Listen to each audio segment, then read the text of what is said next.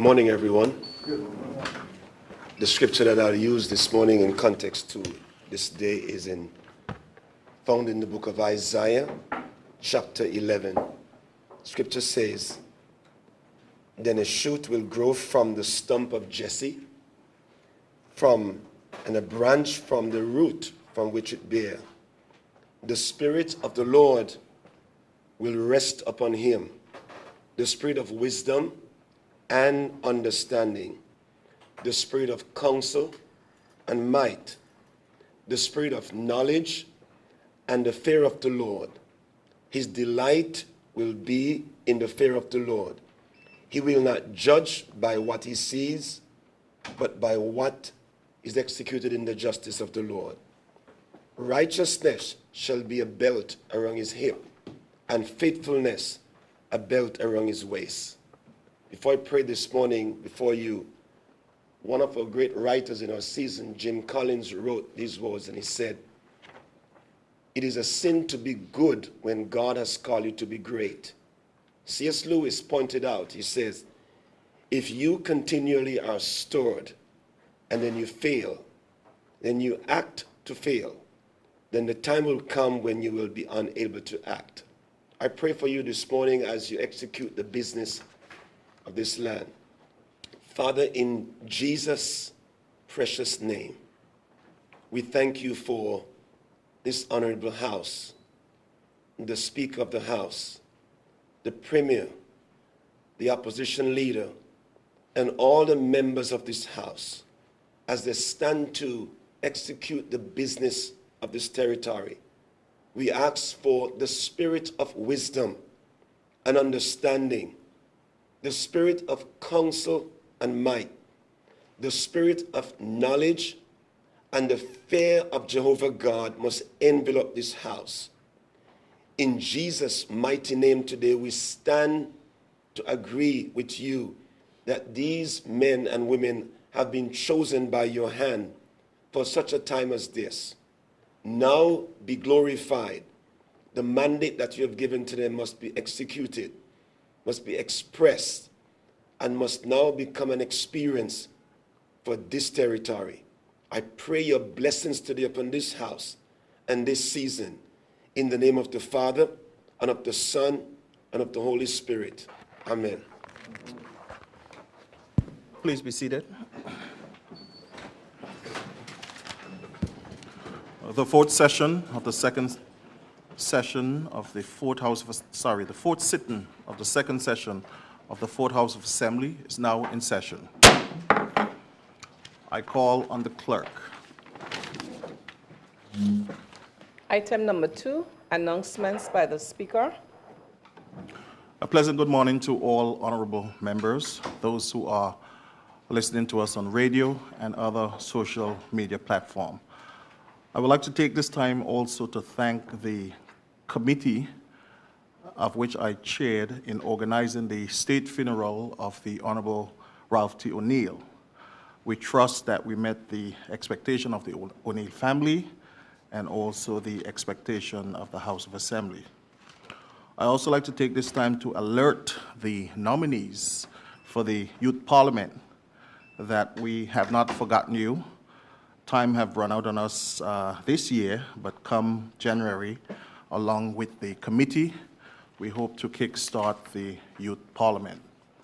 I also bring apologies on behalf of the Junior Minister for Trade and Economic Development and Territorial Member, the Honorable Shereen D. Flax Charles, who could not be here today. With that said, I call on the clerk. Item number 3, statements by ministers. I call on the Premier and Minister of Finance and Member for the 1st District, the Honorable Andrew A. Foy.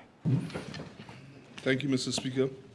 Mr. Speaker, I have one statement today, which is an update on the work done by the BVI Airports Authority. Mr. Speaker, since the new board of the BVI Airports Authority was appointed in May 2019, the members have been working extremely hard to ensure that the mandate and the vision of the government of the Virgin Islands is executed. Your government is striving to transform the BVI into a leading regional economy by 2025. One of the key deliverables that we have been articulating is the maximization of revenues for people from our tourism industry and our tourism product. I'm pleased to say that the BVI Airports Authority Board management and staff are providing the level of support to this national mission, going above and beyond. The BVI Airport Authority Board has developed its own vision for the organization, which ties into the overall vision of the government. They are striving, and we believe it is possible, to enhance and increase the air service delivery to the territory and to position the BVI's airports as among the best rated in the region. A top tourist destination can have and must have a top airport facility and top quality service. Enhanced air service delivery. One of the key focus areas for the authority, Mr. Speaker, is that of airlift. Government is happy that the new BVI Airports Authority Board has initiated discussions with Caribbean Airlines, known as CAL, and is entering negotiations for CAL to add the BVI to as a viable route as the airline continues to promote regional tourism and regional integration. In October 2019, a delegation led by the chairman of the BVI Airports Authority and the BVI Tourist Board traveled to Trinidad to commence negotiations with CAL on the introduction of service to the BVI. The discussions were fruitful, and CAL immediately began to explore the possibility of operating an under-serviced route between Barbados and the BVI previously serviced by Liat. They also explore connecting the rest of the world to the BVI by providing service to Punta Cana. The feedback received from CAL were very positive, and the authority is currently awaiting a proposed schedule from CAL for service in the BVI.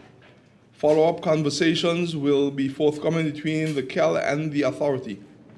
Mr. Speaker, the BVI Airports Authority Board has also met with Silver Airways to commence negotiations on the enhanced air service delivery to the territory. Silver Airways purchased Seabourn Airlines, which currently services the Beef Island San Juan route. Silver is in the process of changing out their aircraft fleet to the ATRs and is expected to service the BVI with their ATR 72 aircraft commencing in the first quarter of 2020. They are also expected to add additional destinations within the region from the BVI, providing greater accessibility and enhanced service delivery to the territory. In the meantime, one of our main carriers, Liat, has reached out to the authority, and a meeting will be convened shortly to see how aircraft can be further enhanced. After witnessing a reduction in flights to 1 flight per day by Liat, on December 9, 2019, Liat reintroduced their direct flight between Barbados and the BVI. The reintroduction of the early morning flight from the BVI will be on the agenda when the board meets with Liat, hopefully before the end of this year.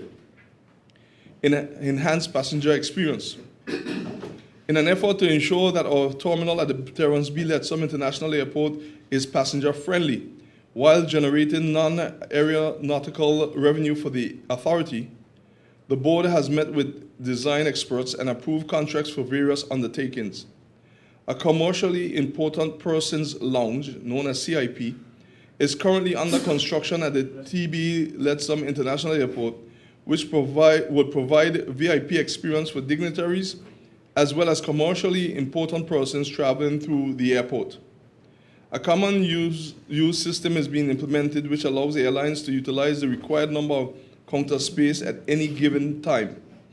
This system also allows for the standardizing of baggage tags across airlines. The authority will be awarding a contract to a firm during its next board meeting on December 18, 2019 to install a frosted glass enclosure at the arrival area and sliding glass doors to exit terminal area.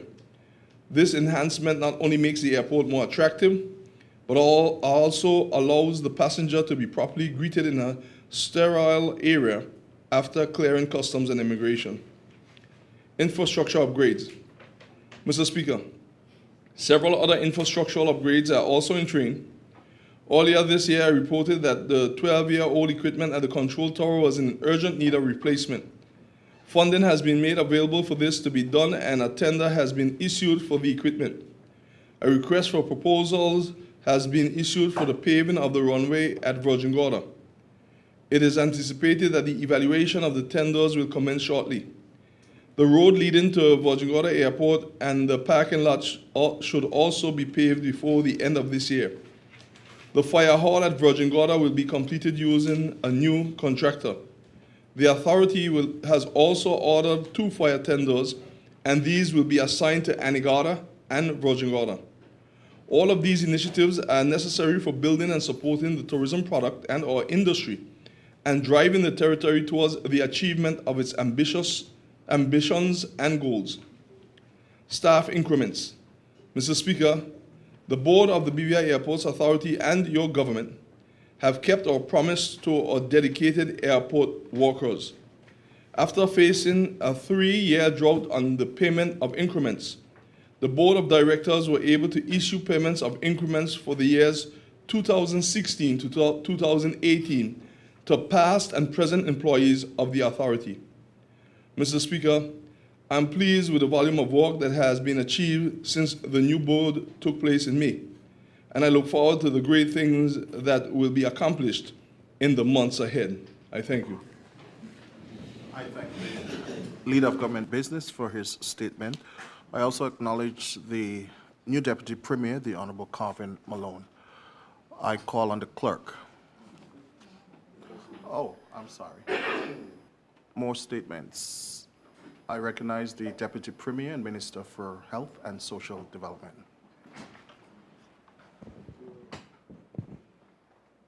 Mr. Speaker, thank you very much for allowing the statements. I must apologize that the printed copies will be immediately following. Mr. Speaker, I am grateful for this opportunity to provide a further update to the people of this territory on the status of repairs to the solid waste incinerator plant at Parkwood Pond, Tortola. You may recall, Mr. Speaker, that in October of this year, I stated in this honorable House that works related to the incinerator repairs had commenced with electrical installations that would be required to energize the equipment. I am now very pleased to say that a new control panel has been manufactured by Consutech Systems, LLC, shipped and transported to the site and installed. The final electrical connections are now in process or in progress by Skelton Electric Limited. Despite the very sad and untimely demise of the company's owner, previous owner, Mr. Oliver Skelton, I would like at this time to express our deepest condolences to the extended Skelton family as they grieve his loss. He's also a friend of the entire Virgin Islands, for he was very much loved.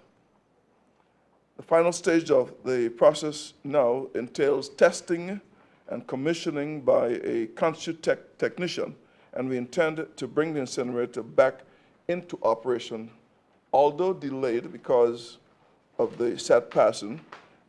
This now would have to be done. He cannot travel. The Consutech technician cannot travel until after the holiday season. Mr. Speaker, I would like at this time to express on behalf of the entire community our sincere appreciation to the hard-working and dedicated team at the Department of Waste Management, particularly those officers stationed at the Parkwood Pond dump site that have been toiling under extreme, challenging circumstances since the passage of Hurricane Irma in 2017 and the unfortunate fire that took the incinerator offline since November of 2018. We're also grateful to the residents of Parkwood Pond and surrounding communities for their forbearance in the face of the discomfort associated with spontaneous dump site flare-ups in recent months, despite our best endeavors to prevent them and to relieve the effects of the smoke.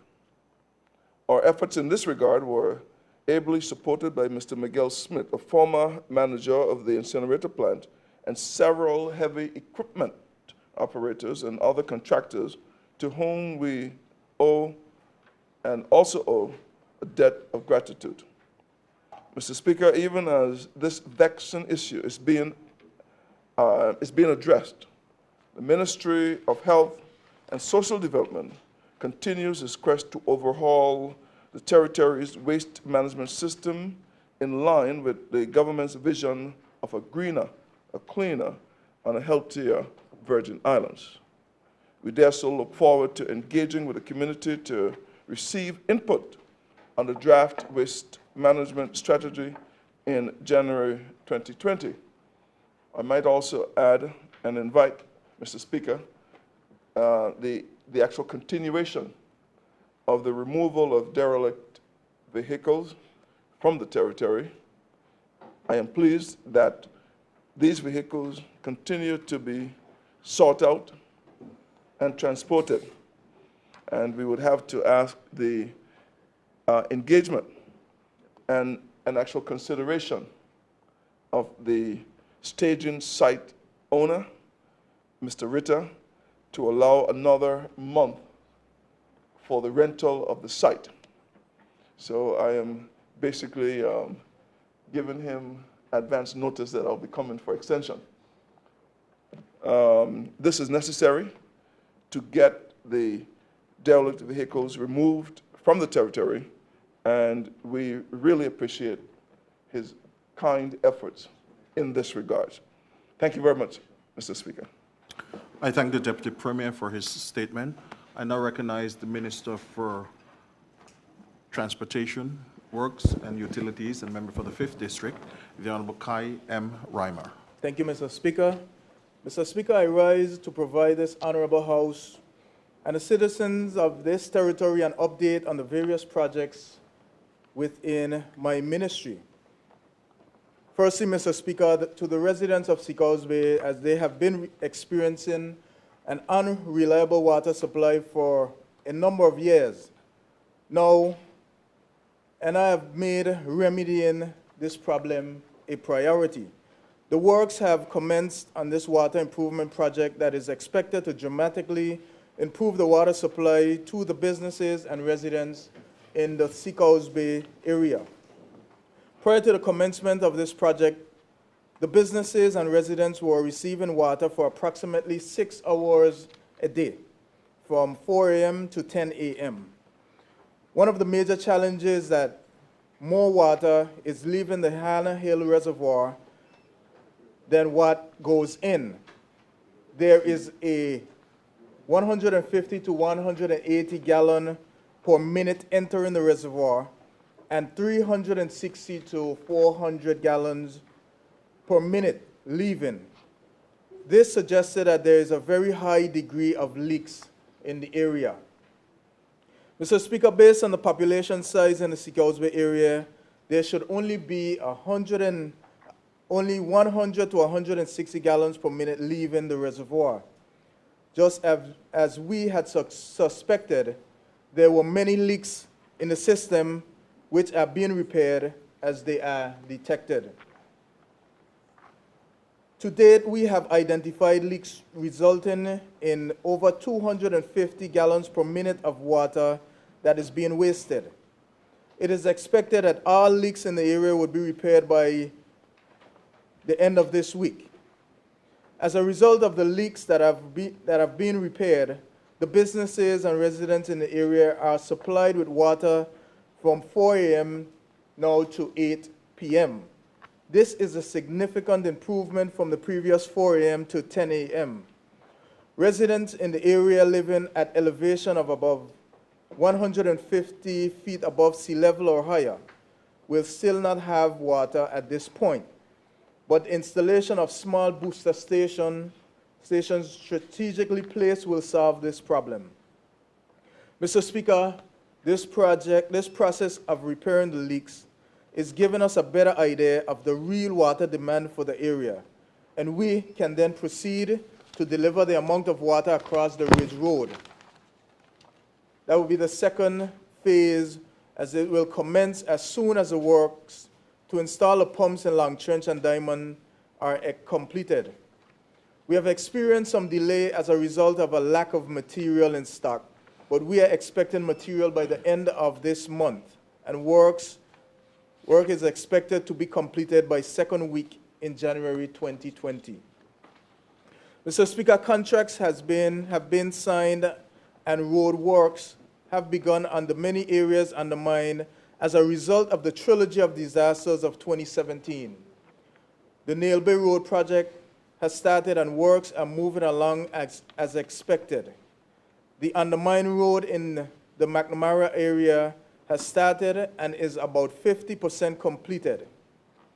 The contracts for works to be carried out on the Tread Falls to Chalwell Road, better known as Elevator Hill, were awarded and works are expected to commence soon. The works to erect a barrier to prevent concrete trucks from ascending the Elevator Hill Road have started, and the works on the road and drainage on Shepherd Hill Road are about 80% completed. Mr. Speaker, we have also been moving ahead as speedily as possible to repair the damages to the various fire stations across the territory. The fire station in Cappoons Bay is near completion, with the roller shutters being the last item to be installed. The bill of quantities have been completed, contracts drafted, and contractors selected for the fire stations on Josman Dyke, Virgin Gorda, and Anegada. The first phase of the works on the Rotown Fire Station is completed, and the second phase, the barracks, is expected to commence very early in the first quarter of 2020. This, together with the third phase, the bay, should be completed during the fourth quarter of 2020. The Eastern Langlo Fire Station is very near completion. This station has been completely refurbished with new roofs, with a new roof, new floor, fresh paint on the inside and outside, new air condition unit and floor unit. I must say thank you to the Rotary Club of Rotown for their generous donation. Mr. Speaker, works on the Honorable Ralph T. O'Neill Central Administration Complex is moving ahead at a reasonable pace. The works to date are as follows. Roofing. The replacement of the roof was awarded to Professional Roofing on a contract for $1,349,304. They are contracted to re-roofing, which includes removal and replacement of waterproofing membrane. Presently, all material are on site. The cleaning and roof preparation is about 80%. The membrane installation has commenced on the west area of the roof. Skylight. The replacement of the skylight was awarded to Western Glass Suppliers on a contract for $318,600. They are contracted to conduct and complete reinstallation of the entire skylights. Presently, frames were ordered on December 5th and will take 6 weeks to arrive. Glasses were ordered also and will take up to 8 weeks to arrive.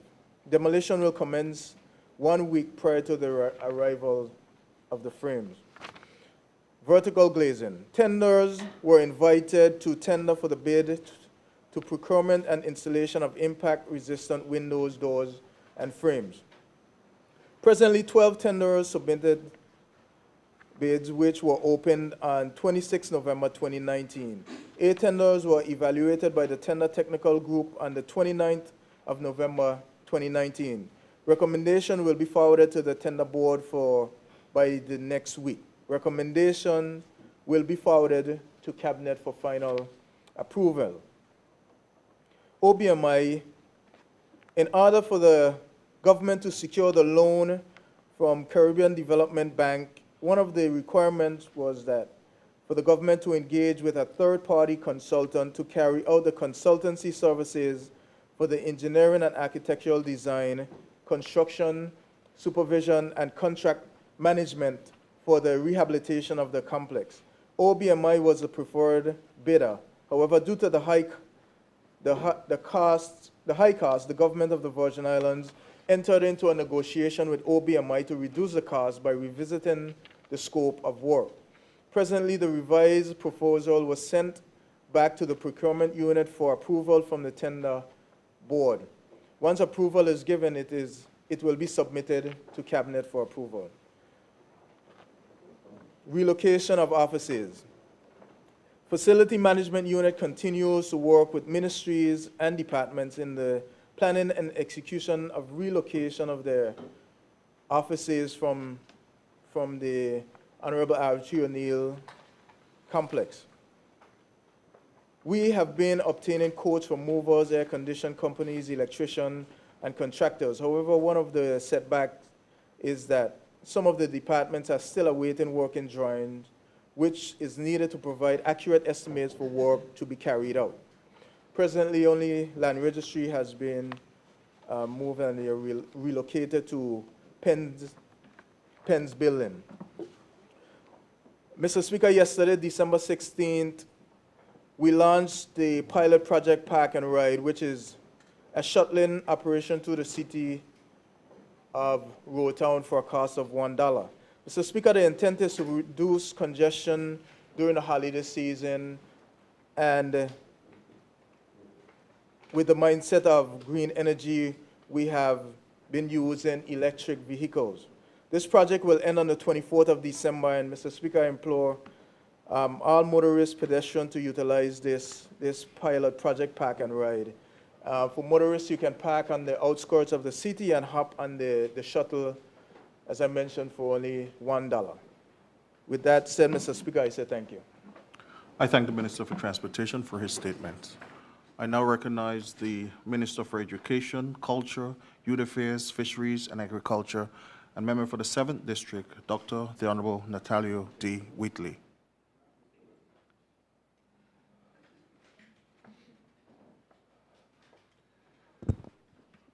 Mr. Speaker, I just have to adjust one thing. With your permission, can I go after the Minister for Natural Resources, Labor and Immigration? Certainly can.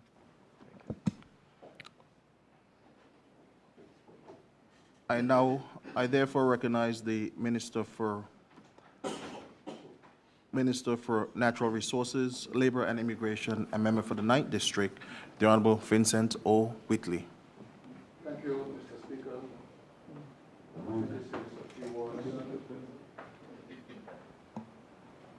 Thank you, Mr. Speaker. Mr. Speaker, the year 2020 will augur a renewed vigor and focus for the Ministry of Natural Resources, Labor and Immigration, and its constituent departments. Mr. Speaker, following the successful award of belongership and residency to deserving citizens who have toiled and contributed to the development of our territory, at a ceremony yesterday, the Ministry will introduce immigration and labor policies which will modernize and streamline existing processes. Mr. Speaker, the introduction of the border management system, coupled with the digitization of the work permit process, will allow our frontline officers to have access to up-to-date information required to ensure that individuals are fit and proper to not only enter but work and enjoy what the territory has to offer. Mr. Speaker, the policies will also ensure that Virgin Islanders can harness opportunities in the expanded sectors of economic growth. The refocused Department of Labor and Workforce Development will ensure that a better partnership with the private sector is fostered to allow young Virgin Islanders and those seeking opportunities to benefit. Mr. Speaker, therefore, with this focus in mind, government expects for the private sector to provide existing and new opportunities for the development of our people in those sectors that are viewed as key for the continued prosperity and growth, and that they are seen to be equitable and fair in the treatment of our young people starting or diversifying their careers. It is imperative that a renewed partnership between government and all sectors of our community be fostered to ensure social cohesion, unity, and shared prosperity. Mr. Speaker, 2020 will also see opportunities for the protection of our natural environment, an important component of our livelihoods and well-being. Central to that approach that we intend to pursue towards the protection of the environment is the reforestation of mangroves, which provide critical functions such as shoreline protection, food security, juvenile fish hatcheries, site and filtration of runoff and sediments into our crystalline waters. Mr. Speaker, in partnership with HLS Community College, the National Bank, the National Parks Trust, and various non-governmental as well as civic organizations, the ministry will vigorously pursue the establishment of a mangrove nursery that will supply seedlings to restore our shorelines and ecosystems functions that mangroves provide. Mr. Speaker, I view this initiative as very important and an integral one to our ability to adapt to a changing climate and mitigate adverse impacts which may be wrought by its effects. Also integral to our overall strategy of resilience is the expansion of the protected area network through the establishment of additional and new national parks. Mr. Speaker, our economy is dependent on the presence of areas that serve locals and tourists alike. And it is in this context that we will ensure that biodiversity and historical assets are developed for the benefit of all and future generations. The dawn of a new decade provides an opportunity for a renewed sense of purpose and commitment. Our ministry embraces the challenges and opportunities with vigor and a clear vision for what we can accomplish together. Our territory and our people will continue to be the beneficiaries of the investments in our human and natural capital. Mr. Speaker, in the new year, the reformation and modernization of the Labor and Immigration Departments will kick into high gear, and new and exciting policies will be forthcoming. Policies that only designed to improve the efficiency of the services we provide, but also to make persons more accountable to the state. Mr. Speaker, one such policy will be the requirement for all work permit holders to show proof of good standing with NHI, Inland Revenue, and Social Security. Many persons work in this country but pay very little or no taxes at all. Mr. Speaker, this is not at all sustainable. We cannot build and grow a country in this manner. Mr. Speaker, we're also hoping to bring on board the company good standing policy. This would allow fully compliant companies to have all their work permits automatically renewed for an agreed upon period of time. Mr. Speaker, being fully compliant in this case means that all taxes are up to date, a work permit reduction plan is in place, and a succession plan encouraging upward mobility of locals is also in place, among other things. Mr. Speaker, the allocation of Crown lands and construction of affordable homes will be vigorously pursued in the new year. And working with other agencies such as Social Security, the Land Bank Initiative will begin, starting with the acquisition of Toad Hall on Virgin Island. Mr. Speaker, those few words, I thank you very kindly, and I get hard copies soon to follow. Thank you, Mr. Speaker. I thank the Minister for Natural Resources, Labor and Immigration. I now recognize the Minister for Education, Culture, Youth Affairs, Fisheries, and Agriculture, and member for the 7th District. I thank you, Mr. Speaker. I thank you for the opportunity to make a statement on UNESCO's 40th session of the General Conference, which I attended between November 12th through the 19th. This conference brought together 193 member countries to discuss and debate issues of global importance relating to education, culture, and science. I was accompanied and ably assisted by Dr. Alison Flax Archer, Secretary General of BVI's National Commission. Mr. Speaker, in an effort to bring attention to the plight of small island developing states, such as the BVI, and to update UNESCO on our progress towards the 2030 Sustainable Development Goals, as well as to implore the organization to prioritize areas of importance to the BVI, I was able to give a policy address to the General Assembly. My address focused on our recovery from the 2017 storms, our work and aspirations as it relates to special education, technical vocational education, and early childhood education. I was also able to make a strong plea to UNESCO to provide technical assistance for comprehensive teacher review, teacher education, and data management. Mr. Speaker, I also had the opportunity to participate in ministerial forums on culture and education. I had meetings with the head of the Teacher Task Force, Dr. Edem Adubra, and representatives of the UNESCO's Associated Schools Network. The seeds planted at this General Conference will yield fruit as early as 2020 with our activity in regard to a comprehensive review and teacher training, among other things. And for my second statement, Mr. Speaker,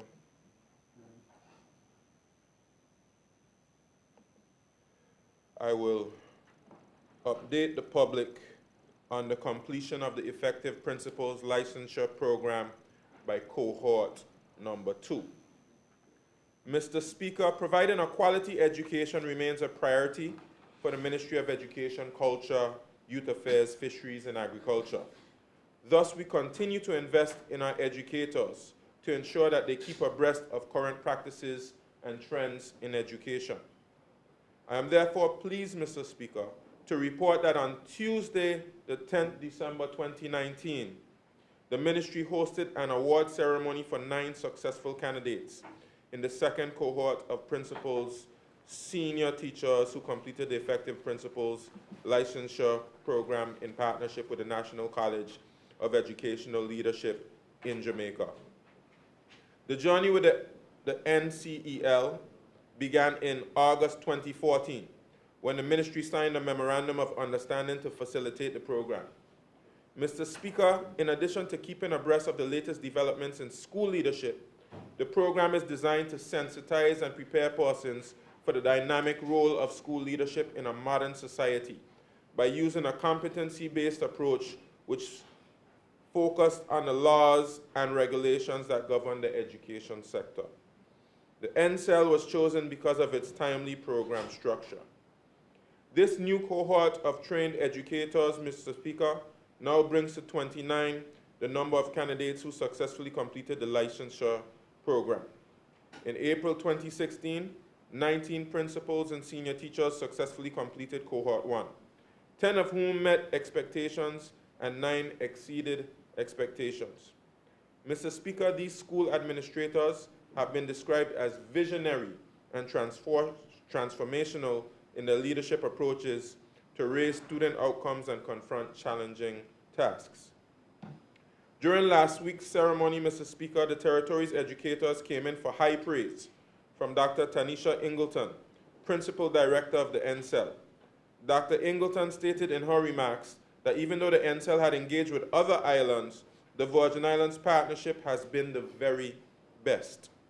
She asserted that the program facilitators indicated that the partnership has been great because the kind of posture and engagement that they have with Virgin Islands principals is unlike any other country.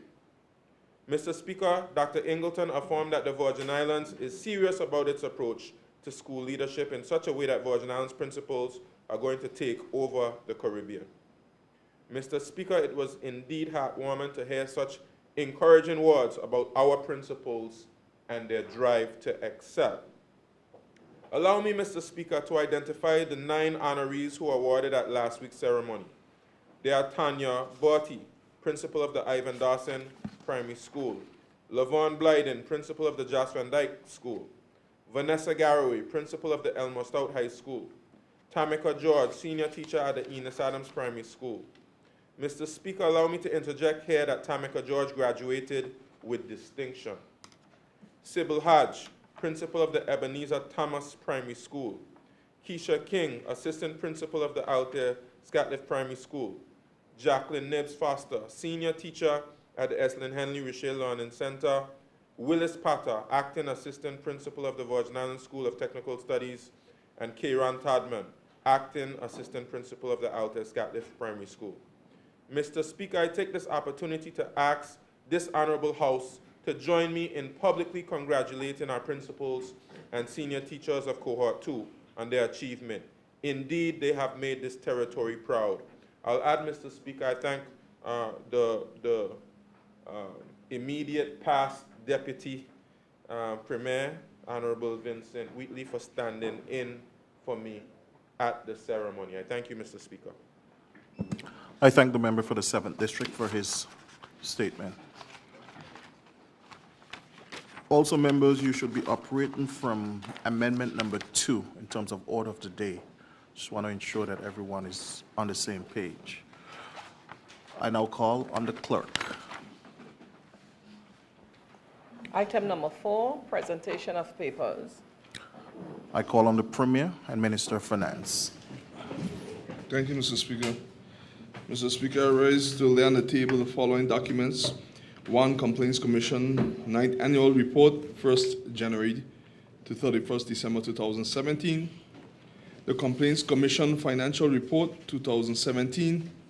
The Statutory Instrument 2019, number 73, Merchant Shipping Maritime Labor Convention Regulations, 2019. Statutory Instrument 2019, number 76, Stamps, Flowers, Definitive Stamps Issue Order, 2019. Statutory Instrument 2019, number 77, Stamps, Bird, Order, 2019. And Statutory Instrument 2019, number 78, Beneficial Ownership Secure Source System, Time Limit for Filing Prescribed Information Regulations, 2019. Thank you, Mr. Speaker. I thank the Premier for laying his documents on the table. I now call on the Deputy Premier and Minister for Health and Social Development. Mr. Speaker, thank you very much. I wish to lay on the table 2 documents. First, a BVI Cancer Society annual report. And what I like to do when I lay this is because sometimes they're not read. So just a very short summary of the goals of the Cancer Society, if you may. The goals are to minimize incidence of cancer throughout education, promoting health lifestyles, and minimizing air pollutants, to provide funding to cover a wide range of services relating to cancer treatments such as cancer screening, payments for hospital lab fees, and air and boat fees to oncologists outside of the territory, hotel accommodations, and caregiving for family members, to create support groups for cancer survivors, their families, and their caretakers, to provide the branches of the BVI Cancer Society throughout the major sister islands to have everyone's participation in this worthy cause, to implement and promote wellness program in all schools in the Virgin Islands, targeting early prevention of all chronic and related diseases, and to encourage the public specifically to assess resources that are available at the BVI Cancer Society office. And the second document would be the financial statements from October 31st, 2018. Thank you very much, Mr. Speaker. I thank the Deputy Premier for laying his 2 documents on the table. I now call on the clerk. Item number 5, notices of motions given orally. At this time, I call on the Premier and Minister of Finance. Mr. Speaker, I rise to give notice that at a later stage in the proceedings, I would seek leave to move the motion standing in my name under item 7.1 Roman numeral 1 through Roman numeral 6 and Roman numeral 8 and 10, on the order of the day. I thank you. I call on the Deputy Premier and Minister for Health and Social Development.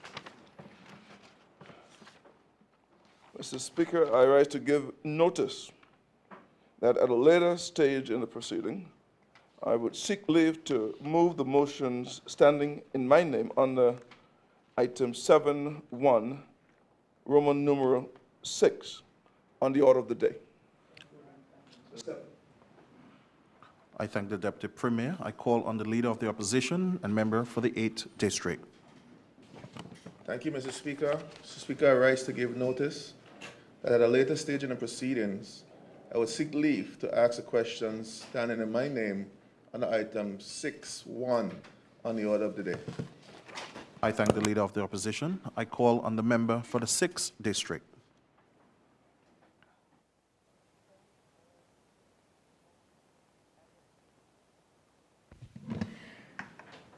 I rise to give notice that at a later stage in this proceeding, I will seek leave to ask questions under my name, under item 60 of the order of the day. I thank the member for the 6th District. I call on the member for the 2nd District. Thank you, Mr. Speaker. Mr. Speaker, I rise to give notice that at a later stage in the proceedings, that I will seek to ask the question standing in my name under item 6.3 on the order of the day. I thank the member for the 2nd District. I call on the clerk. Item number 6, questions and answers to questions. Okay. Honorable members, you'll be aware that these were some questions that was left over when the Minister for Immigration was absent from the House. So on that basis, the questions appeared on today's order paper. So I now call on the opposition leader and member for the 8th to pose his question to the Minister for Natural Resources.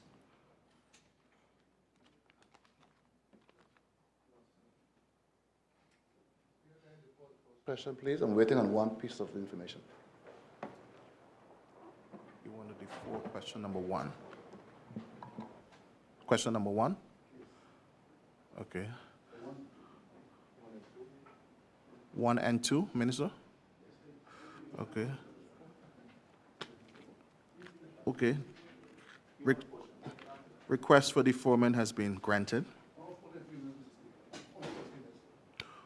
Only for a few minutes. Okay, why don't we move on to, with the opposition leaders, why don't we move on to the, are you ready for the you ready for the member for the 6th question, sir?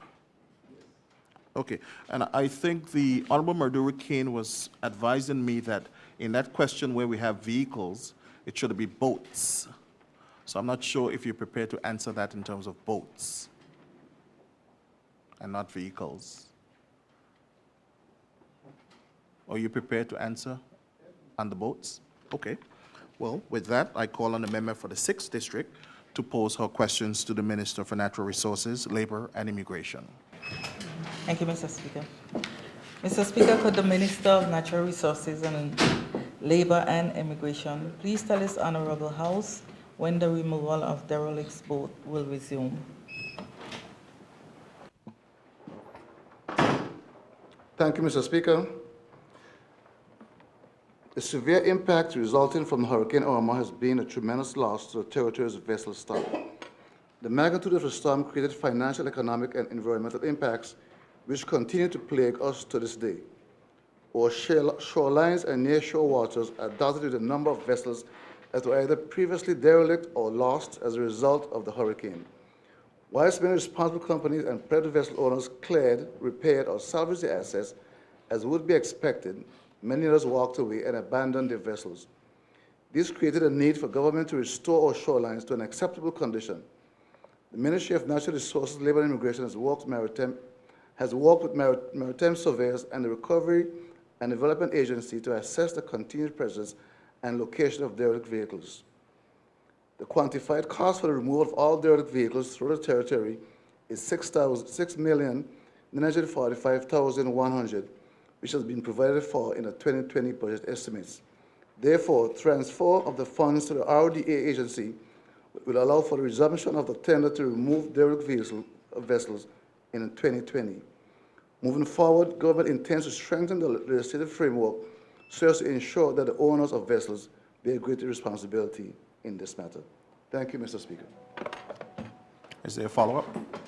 Okay. Mr. Speaker. Okay, hearing no follow-up, then we'll move to the member for the 2nd District to pose his question to the Minister for Natural Resources. Thank you, Mr. Speaker. Mr. Speaker, these questions have been so long waited. I know at the time he was Deputy Premier, he probably walked out some of these issues. So hopefully it will just be a routine that we're going through. Mr. Speaker, could the Minister of Natural Resources, Labor and Immigration tell this Honorable House when he intends to execute the contracts for beach wardens that are so desperately needed for the beaches in Bruce Bay, King Garden Bay, and Just Van Dyke to be cleared and maintained? Sorry, Mr. Speaker.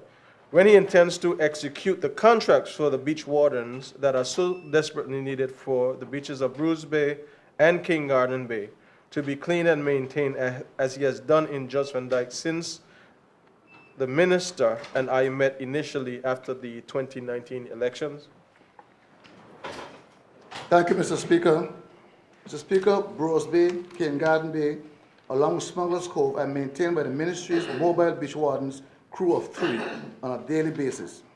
These 3 individuals have been doing and will continue to do an excellent job at these beaches.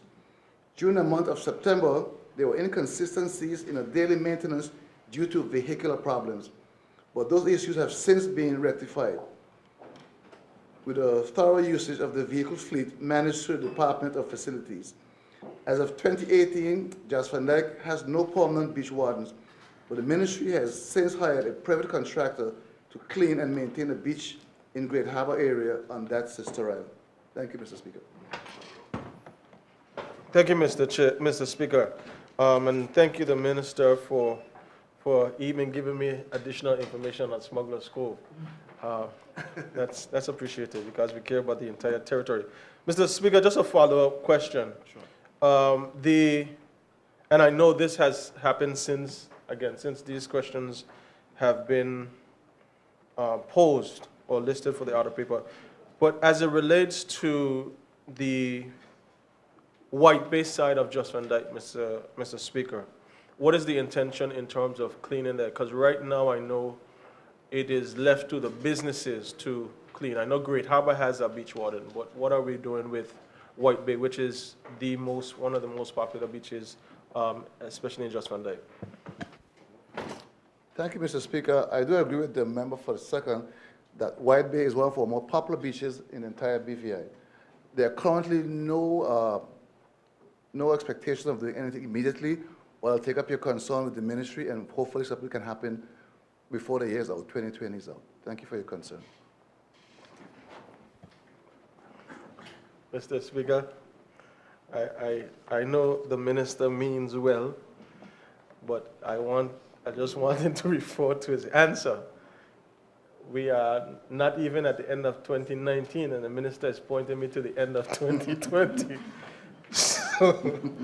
So Minister, I know you have been doing work. We have been having these conversations, and changes have been made.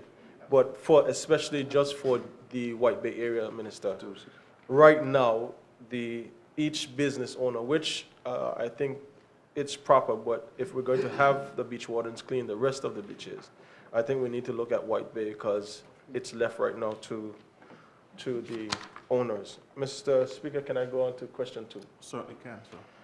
Question number 2, Mr. Speaker, ponds are part of our natural resources, which act as a filtration for runoffs from heavy rainfalls going directly into the beaches. There have been a number of reports lodged in the Ministry of Natural Resources and Labor about persons and proprietors of businesses filling in ponds illegally prior to and since the minister has been elected and appointed for the subject by me personally in my capacity as 2nd District Representative, and specifically in the areas of Just Van Dyke, King Garden Bay, as well as many other areas raised by citizens of this territory. Would the Minister of Natural Resources, Labor and Immigration please tell this Honorable House, A, what measures he intends to put in place to address and correct this issue, B, when, and C, what are the penalties for violators? Thank you, Mr. Speaker. Mr. Speaker, ponds in the British Virgin Islands are extremely important towards the maintenance of the integrity of our shoreline, in particular our beaches. Most ponds, Mr. Speaker, are privately owned, and yet they provide a common good, such as the protection of critical infrastructure and biodiversity.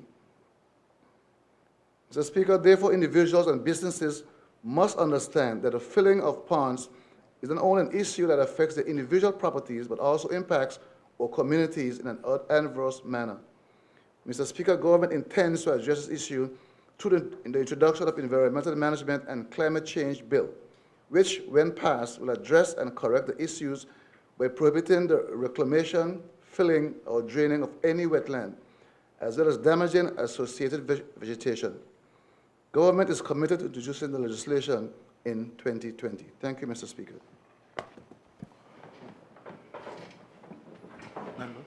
Mr. Speaker, I didn't hear part C, but maybe that will be covered in the legislation. Yes. Okay. Yes. So, Mr. Speaker, follow-up number one. And there's more. Mr. Speaker, the issue I have is, and the minister and I think are on the same page with this. The Ministry of Natural Resources and Labor, together with the Ministry of Health, both have a, what is it called? A environmental health department affixed to both of them. Mr. Speaker, I'm asking that the Minister of Natural Resources and Labor, who this question is posed to, partner with the Minister and Ministry of Health to ensure and do the investigative works, because I am aware, and I have shared them with him privately, that there are individuals, there are business persons in communities that have, whether it's secretly or blatantly done so, have their runoffs and sediments running directly into our ponds, which cause a greater problem. So I'm asking that the minister look into this, let us address this, because we cannot continue to destroy the very thing that God has blessed us with. So, Minister, I'm asking, I don't know if you want to respond, but I'm asking that you liaise with the Minister of Health and get those two departments to work together. Mr. Speaker, I will just reiterate that the Environmental Management and Climate Change Bill will address the monitoring of those conditions there. And it also combines health with my ministry to make sure it happens. It's a combined effort. Thank you. So, Minister, the bill is coming when? In 2020. It's currently in draft form. But, and Mr. Speaker, this is my last follow-up now. Okay. Mr. Speaker, the bill is coming in 2020, and we know how long sometimes bills take and the processes that it goes through. What I am seeking, Mr. Speaker, and other persons that have beaches or have these issues might want to have the same thing addressed, that even before this year is finished, Mr. Speaker, if possible, have the departments go and do full investigations of these businesses and properties to ensure that their behavior is stopped and corrected. Because before this bill comes, God knows it's raining just about every day again, we could have additional problems. So I'm asking that that be done before 2020, Minister. Question number 3, Mr. Speaker. Yep. The residents of Spooner's Estate, Mr. Speaker, the residents of Spooner's Estate who have acquired land and have built homes for their families within that community of the 2nd District are continuing to complain and lament about the access roads to their properties and how hazardous some areas are. Mr. Speaker, would the Minister of Natural Resources and Labor Immigration please tell this Honorable House, if not his ministry directly, which ministry or collaboration of ministries are responsible for the paving of roads in the Spooners area? Thank you, Mr. Speaker. Mr. Speaker, in 2003, the government purchased 95 acres of land in Spooner's Estate to increase the Crown's holding and to promote first-time home ownership through the sale of affordable residential lots. The price of $1 per square foot was subsidized below market value, with the view that the cost of infrastructure will be transferred to the applicants. Mr. Speaker, the portfolio of roads in the territory falls under the auspices of the Ministry for Transportation, Works and Utilities, whose mandate includes maintenance of public infrastructure. I will therefore defer that question to the subject minister. Thank you, Mr. Speaker. Thank you, Mr. Speaker, sorry. Correct it. Mr. Speaker, now that we know that the roads fall under transportation, there are contracts, however, that individuals within that community as Spooners have that states that government would be responsible for putting in those roads. And when it says government, I know it doesn't necessarily just mean the district rep, but it means the governmental ministry and or departments responsible.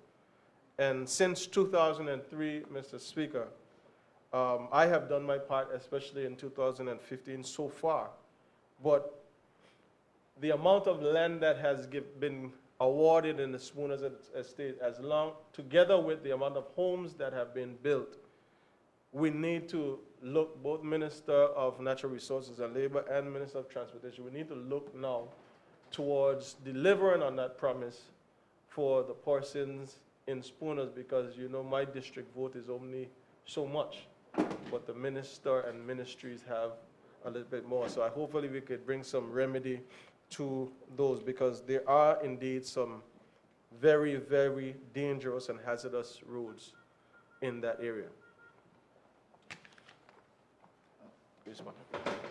Thank you, Mr. Speaker.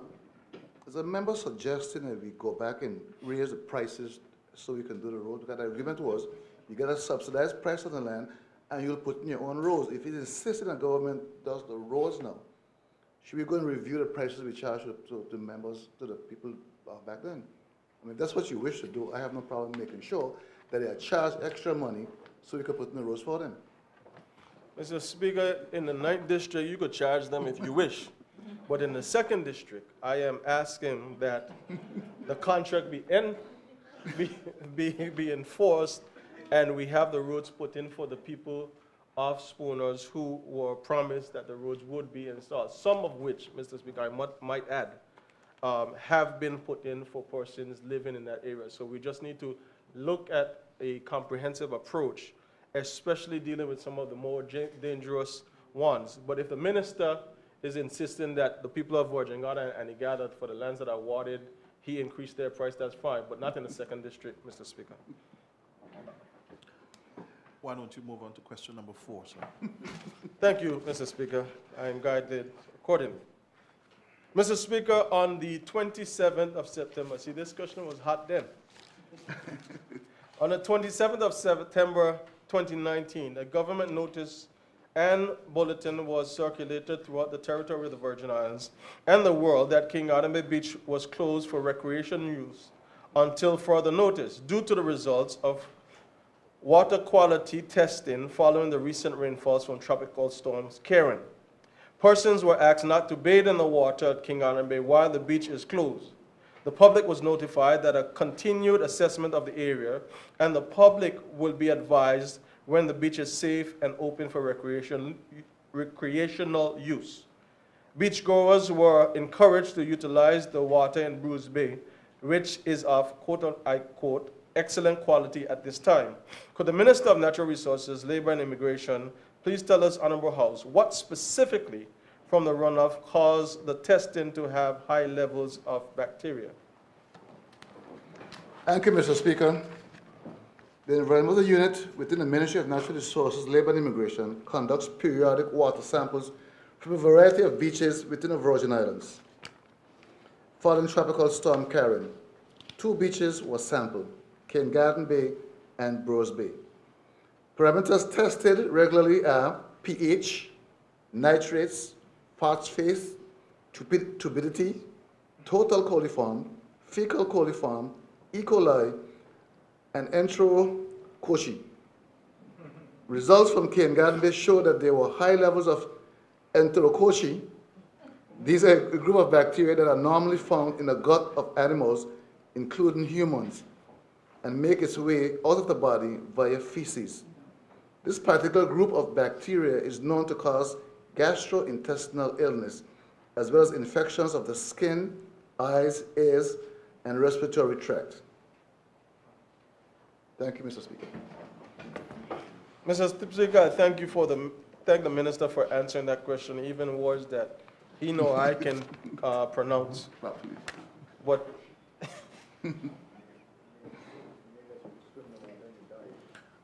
but Mr. Speaker, I have a follow-up question.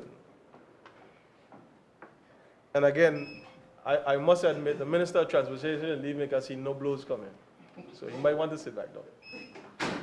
No, I must admit, Mr. Speaker, since this time, and if you would allow me a little bit of explanation to get to my question, Mr. Speaker, so that the persons are aware. There was at the time that issue with the sewage overrun from the contractor not pumping the sewage in King Garden Bay as was contracted. And the Minister of Transportation, Works and Utilities was well aware of that. So when this whole beach situation came up, I was at the time with you, sir, and the Junior Minister of Tourism in Uganda, I think it was, where I learned of this, and the minister called and spoke to me and told me the beach is closed. And I asked if he had relayed or contacted the Minister of Transportation, because the issue was not just based on the runoffs. The issue was based on a lack of execution of contracted work, which caused this runoff. So I know since then the works have been done. The Water and Sewage Department, the persons that I mentioned in the last sitting in the budget debate from the Water and Sewage Department have now been working assiduously to ensure that there are no sewage issues running in the roadway, running in the ponds from the sewage lines set up by the government. But Minister, this now goes back to the question that I had in number 3 or 2, which deals with the other issues that we have with businesses and individuals setting up their lines. So I don't have much more to say on it, Mr. Speaker. So you don't have a follow-up question? No, I just had to ramp up. Thank you, Mr. Speaker. I thank the member for the 2nd District for posing this question and the minister for answering. We'll return now back to the Leader of the Opposition and member for the 8th District for his questions to the Minister for Natural Resources, Labor, and Immigration. And I take it that the minister is ready to answer. I have some of them, yeah. No, go ahead. Well, okay, let's go recess. So the minister is saying he's not ready? No, I don't have the information. Let's take a short recess. We will take a short recess, but let me just say for the record that going forward, when questions are posed, we expect ministers of government to be ready to answer questions. This House is now on 10-minute recess.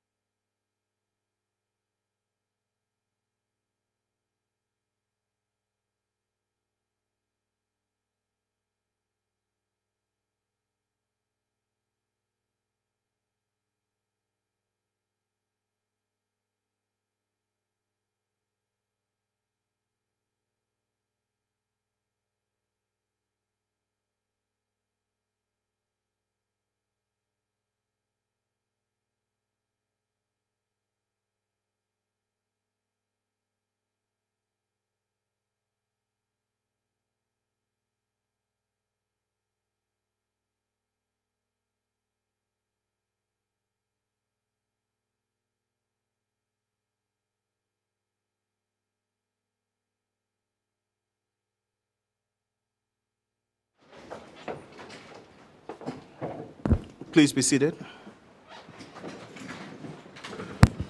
Our session now resumed.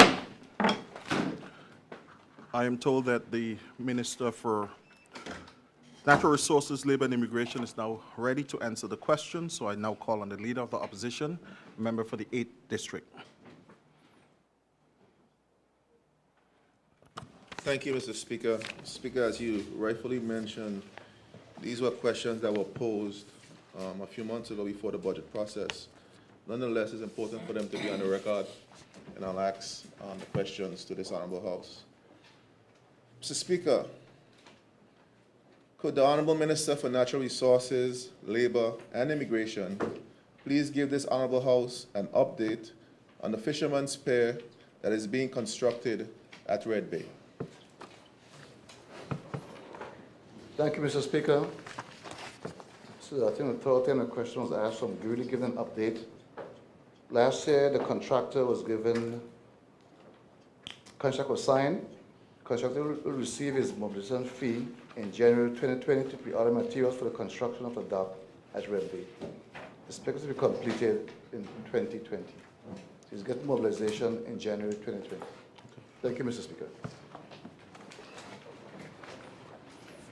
Thank you, Mr. Speaker. One more follow-up on this particular subject. As the Minister already know, we spoke about the issues surrounding that area at Red Bay currently, where there's some disputes with property and so forth that I think we need to rectify.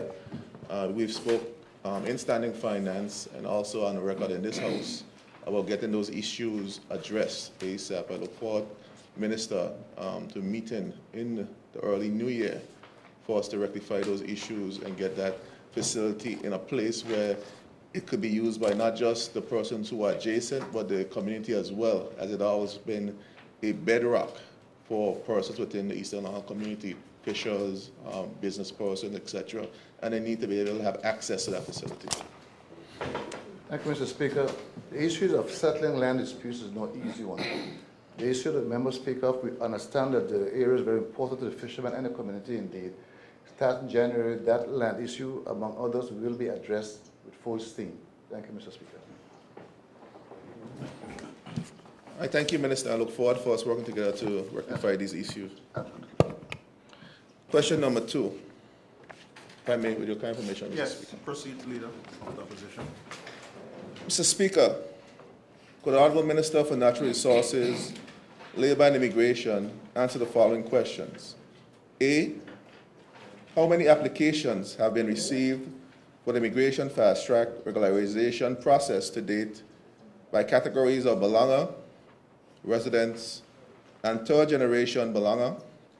B, how many of those applications have been processed thus far based on the different categories of Balanga, residents, and third-generation Balanga? And C, when does your ministry intend to have this process finalized? Thank you, Mr. Speaker. Mr. Speaker, a total number of applications that have been received from the Immigration Fast Track process is as follows. Balanga, 1,183. Residents, 541. Third generation, none. Mr. Speaker, the process is now complete. Mr. Speaker, from the backlog, we had 129 residency and 204 for Balanga. Thank you, Mr. Speaker.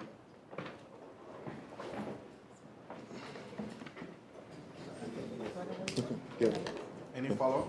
Yes, please, Mr. Speaker. I thank the Minister for that comprehensive follow-up.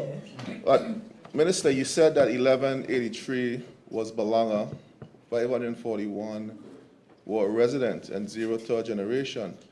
In terms of the ceremony that was, I want to just give the public insight, this question was asked about 3 months ago. In terms of the ceremony that was held yesterday, was that specifically for this process, the fast track process, or was it a mixture of different persons through marriage and different means in which persons could acquire Balanga? Can you elaborate on that process, please? Thank you, Mr. Speaker. The answer was mixed. Backlog, as well as fast track, as well as through marriage. So it was a mixed batch. I don't have a breakdown of every single one like that at this moment. But if you so desire, I can get information for you at a subsequent date. Response, we would like to get, if you can, Minister, later on, present the details so that at least, just for the benefit of the House, to understand how those persons had acquired their status through the process. Speaker, I have no further questions to the Minister. Okay, that brings to the end of the question and answers, and ministers, you will be aware that your answers are to be circulated to the Honorable House, 15 plus the clerk. I now call on the clerk. Item number 7, public business. 1, government business. Introduction and first reading. I call on the Premier and Minister of Finance.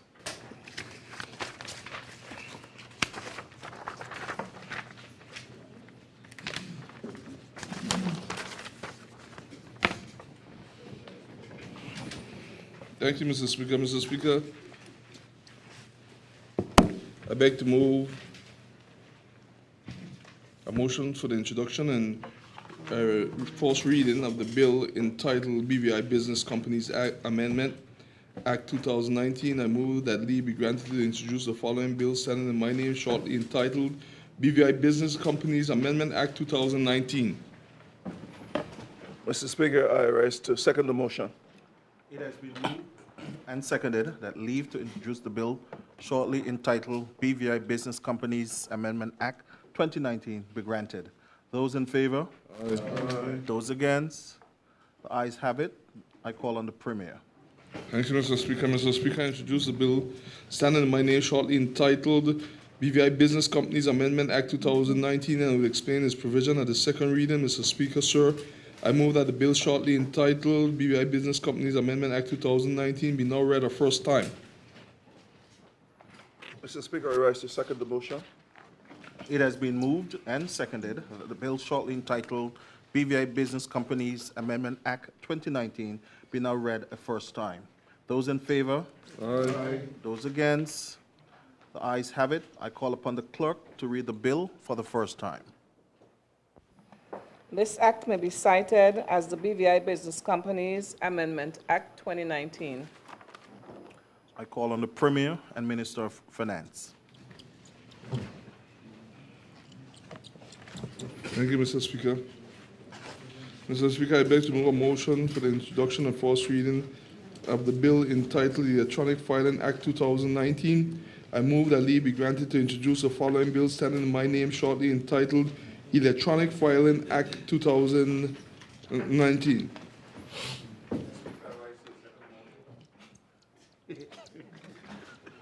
It has been moved and seconded that the leave to introduce the bill shortly entitled Electronic Filing Act 2019 be granted. Those in favor? Aye. Those against? I call on the Premier. All right, then. True. Mr. Speaker, I introduce the bill standing in my name shortly entitled Electronic Filing Act 2019 and will explain its provision at the second reading. Mr. Speaker, sir, I move that the bill shortly entitled Electronic Filing Act 2019 be now read a first time. I second the motion, Mr. Speaker. It has been moved and seconded that the bill shortly entitled Electronic Filing Act 2019 be now read a first time. Those in favor? Aye. Those against? The ayes have it. I call upon the clerk to read the bill for the first time. This act may be cited as the Electronic Filing Act 2019. Thank you. I call again on the Premier and Leader of Government Business. Thank you, Mr. Speaker. Mr. Speaker, I beg to move the motion for the introduction of the first reading of the bill entitled Electronic Funds Transfer Act 2019. I move that leave be granted to introduce the following bill standing in my name shortly entitled Electronic Funds Transfer Act 2019. I raise a second motion. It has been moved and seconded that leave to introduce the bill shortly entitled Electronic Funds Transfer Act be granted. Those in favor? Aye. Those against? The ayes have it. I call again on the Premier and Leader of Government Business. Thank you, Mr. Speaker. I introduce the bill standing in my name shortly entitled Electronic Funds Transfer Act 2019 and will explain its provisions at the second reading. Mr. Speaker, sir, I move that the bill shortly entitled Electronic Funds Transfer Act 2019 be now read a first time. Speaker, I raise a second motion. It has been moved and seconded that the bill shortly entitled Electronic Funds Transfer Act 2019 be now read a first time. Those in favor? Aye. Those against? The ayes have it. I call upon the clerk to read the bill for the first time. This act may be cited as the Electronic Transfer of Funds Act 2019. I again call on the Premier and Leader of Government Business. Thank you, Mr. Speaker. Mr. Speaker, I beg to move a motion for the introduction of first reading of the bill entitled Electronic Transaction Act 2019. I move that leave be granted to introduce the following bill standing in my name shortly entitled Electronic Transactions Act 2019. Speaker, I raise a second motion. It has been moved and seconded that leave to introduce the bill shortly entitled Electronic Transactions Act 2019 be granted. Those in favor? Aye. Those against? Ayes have it. I call again on the Premier. Thank you, Mr. Speaker. Mr. Speaker, I introduce the bill standing in my name shortly entitled Electronic Transactions Act 2019 and will explain its provision at the second reading. Mr. Speaker, so I move that the bill shortly entitled Electronic Transaction Act 2019 I move that the bill shortly entitled Electronic Transactions Act 2019 be now read a first time. Speaker, I raise a second motion. It has been moved and seconded that the bill shortly entitled Electronic Transactions Act 2019 be now read a first time. Those in favor? Aye. Those against? The ayes have it. I therefore call upon the clerk to read the bill for the first time. This act may be cited as the Electronic Transactions Act 2019. I call on the Premier and Minister of Finance. Thank you, Mr. Speaker. Mr. Speaker, I beg to move the motion for the introduction and first reading of the bill entitled Data Protection Act 2019. I move that leave be granted to introduce the following bill standing in my name shortly entitled Data Protection Act 2019. Speaker, I raise a second motion. It has been moved and seconded that leave to introduce the bill shortly entitled Data Protection Act 2019 be granted. Those in favor? Aye. Those against? The ayes have it. I call again on the Leader of Government Business. Mr. Speaker, I introduce the bill standing in my name shortly entitled Data Protection Act 2019 and will explain its provisions at the second reading. Mr. Speaker, so I move that the bill shortly entitled Data Protection Act 2019 be now read a first time. Mr. Speaker, I raise a second motion, but I think it's important for me to just quickly say that these bills are bills that were worked on previously in concert. And they're bills that I think are very critical to the economy of this territory. So it's important for us to show bipartisan support and solidarity through this process and ensure that they're put in place to ensure that the economy move forward and thrive. I raise a second motion. Thank you, Leader of the Opposition. It has been moved and seconded that the bill shortly entitled Data Protection Act 2019 be now read a first time. Those in favor? Aye. Those against? The ayes have it. Therefore, I call upon the clerk to read the bill for a first time. This act may be cited as the Data Protection Act 2019. I now call on the Deputy Premier and Minister for Health and Social Development. No, I got one more. Limited partnership. I don't have that.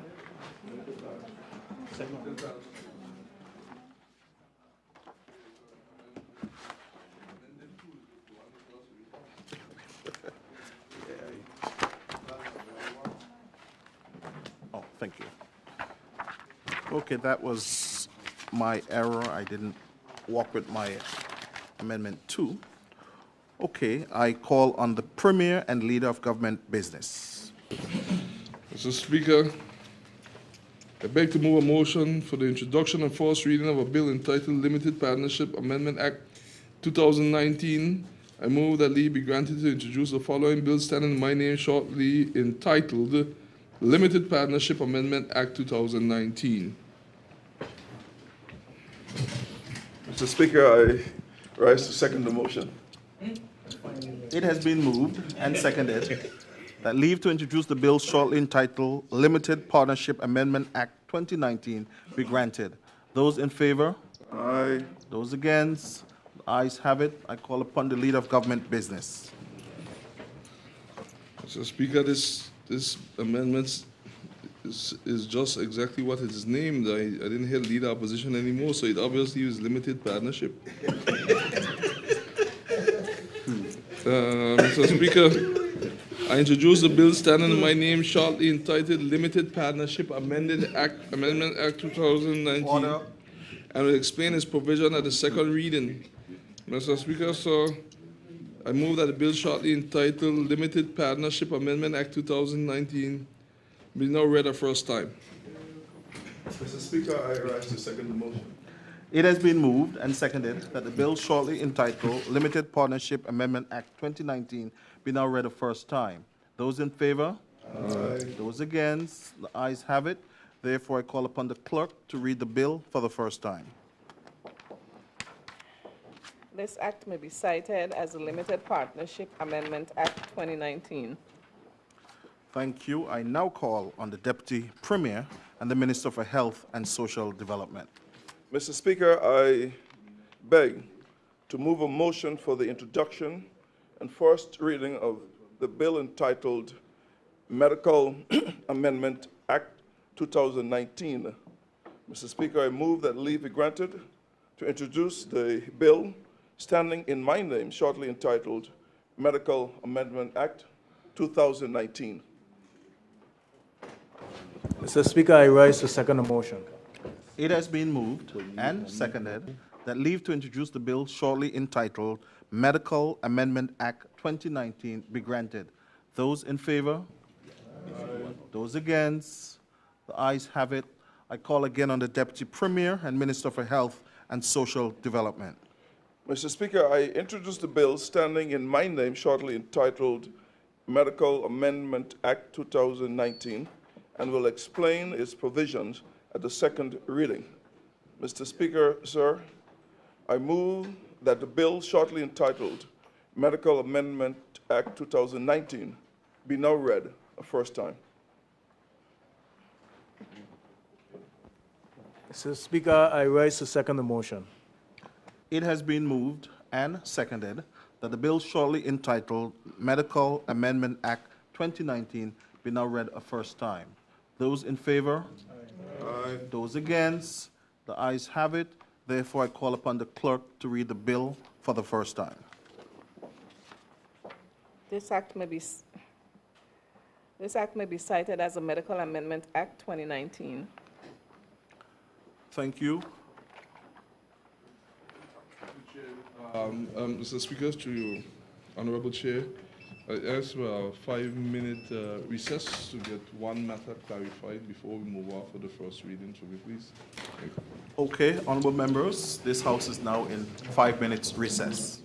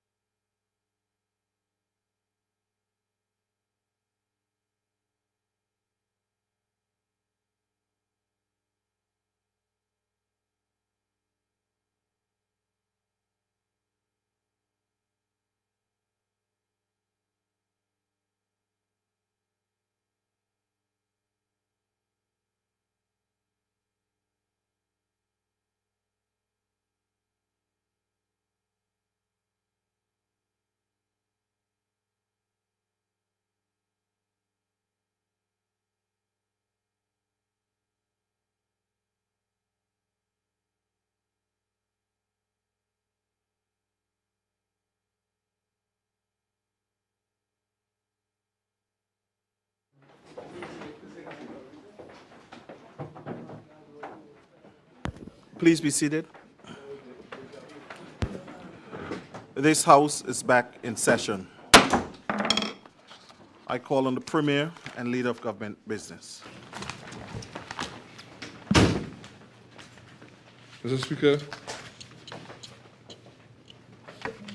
I move a motion for the suspension of the Standing Order 52 to allow for the second reading of the bill entitled BVI Business Companies Amendment Act 2019. Mr. Speaker, sir, I move that the Standing Orders number 52 be suspended to allow for the bill shortly entitled BVI Business Companies BVI Business Companies Amendment Act 2019 to be read a second time.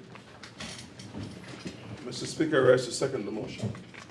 It has been moved and seconded that Standing Order number 52-2 be suspended to allow the bill entitled BVI Business Companies Amendment Act 2019 to be read a second time. Those in favor? Aye. Those against? The ayes have it. I call on the Premier. Thank you, Mr. Speaker. Mr. Speaker, I move that the second and third reading of the bill entitled, I move that the bill shortly entitled, BVI Business Companies Amendment Act 2019 be read a second time. Mr. Speaker, on that note, with your kind permission, I'd just like to give a brief introduction of it.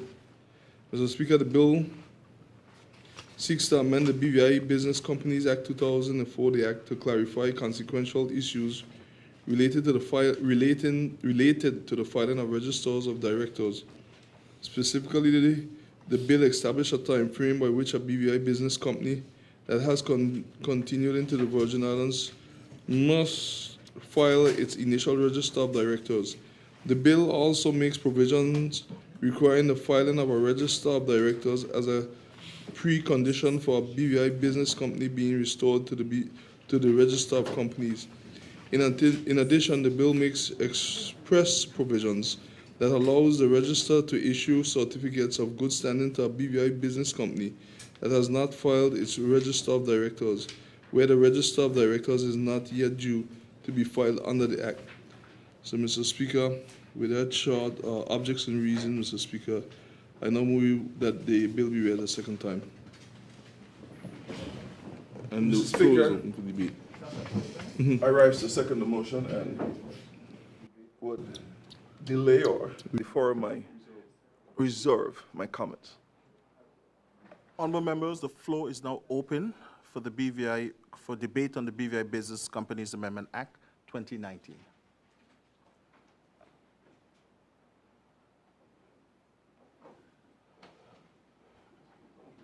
And I'm looking around. I recognize the Minister for Transportation, Works and Utilities, and member for the 5th District, the Honorable Kai M. Reimer. Thank you, Mr. Speaker.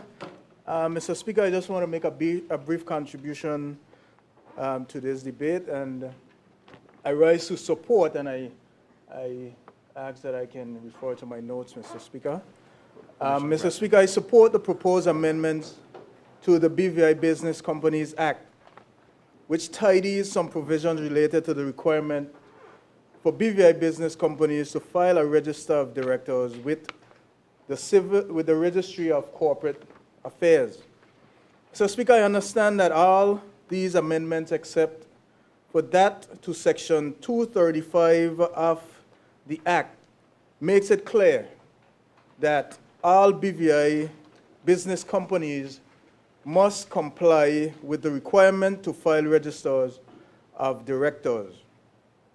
So, Speaker, this includes companies which were not incorporated here, or, other words, born here, as it is said, and which see the BVI as a more attractive jurisdiction from which it would like to do business. So, Speaker, as well as those companies which may have been struck from the register and now wish to be restored. Mr. Speaker, this House will be very familiar with the great lengths the BVI has gone to ensure that it meets international standards for transparency through the implementation of beneficial ownership secure search system and the mandatory filing of registers of directors at our Registry of Corporate Affairs.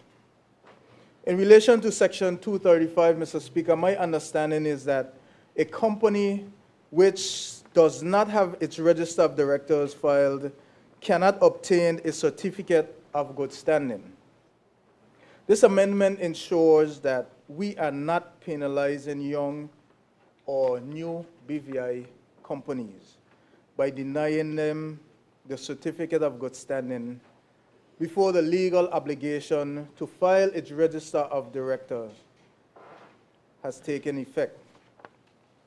Mr. Speaker, I fully support these amendments to the BVI Business Companies Act, which will ensure that the BVI continues to lead as an international finance center, and that its corporate vehicles are properly registered in accordance with the accepted international standards.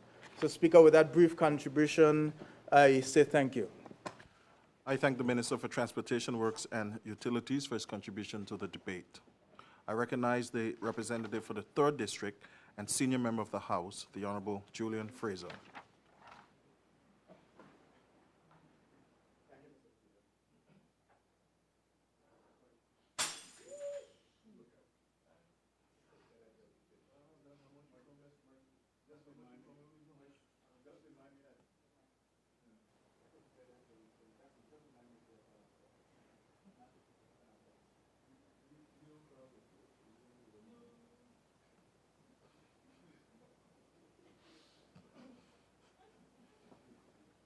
Member, you may proceed.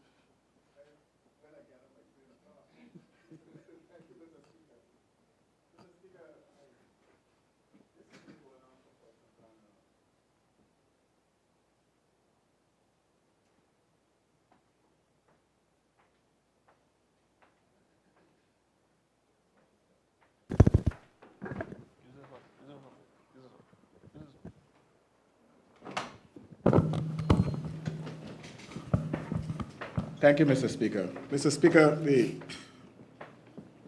whole issue about the register for directors, I don't know exactly where that came from, Mr. Speaker. It's been around for a while, but I don't know exactly why we're doing it. As far as I see it, when it first came up, as far as I saw it, and I stand to be enlightened further when we go into committee. But I saw it as a means of appeasement to the UK government, who has been asking us for a beneficial ownership register, and us saying to them that this jurisdiction is transparent and we will be doing everything that we think is necessary, to prove that we are transparent. My question, Mr. Speaker, will be to the panel when they join us, is whether this is actually acceptable to the British government in lieu of their request for a beneficial ownership register. This is merely kicking the can down the road. As far as I understood it, we're going to have to comply with the request for beneficial ownership register sometime. It used to be 2021, now I understand it's 2020. It used to be 2023, now I understand it's 2021. I'd like to be enlightened on this whole matter, because it's an argument that does not seem to be going away. Meanwhile, this House is constantly being asked to come here at the 21st hour, the end of December, somewhere between Christmas and New Year, to pass legislation on matters of financial services. In my view, Mr. Speaker, we're either going to comply or we're not going to comply. Which one is it? My pet peeve, Mr. Speaker, with the financial services sector has been their reluctance to accommodate local companies within the financial services sector in light of all these requirements from the international community.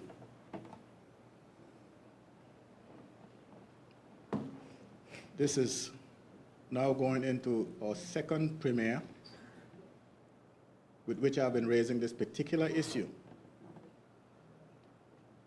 This current premier has been sitting right next to me in the opposition for the last 8 years, listening to me with this matter.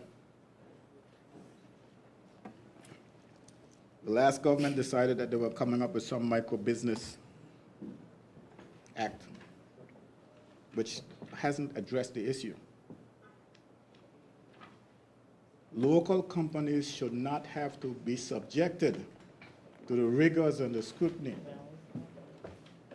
that foreign companies, multinationals, who can afford to establish a company for a single transaction, and then liquidate.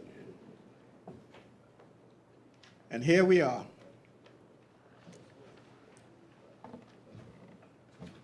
asking all local companies to meet all the requirements of the international community.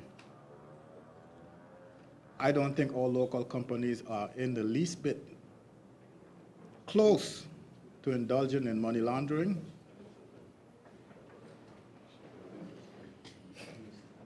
and the like, which is a legitimate request by the international community to have these foreign companies scrutinized. It's a legitimate request.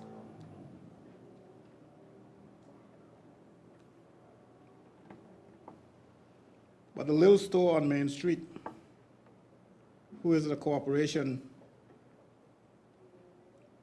needs to have a registered agent,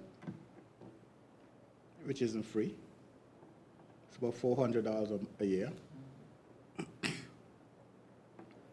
And now we come with this economic substance requirement, for which our local companies are subjected to the same registered agent for another $500 a year.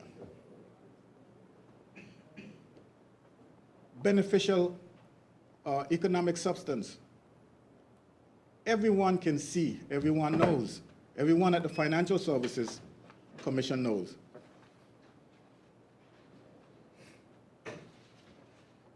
That Best Cup, cup and a half, is a little restaurant on Main Street. What more economic substance do I have to prove that I have here in the BVI? It's a little coffee shop on Main Street. I have a property that I'm renting. I have 2 staff for which I'm paying Social Security, NHI, and yet I must pay a registered agent $500 each year to declare that I have been economic substance in the BVI. You're driving our people out of business. And it is our duty to ensure that that doesn't happen. And if the people at Financial Services don't understand and hear this, then we must find a means to get it out there to the public, that this is what's happening to them. I've said it before, I'm saying it now, and I will continue to say that it is wrong and it has to change. This government, of course, needs time in order to find a means in resolving the issue. The last government had 8 years. This government had 8 months, or 9 if you go by the current rotation of 3 months. But one way or the other, this matter has to be resolved, and I'm going to keep saying it until all the members on the opposition start singing the same song and the members on the government start singing the same song. Because it's not for me, It's not for the people of the 3rd District, it's for the entire territory. And the legislation that we're working on, I see we have some here dealing with the International Tax Authority as well. The people in the financial services sector need to work closely with the government in advising the government as to what can be done in this territory to capitalize on the economic substance that is being required in the territory. Because I am convinced that this BVI can benefit substantially from economic substance. I'm not speaking on the scale of a Singapore or Hong Kong. But who knows, maybe it can be. But we have to show an effort, make an effort, and express an interest in capitalizing on economic substance. It is not enough for us to sit here and say that the financial services has lost business to the tune of $30 million over the last year and fold our arms and hope that it doesn't get worse. It's not enough. I'll have you know, financial services, I'll have you know that our budget is $414 million, but in order to balance it, we had to borrow $49 million. So the fact that the budget grows doesn't necessarily represent success. The budget didn't get, Mr. Speaker, the budget didn't get balanced by a loan of $49 million. Not at all. So I think the member need to clarify that statement. Like another one pass. That's not so.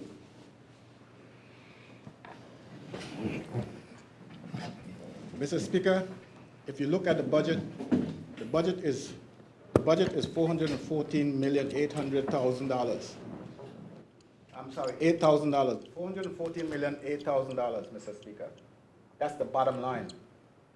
And if you check the credits and the debits,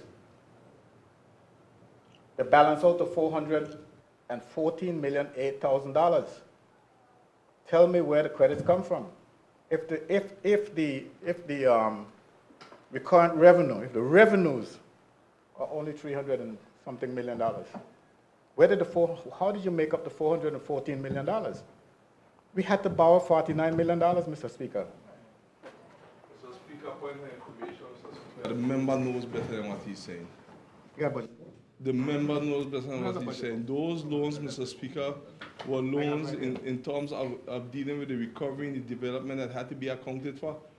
But also the payments are inside the same recovery section, in the recurrent section. So, Mr. Speaker, the monies to do the development section is in the development section, and the monies to pay back the same loans are in the recurrent section. So, Mr. Speaker, I won't be getting up every minute with this because this is not a budget debate, but that is not an accurate statement. Because if you listen to that statement the way it is, it sounds like you brought a deficit budget to the House, and that's not so. But I will let the member continue. I won't get up again unless it's really outrageous. Mr. Speaker, deficit financing, loan disbursements, development projects, $49,104,000 is here. And that made up the $414 million, Mr. Speaker, that we're spending. That made up the that had to be a part of the money that we're spending. Those are loans. I'm not an expert in this area, but I made sure that I questioned this area, and I understood it clearly. Those are loans. The budget includes loans. Mr. Speaker, for information, the budget includes loans, Mr. Speaker, purposely because every single dime that the government of the Virgin Islands is going to spend, since the becoming Minister of Finance, I asked to be included in the budget. There was a time when the loans weren't accounted for inside the budget, Mr. Speaker. We could have removed the loan money and only included the money for the payment, like what used to happen for us, Mr. Speaker. So the member is intentionally misleading the House. He knows better. Okay, wait. I think on that note, we won't have any more back and forth on that matter. Senior member, continue your contributions to the debate. Mr. Speaker, this is not a back and forth. I'm speaking, I'm the one who has the floor. The Premier is the one who's intervening. I am sticking to my story, Mr. Speaker. The current revenue has only been $327 million. That's all the recurrent revenue that you have. You got some money that you took from some funds, but it doesn't equate to the balance that we're looking for, the $51 million we're looking for, Mr. Speaker. Anyhow, my point, Mr. Speaker, is that we cannot continue to sit and allow financial services to slip on us. We have to put our collective heads together to ensure that whatever monies we're losing in financial services sector, we can regain. And looking in pockets for a $5 million here and a $5 million there, this is not the kind of leaps that we're talking about. We're talking $100 million.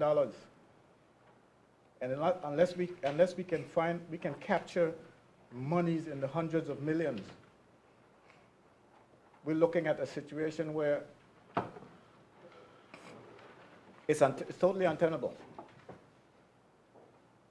So that's why I'm asking the financial services sector. I know that financial services sector, our Financial Services Commission is in the regulatory section of the financial services. They're not in the promotional marketing sector. But they have vast expertise in that financial services field that we're talking about. Vast expertise that must be tapped into. How are we going to make sure that these business companies establish economic substance in the BVI? Now, I know that downtown and across the Atlantic, there are those who can craft the necessity on paper to indicate that there is financial substance when there is actually physically none.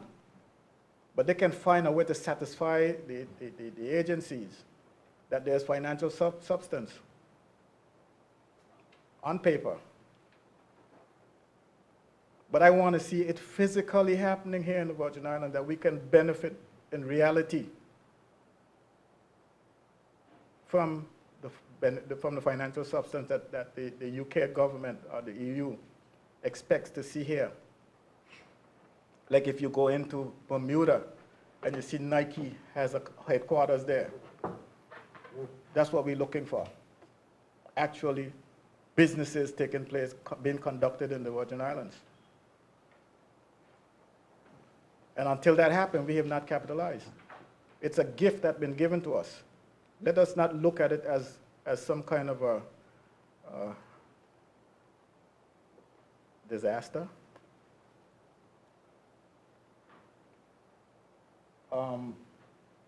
I think that we've only been in this business since, what year was it that we really entered financial services? Huh? 88? 84. 84, 89. I mean, if we've been in this business from way back then, we should have been, we're graduates, we got doctorates in that business. No one should be better than us at it. But if you ask me, I see some transient businesses that comes into the territory. Yes, they rent space, they hire people, but they're transient. They can leave and go anytime they wish. We need to set up in this territory irremovable assets and businesses in the financial services sector. We need to grow. We need to grow. We're not going to be Hong Kong. We're not going to be Singapore.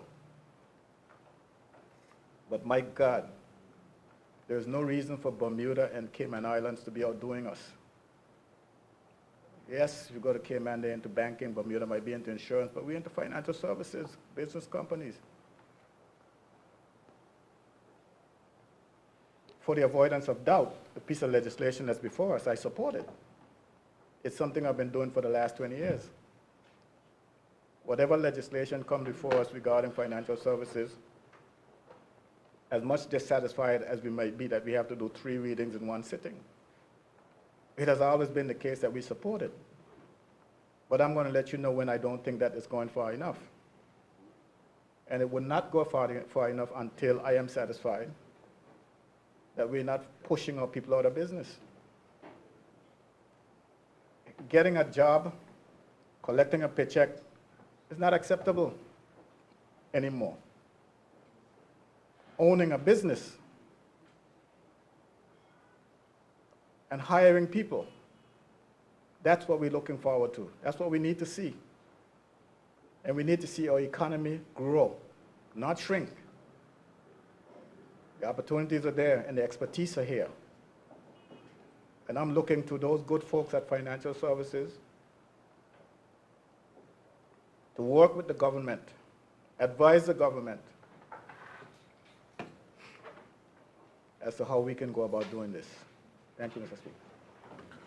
I thank the member for the 3rd District for his contribution. Members, the floor is still open as we debate the BVI Business Companies Amendment Act 2019.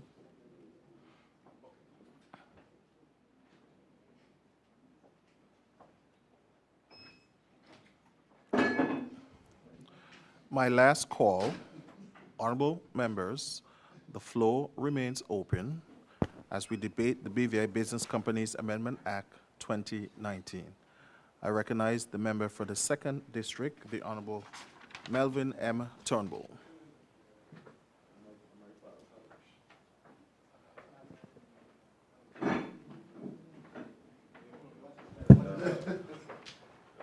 Thank you, Mr. Speaker.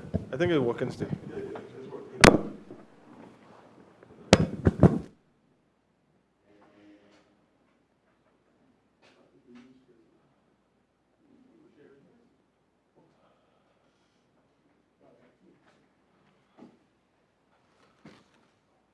Thank you, Mr. Speaker.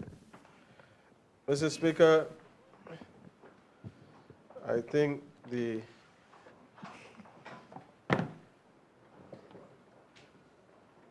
objects and reasons of this bill, or the amendments to this bill that the Premier read, it's one thing, and I am not at all misguided in terms of what the Premier read. The bigger question, as the member for the 3rd stated, and which I think sometimes is misconstrued in this honorable House, is not what this specific amendment might seek to achieve. I think the bigger question is, and I had a little briefing with the minister, one of the ministers, hopefully he would speak on it. The bigger question is how many times, and I've only been here, Mr. Speaker, coming in my 2nd term now, but the amount of financial services bills that come to this House throughout any given year, clearly sometimes even doubles or triples other bills that are brought before this honorable House to be passed. So while I don't have a option but to support the amendment because of the importance of the continued contribution and meaning of financial services to the territory, to the local body as well as the international and regional arenas that we play in. I have, I think, just about 2 years ago, joined the fight that the member for the 3rd and the past member who was the Minister of Health, Ronnie Skelton, and I think Honorable Dolores Christopher were leading that charge, because while we have a game to play where the goalpost continues to shift, continue to move based on the international requirements and the standards therein. What we haven't seen is our ability and or willingness from, as they used to call them back in the day when Honorable Penn was there, and I think they still call the Bright Boys down at the financial services, Bright Boys and Bright Girls. They're still here, two of which are here. What we need to have, Mr. Speaker, is something, because it hasn't, I don't think there's an understanding yet, still, from the local economy, from the local business owners, from the small businesses especially, of the requirements that are here from the international regulators and all the things that are going on in the world. That also affects them, because in the absence of us putting something in place to protect them, they all have to fall in line with these international requirements. And what it would simply mean, as the member for the third said, and I've said before, Mr. Speaker, in one of my contributions, I think, on the beneficial ownership search system, is we are putting our people in a very precarious and reckless position, because if they are not following these guidelines, when the rubber hits the road and everything comes to a head, we won't have the very businesses and entrepreneurs that built this country, because before financial services, it was the local businesses that built this country. So if we are now playing this game, just paying attention specifically to what is required on the international stage and all the things that need to be put with the economic substance, with the beneficial ownership search system, and all the different requirements and regulations that the team at the FSC and we as legislators must comply with to avoid the blacklisting, to avoid all the different attacks that we have. That's one part of it. But the other part of it, somebody needs to start to put something in place that sections off or separates and protects, helps to protect the local businesses from having to fall into this category. We are doing, I think it was Buju Banton's, one of his songs says, dance a yard before you dance abroad. While we're doing this dance on the international stage, we have to do the dance, we have to do the work. And I'm hoping and praying that the Premier would direct the team to come up with something, some mechanism. We thought it was the, what was it, micro business? We thought it would have been the Micro Businesses Act. We know that didn't happen. That wasn't it. That was just more the same.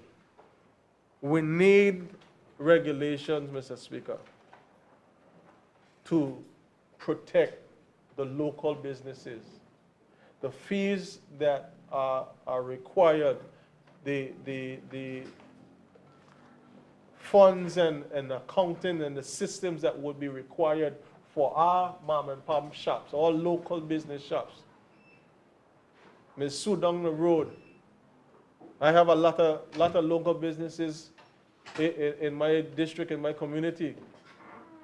When they realize that they are expected to comply with these requirements, to have registers, agents, and have certain things in place, and the costs associated with it, that they are forced to be competing with some of these big companies, millions and trillions and billions of dollars that operate here in our shores, then and only then, Mr. Speaker, we realize that we would have lost the opportunity to educate, to advise, and to protect the very people and the very businesses that brought us to where we are. Mr. Speaker, I am of the mind, and it is my position, while we focus on the future, you can't forget your past. Not only can you not forget your past, you must preserve it.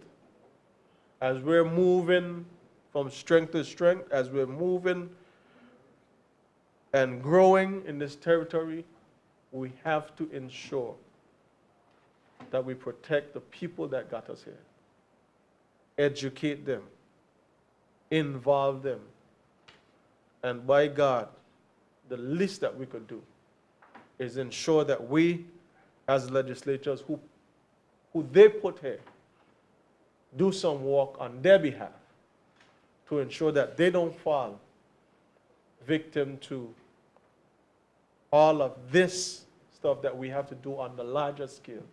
But we put legislation in place and find a way, Mr. Speaker. There's enough of us in here throughout the financial services sector. There's enough lawyers throughout the BVI that we find a way, find a mechanism, find something, Mr. Speaker, that helps to protect the local business. So, just for the avoidance of doubt, I do support the amendments because I understand the bigger picture. But my bigger picture, Mr. Speaker, is us ensuring that we look out for our local businesses. Thank you, Mr. Speaker. I thank the member for the 2nd District for his contribution.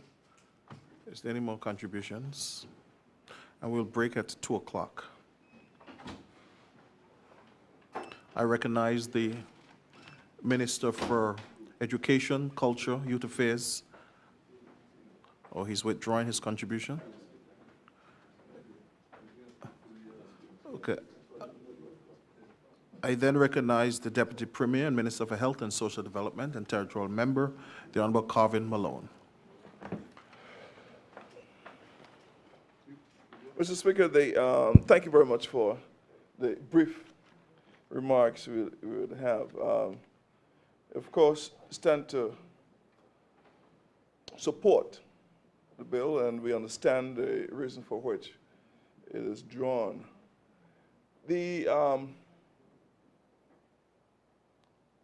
I guess there's no team that supports small business like that have been demonstrated all through the years like the Virgin Party have, and I'm talking about since 1972, because from farmers to fishermen straight up have been fully actually supported.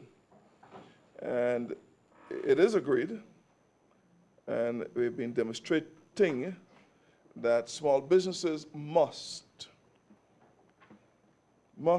be protected. And while we do this, we would also be mindful that on the big stage, as other members have said, on the big stage where we have international policies for which to abide.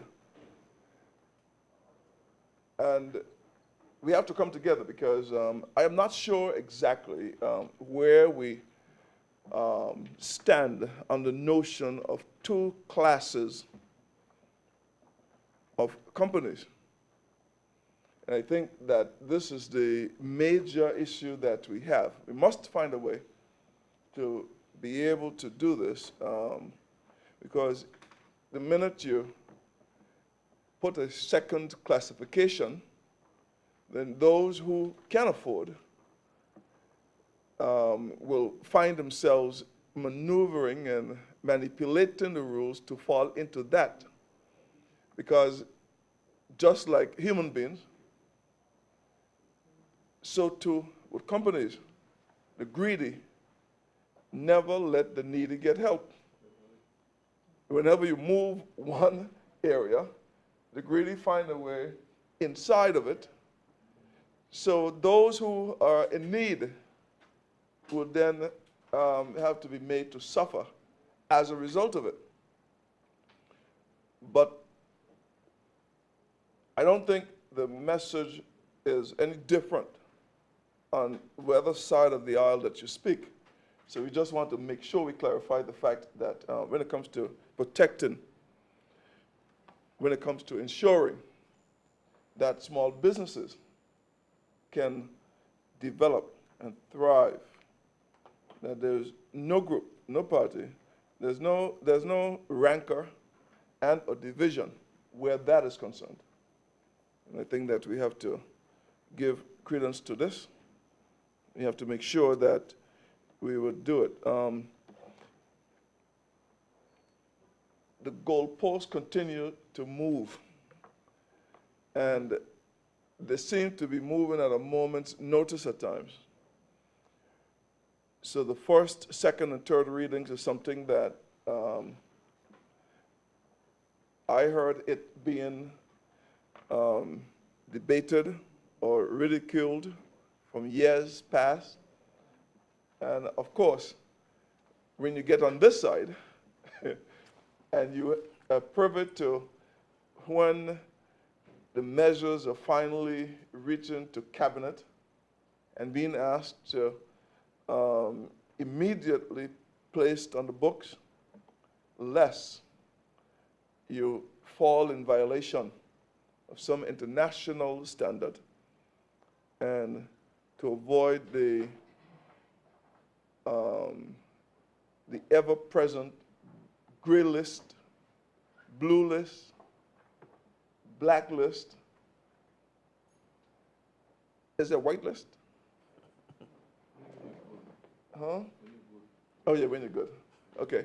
So yeah, so at the end of the day, we have to find ways in which we can do it without falling into the trap of quote unquote creating a second class which ought to do it. And it is important for us to note, right? I think some members stated it, but I must state it. The challenge that we have is that we must, as leaders, endeavor to bring our people up to speed. All boats will float. Yachts, mega ships, whether they're 8,000 passengers, 20,000 passengers, or 2 passengers, when the water rises, you must have a safe and secure vessel so that all boats float. So whether it's a small business, medium business, large business, we have to, our first charge will then be to get our people up to speed, as opposed to creating the second class of business. So I must thank my honorable colleague for slipping me that note. Because I know he's passionate about that, and I don't think that is anything that he would have liked me to hide. It was a good slip.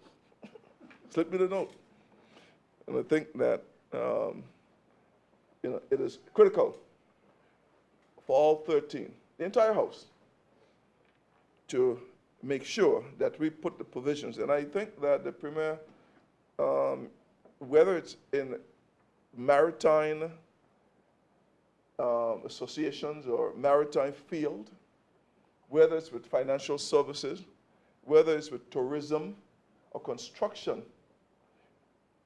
he have put back the resources necessary to have scholarships, resources necessary to get the HSAP, the Sturt Community College, moving again, and all the resources necessary to get our people up, get them moving, so that whether it is a 2-passenger boat or 18,000 passenger cruise ship, all boats will float in this international arena. Thank you very much. I thank the Deputy Premier for his contributions to the debate.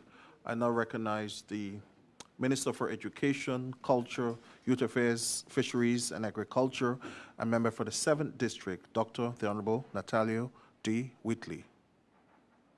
Thank you, Mr. Speaker, for the opportunity to debate this amendment of the BVI Business Companies Act. And I think it's appropriate to say, Mr. Speaker, yet again, that in 2019, we are acknowledging and even celebrating the anniversary of the passage of the, at the time, International Business Company Act of 1984. So it is, I believe that's 35 years ago that act was passed, and of course we know the significance of what happened in 1989 in Panama and how this thing really started to move and to transform the Virgin Islands from a small agrarian society, a subsistence economy. Certainly we had started to develop a tourism industry that brought some prosperity to our shores, but when that financial services really got going, we had lots of revenue come into our society that helped to transform the society to what we see today. And certainly there are persons who will debate whether we've benefited enough for or some of the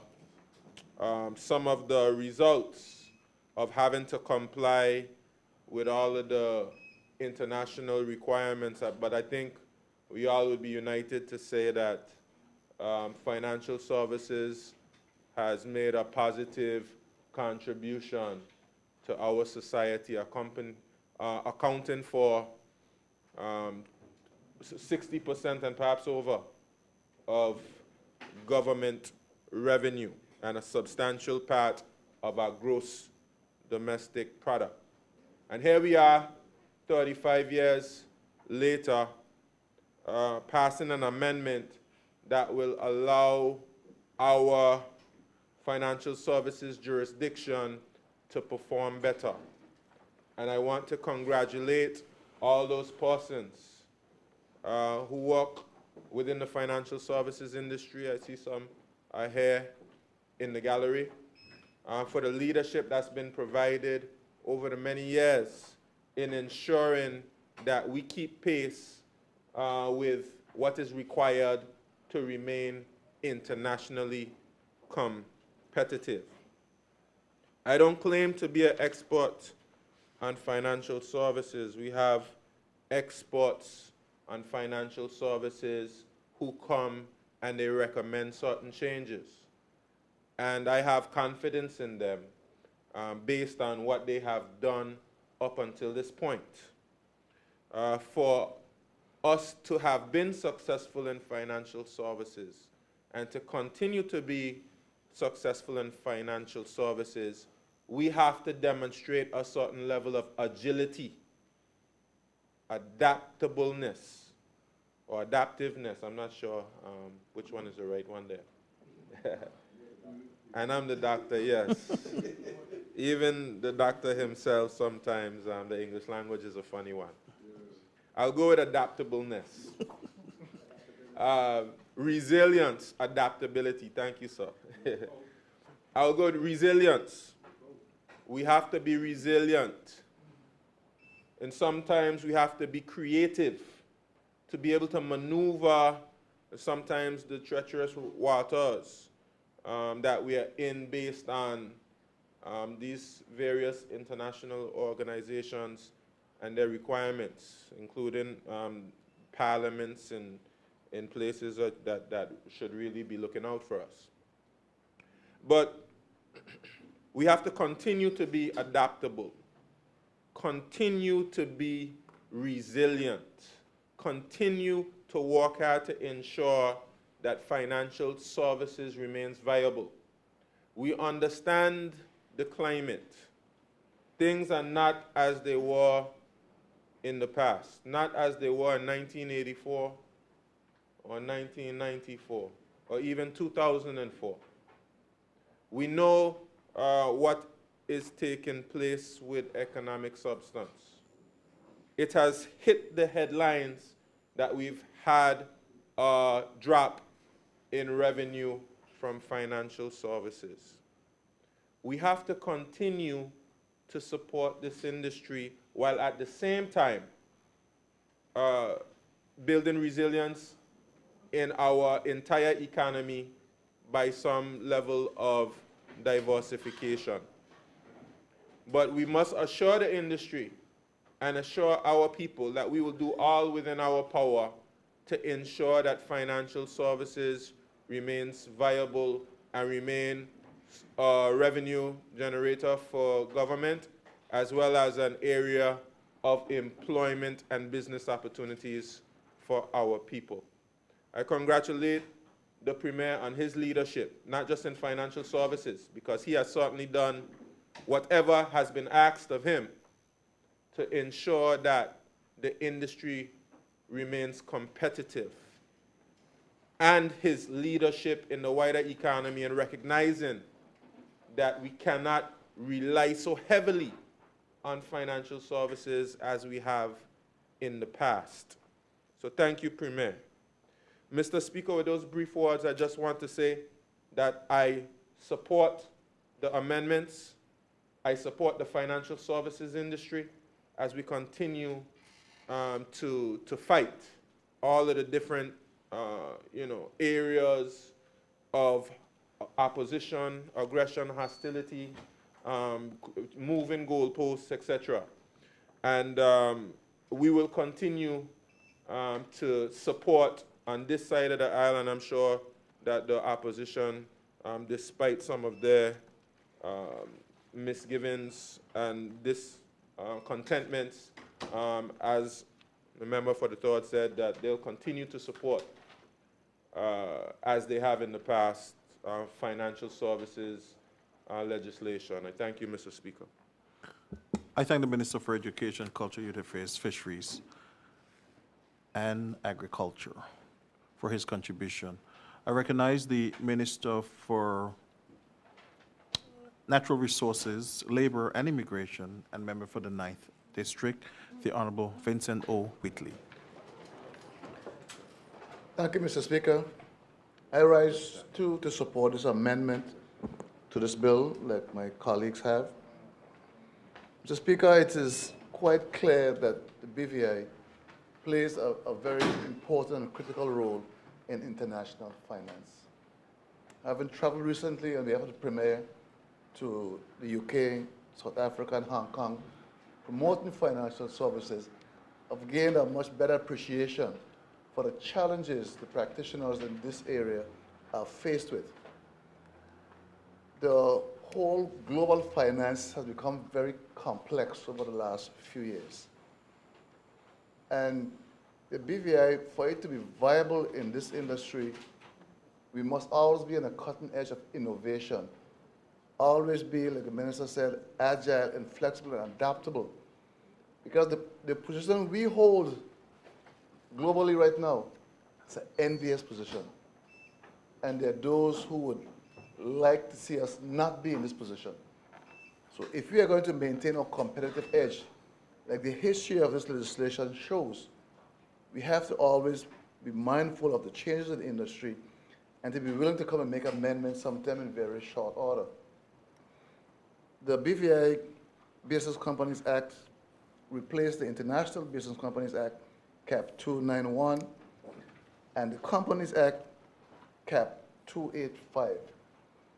It was a response to a changing environment that has kept changing.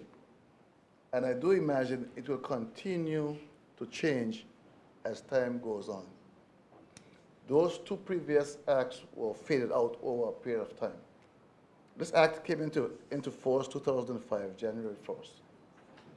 Now, Mr. Speaker, it was alluded to earlier about how do we reconcile the small local businesses under an international and a global regime of international transactions and business transactions. Now, remember that last member and Deputy Premier said that when the tide rises, all boats in a harbor rise. I agree with him. That only applies to those boats that are free floating. When you are anchored, bow and stone, like small businesses are, to the limitations of financial constraints because of compliance, because of all these things here, it puts the businesses at a significant disadvantage. I mean, we have seen from our procurement practices recently that most of the small local businesses, in order to even participate in the recovery, were forced to come together with foreign companies because they couldn't qualify on their own. The question is, what's going to happen to those small businesses that are amalgamating with bigger businesses going forward? You know, we are seeing banks here being bought out by other banks. Are we going to set up our small businesses to be bought out by bigger businesses? It's already happening in some law firms where I see outside law firms coming in and partnering with smaller law firms. And when you look, the name changes come. And the question is it still a local firm? So, Mr. Speaker, while we have to keep the BVI as a territory floating, we have to make sure that the local, the small businesses, the ones that the member said build this country, still remain viable. Yes, the landscape of the BVI is changing, but we shouldn't lose some fundamental things, some fundamental aspects of our culture that we hold dear to us, which is ownership. Ownership of businesses, ownership of this territory. So, Mr. Speaker, with just those few words, I fully support this amendment, and I'll take my seat. Thank you, Mr. Speaker. I thank the Minister for Natural Resources, Labor and Immigration and member for the 9th District. We have 10 minutes left before we break. I know that the Leader of the Opposition wants to speak. He wants to speak longer. So is there any other member? I recognize the Deputy Speaker and Territorial Member, the Honorable Neville A. Smith. I'll be very short. I support what the member of the third is saying also. But you see, what happened, what we did in the past is that when we had it all, we played with it. When we had financial services in our hand to make things better for us, we abuse what we got. So we put ourselves in this situation now to try to fix it, which would be a very difficult task. Because the thing about it is a lot of the local businesses depends on the banks. And banks are international. So the only way that we could try to change stuff and fix this stuff is that we have a bank of our own that all local investors can use. So it calls for a lot of changes, a lot of amendments that we might have to make. But I don't think it's nothing hard. We are the lawmakers. But we also have to be careful that when we start to make these laws, that the international people look at us as we try to do things to kind of play around with what's going on now internationally. So we also have to be careful. Like I said, there's a saying that when the roof was fixed, we wonder what I have to do. Now they have holes, we still try to do the same. We have to make some serious amendments, some serious changes, not in the international loom, but locally. As my member for the ninth said, sometimes a boat is anchored, it can't rise with the water, which is true. But we have to find a new way to anchor and make that boat rise, because we have to do something, because it's really true that a lot of small businesses will suffer and is suffering. And we have to find a way to do it. Anything is possible once we put our head to getting it done. So I do support this amendment, because the goalposts will keep moving, because competition is tight. So that goalpost is going to move and it's going to move and it's going to move. So I commend financial services and everyone who's in that department to continue being the geniuses that you all are, come up with ideas, come up with new solutions to get things done. We have to just remember that we are an international platform now. We're not just little boys anymore. With that, I'd like to say I support the amendments. I thank the Deputy Speaker and Territorial Member for his contribution to the bill. The Leader of the Opposition, you said you were speaking for more than 10 minutes.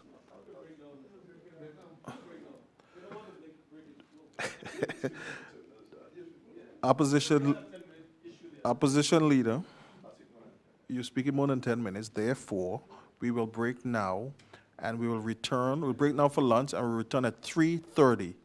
Once we have a quorum at 3:30, the meeting will start. Honorable members, this House is in recess until 3:30.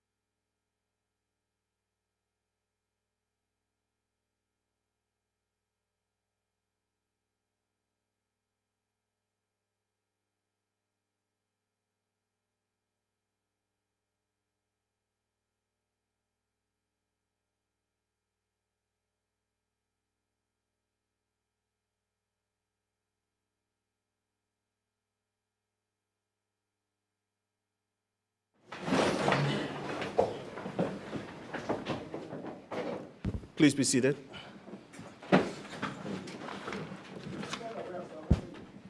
This House is back in session.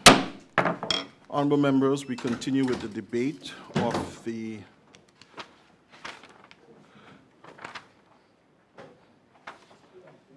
BVI Business Companies Amendment Act 2019.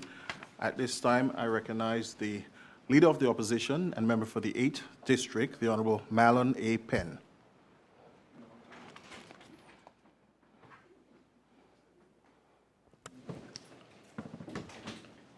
Thank you, Mr. Speaker. Make sure the mic's working. For the opportunity to make my brief contribution to the BVI Business Companies Act Amendment Act 2019. Mr. Speaker, on the onset, I want to make it clear, as it is tradition, as my colleagues on this side has so clearly articulated earlier, that there's always support for bills as it relates to the financial services industry.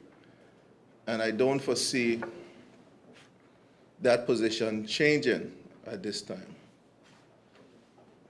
Speaker, financial services, as we've known it since 1984, has done great things for this territory.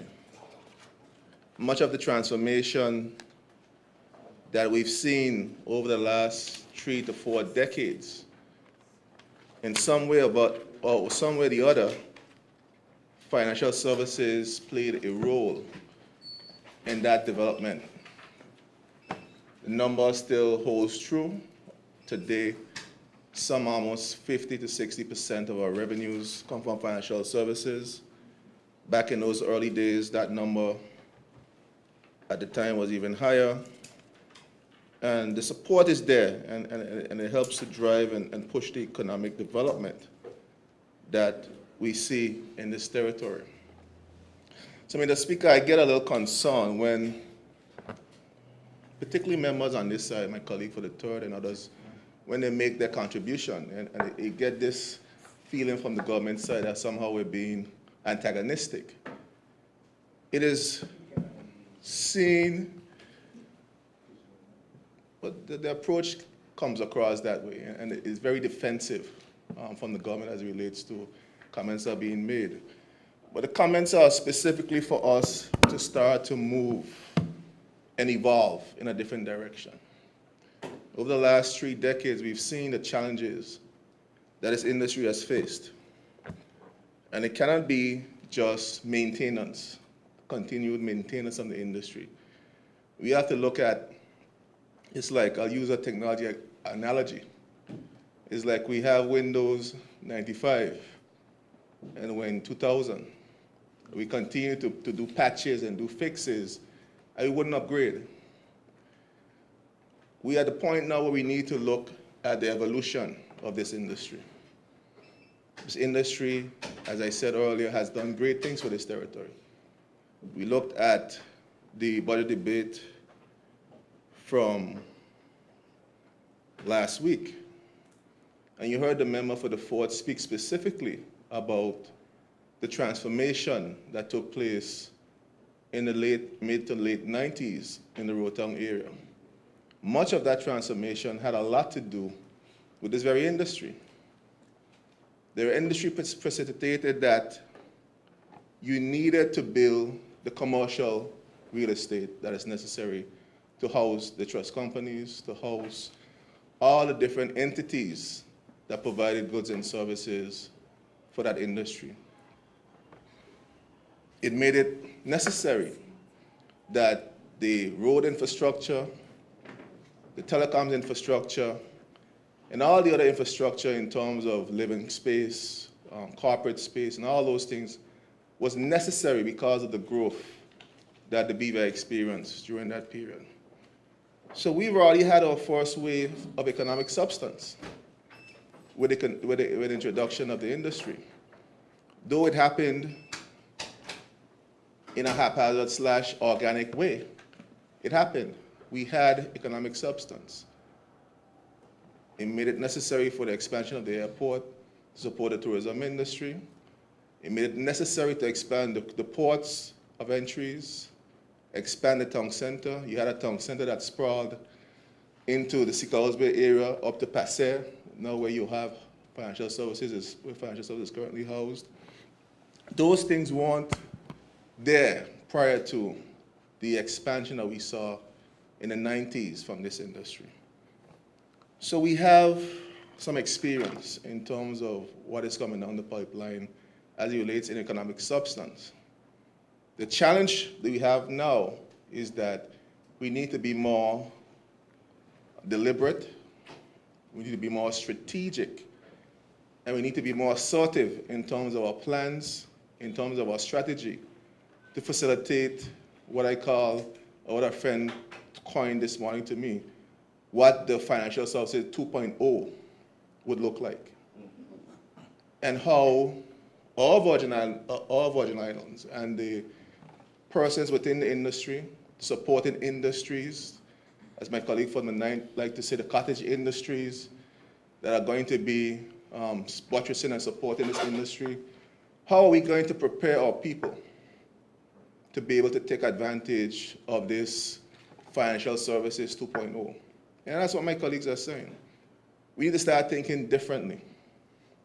We cannot continue to come into the house and just focus on maintenance.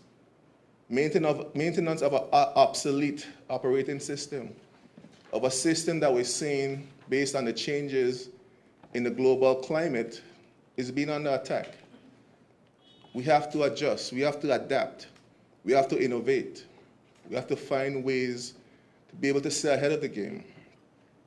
And we have to ensure in all of that process that our people are not left behind in the process.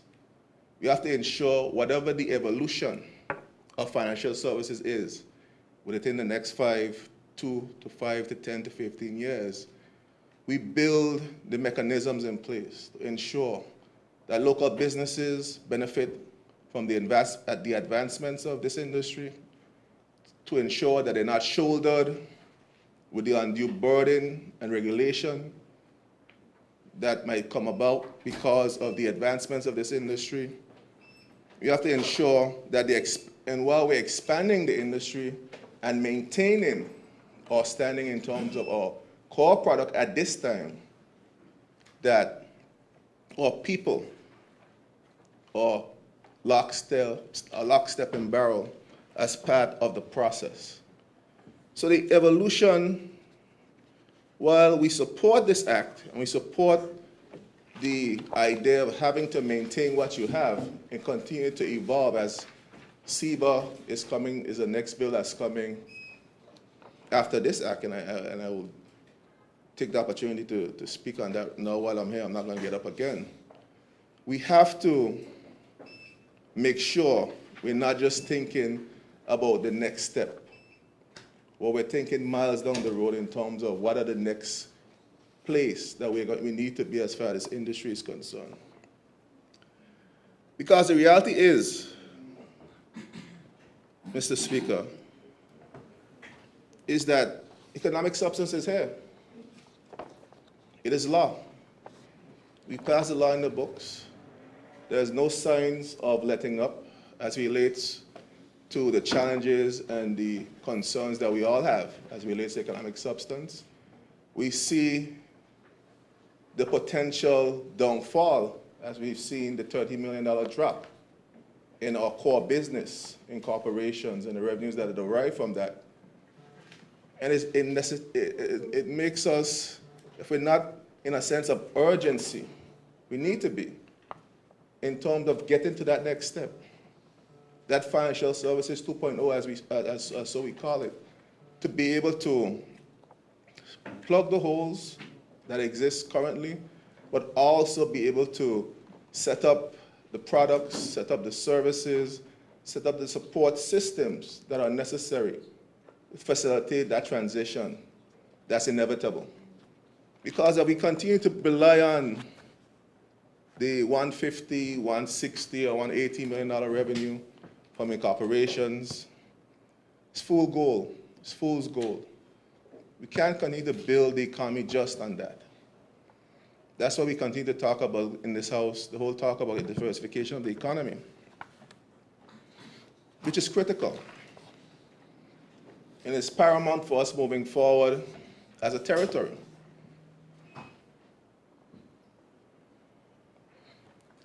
We talk about the whole expansion and the things that need to happen with that expansion. So the transformation has to happen, and it has to happen now. And it has to be a partnership. There's no way that we're advocating that the government should go it alone. That's why we've continued to advocate that there need to be select meetings of this House as it relates to this industry. It is necessary. The members of the opposition should not come to this House anymore. The time is long gone that we come to this House, do first, second, and third reading, and we try to figure out in the House the implication of this legislation. We should be part of the discourse weekly, bi-weekly, as we go along with this industry, to ensure that we're all on the same place, on the same page as it relates to the journey of this industry, the input, we make our necessary input in terms of how we could advance the industry, modify the industry. So it is a true bipartisan approach to ensuring, and that has to change too, and ensuring how we progress with this industry. The dynamics have to change. The way that we do business with this industry has to change. You know, we have to be very strategic. We have to be very tactical. Yes, we're going to go the way of the polarized of the world. I gotta keep it real. Was a leading lead the industry at the time. Took Polaroid cameras, took 12 pictures, you shake it and you had an instant camera, instant picture. Technology came along, digital pictures, digital cameras. They never adapted. They're never innovative. Never innovated, never used innovation to move forward. They're now a dinosaur, extinct. And we can't afford for that to be our reality.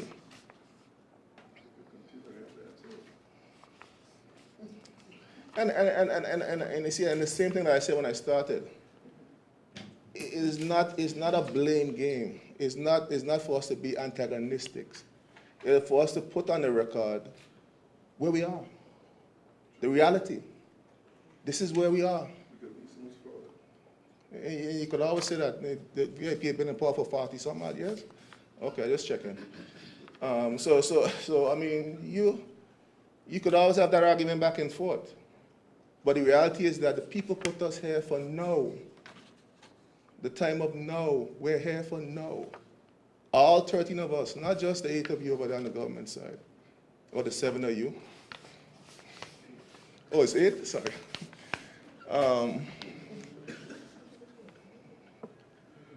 But it's no. We have to figure out collectively, as a body.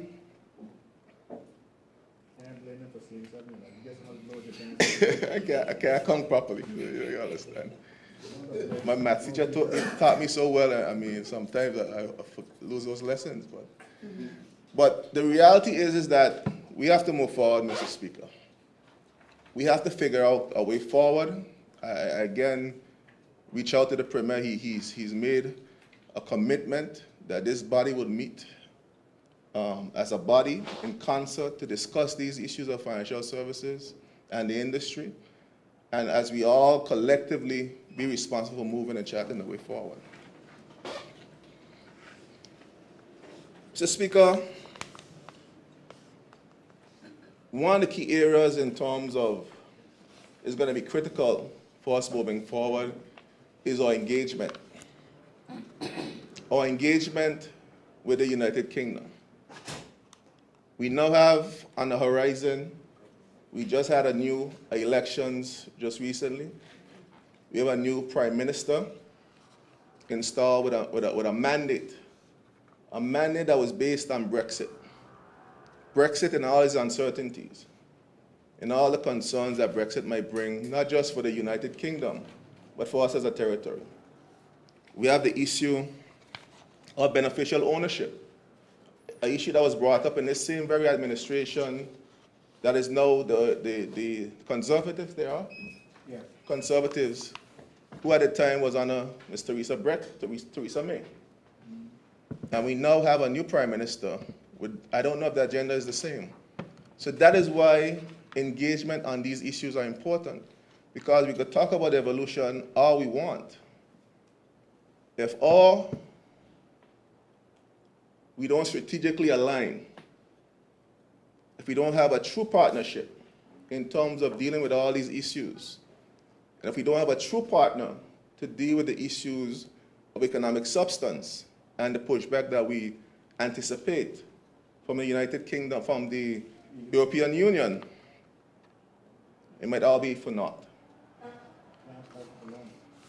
So I encourage you to Premier, and I know he has his hand to the tiller, to ensure that that engagement process with the new UK government happens in earnest.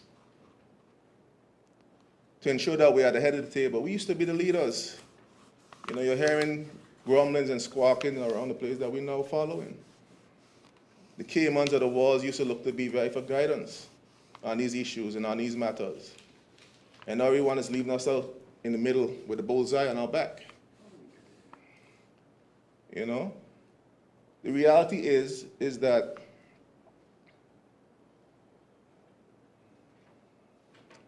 when you're in a jungle and you're wounded, you're the ones who every predator wants to take off.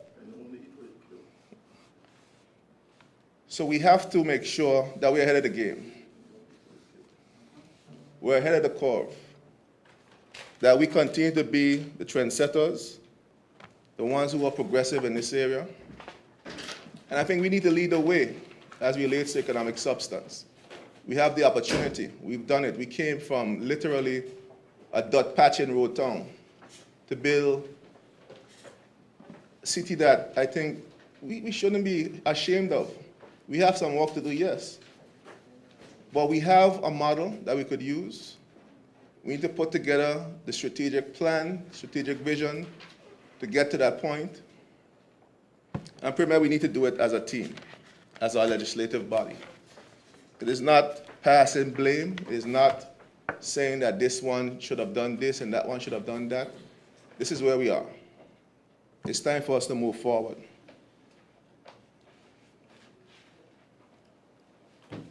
So the issues in terms of financial services and the revenue, we need to figure out. I know we had hopes for CEBA. I know the director is very able and capable. I think we need to figure out how can we make CEBA an investment portfolio of this territory more attractive. Is one of the areas that we had good hopes for. I think we still have hope for. I know there's some innovations that are coming with the change in the CEBA legislation to help us to get to that point. But we need a more holistic approach to all our product offerings, tied into our strategy on the ground to ensure that we have the infrastructure to support the transition for these economic substance companies. Again, it goes back to all areas, infrastructure. It goes back to the issue of telecoms, which is a critical issue for any company that wants to do business in the territory, especially companies that are talking about investments and trading and those type of things, requires very efficient, very robust telecom infrastructure. Critical component for expansion of our economy. You heard me today support the legislative framework for to support e-government, to support digital transactions, because I understand the importance of those pieces of legislation. That's the big bedrock and the foundation for us to transform our digital economy. It was done already with financial services and the Registry of Corporate Affairs. That is what allowed us as a territory to be able to, after Hurricanes Irma and Maria, to remain competitive, literally to survive as a territory, because we were still able to have that industry running while BVI was faced with so much destruction. And I was fortunate to be a part of the team who made that happen. So I support those legislations, Premier, because I understand the importance. I understand where we need to go in terms of our diversification efforts. I raised a point in this House, I think it was under the same economic substance debate, in terms of the way the world is going, the way the global economy is working. You have companies like Ford in the car industry, companies who are 40-year, 50, 100, almost 100-year-old companies. And what the industry leaders back in those days. You have a company now called Uber. Is the industry leader now in the automotive field. And they do not own one car. It shows how the world is moving and the role that technology is playing in transforming economies. And we, as a small nation, we can't compete with the big buildings, the build infrastructure, and so forth, but we compete on the technological level. We proved that with Virgin. We proved that we could have just as good technology as anywhere in the world. And it proves that you could transform your economy and create the necessary economic spin-offs in your economy by the use of technology. So I support those legislations, Premier. I support the fact that you have integrity in the process with data protection legislation, that you can protect the data of individuals and persons that are doing business in this territory. All of those are things that will support the whole issue of economic substance and the real transformation that we're talking about. And we have to do that process and move that transformation along collectively. So, and again, I have to reinforce the point of my colleague, that we have to ensure that our people are not burdened through the regulatory process. So whatever, and I understand, and I know the Premier understands this, I know he supports this. So whatever Financial Services 2.0 looks like, our people need to be supported. They need to be able to be in a position to benefit from whatever changes that are coming, whether it's directly through the industry or indirectly through the transformational process.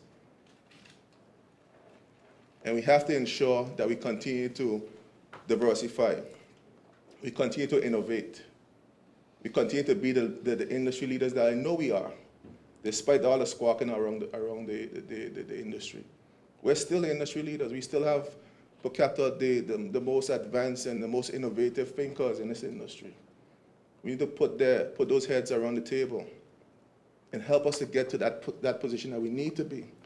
Because $30 million a year is a serious and stark reality. It's something that we have to, and like I said, there's enough blame to go around. But we have to figure out how can we stop the bleeding, stabilize the patient, Minister of Health, and then figure out what we need to do to move forward. Premier, you have my support with this bill. You have my support with the SEBA bill. I won't get up and speak on SEBA. But what I will say is that the time has come for us to put all 13 of us, to put our heads together around the table with the professionals, to put our heads around the table with the persons in the industry, the regulators, and let us collectively strategize on our way forward to ensure that we develop the next era of our financial services industry while we try to maintain and do the maintenance that are necessary to keep the engine running. We have to look at when we're going to get a new car and what that car is going to look like and where it's going to take our people in the next 10, 15, 20 years and ensure that we continue to diversify our economy, because we have a responsibility as legislators to ensure the viability of our people, the viability of our economy, the viability of these key industries that our people have grown accustomed to and have built a life and a livelihood from. I so rest. I thank the Leader of the Opposition for his contribution to the BVI Business Companies Amendment Act 2019. Honorable members, the floor remains open for contributions.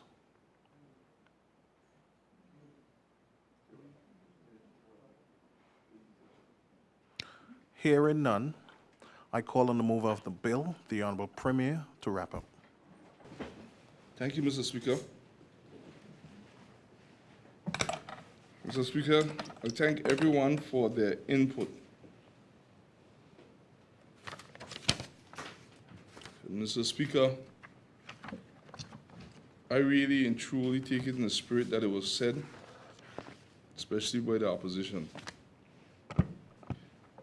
I know they genuinely care about us, and they want to see us do well, in this term, to get another term. I genuinely know that. But I want to put some things in perspective, Mr. Speaker, because I sat there listening, I didn't interrupt a soul. Except for the one time that I had to interrupt the member for the third because I still don't agree with what he was saying with the budget. But I was a point of information. After a while, he said he held his ground, and I left it. But, Mr. Speaker, let's get to the reality of this. I myself don't like to know, come on the eve of Christmas, you hear passing these legislation, but show me what country not doing it. Show me which country ain't doing it. Tell me the one. Name it. You go to OECS, you hear them saying the same thing. You go to CARICOM, you hear them saying the same thing. The truth of the matter is that the big boys in these industry don't want us in it. And the goalposts keep shifting. Most of what here is what we find out lately. So it's difficult for me to even come to some of my colleagues and tell them I want you to be involved before time. Because sometimes when I hear a lot, based on where they were told and insight, we need to pass this to make sure that we try to stay without being blacklisted. Try to stay to make sure that we stay on the white list, which I consider this whole blacklist and white list to be a racist kind of talk. Because we ain't good to be blacklisted, and when we go to be whitelisted, I think that kind of mentality need to be kicked out. Yeah, and need to be kicked out. And the problem about this whole thing is that you never know if you do enough not to be blacklisted. The rate I'm seeing things going, you never know if you do enough, because no matter how well you think you're going, next thing you know, something happens and for some strange reason, an explanation that always sounds good, and some country ends up blacklisted. And I mentioned this all the way into CARICOM. My concern with when these things happen and you get off of them, the irrevocable damage that it does to your jurisdiction is not right, Mr. Speaker. And then another part about it that I've sat and listened to, I don't know about being in power for 40 years. I've been here for 20 years, but I could say something to be very candid about it, is that the opposition had the government for the last 12 or 16 years. That's a fact. Can't the children facts? And while I'm going to involve them, I need to remind them that now that they're sitting down over there, they understand that they should involve the opposition. I need to remind them that 12 of the last 16 years that when we were sitting down there, except for one opposition member asking for help, we were never included. Tell me when we were included. I'll sit and listen. We've had several. Remember, you're rising on a point of information, Mr. Speaker. Proceed. We've had several informal meetings on financial services bills and issues related to financial services in this House and in informal meetings as a body. We've had those discussions. Member for the third, you could clarify that? Oh, you're busy now? Okay. Yeah, you're busy now. The member for the third was in the opposition from you for quite a while, so Mr. Speaker, you have to excuse me, I was waiting for him to confirm. Yes, we had informal sessions on some of these bills, but during crisis. When it was in the crisis, that's when we were calling. And I want to speak it candidly because, Mr. Speaker, everyone knows who follow in this industry or who follow in the economies of the world, that it was already projected that we would have some downturn in financial services. So it's not because this government took over power is the reason it's happening. And I want to put that disclaimer out early. And the reason that I'm going to put it out early is for many reasons. That knowing that we were going to get to this point, it was always being told, and I remember the member for the Todd and myself out there shouting, time to diversify the economy. Time to diversify the economy. Mr. Speaker, the budget speech this year is just that. To start on the road to diversify the economy of the Virgin Islands, because there are many concerns. Mr. Speaker, I took over here in this seat with my colleagues, we took over the government, and we've had many things that we deal with financial services, where countries are saying certain areas that we are non-responsive. I don't too much agree with them, but it wasn't in our time. But now we have to see how to fix these things to avoid being blacklisted. And I pray God that we avoid them. And I know that we have some of the best minds. The member of the opposition is correct, sitting down with who went to some of the best universities, and they're sitting down and they're pushing hard. But in this industry, there's always something that comes from the blind side. You might be getting ready for the EU when you look, France come. You might be getting ready for France when you look, the OECD comes. And it goes on and on. So it almost seemed to me in this industry, for the years I hear sitting down, that is a tag team going on in the international world, that if one don't get you, the other one coming. And if that don't get you, the other one coming. So one of the challenges that I've seen over the last few years is that every dime just about this industry makes goes right back into the personnel needed to fight to keep the industry going. And most of that money still doesn't get to the people. So, Mr. Speaker, seeing that for the last many years that I was there in opposition, we started to make moves to make sure that we try to diversify the very economy that they're speaking about. We have laid it out in the budget because we know from reports from years, about 2 years out, that this is coming. And there's a lot of things this territory has to deal with this coming year. And some of them, when I read them, well, not some, all when I read them were before my time, but hopefully we get by some of what I see coming, because I know once they come, they like to turn the whole barrel down to this government and say it's us. But when you read the reports, some of them were saying that they've been asking and wanting for a long time to get certain things done, to get certain things in place. Whether it's so or not, I don't fully agree from reading all the files, but that's what they're saying. And you're fighting very hard with those entities to see if they could shift from where they're going, because you get a feeling that they being a little high-handed in some areas. But the damage that they're talking about that was done wasn't just done. It didn't just happen within the time frame that we're in office. So now we're trying to pass legislations to get to stop the very bleeding. So we are leading while bleeding.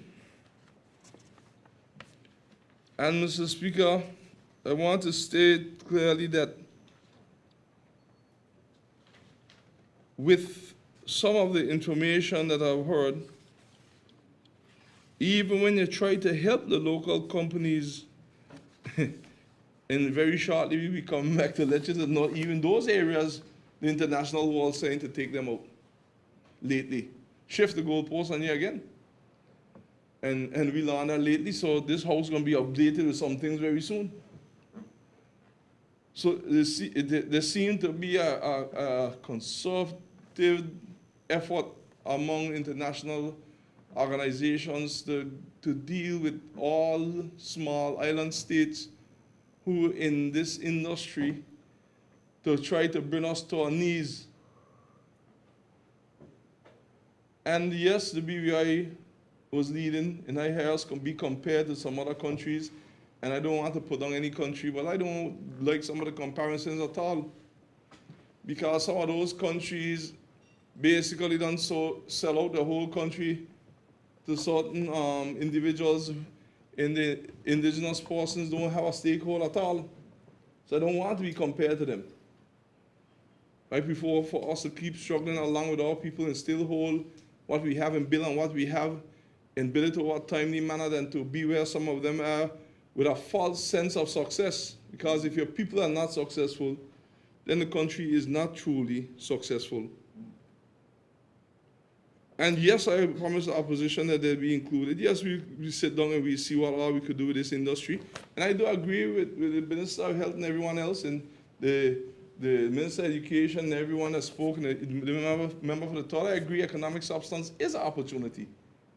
It's a great opportunity. People looking at the doom path, but it's a great opportunity. And the budget speaks about us diversifying the economy in those areas to capitalize on those economies. Those are opportunities. Mr. Speaker, when we look, for example, when the member asks about some of these things and coming together, I want to give some direct statistics, for example, of one of the entities who are coming down on us right now. And I want to show what it is I'm talking about when I say that these are things that just come.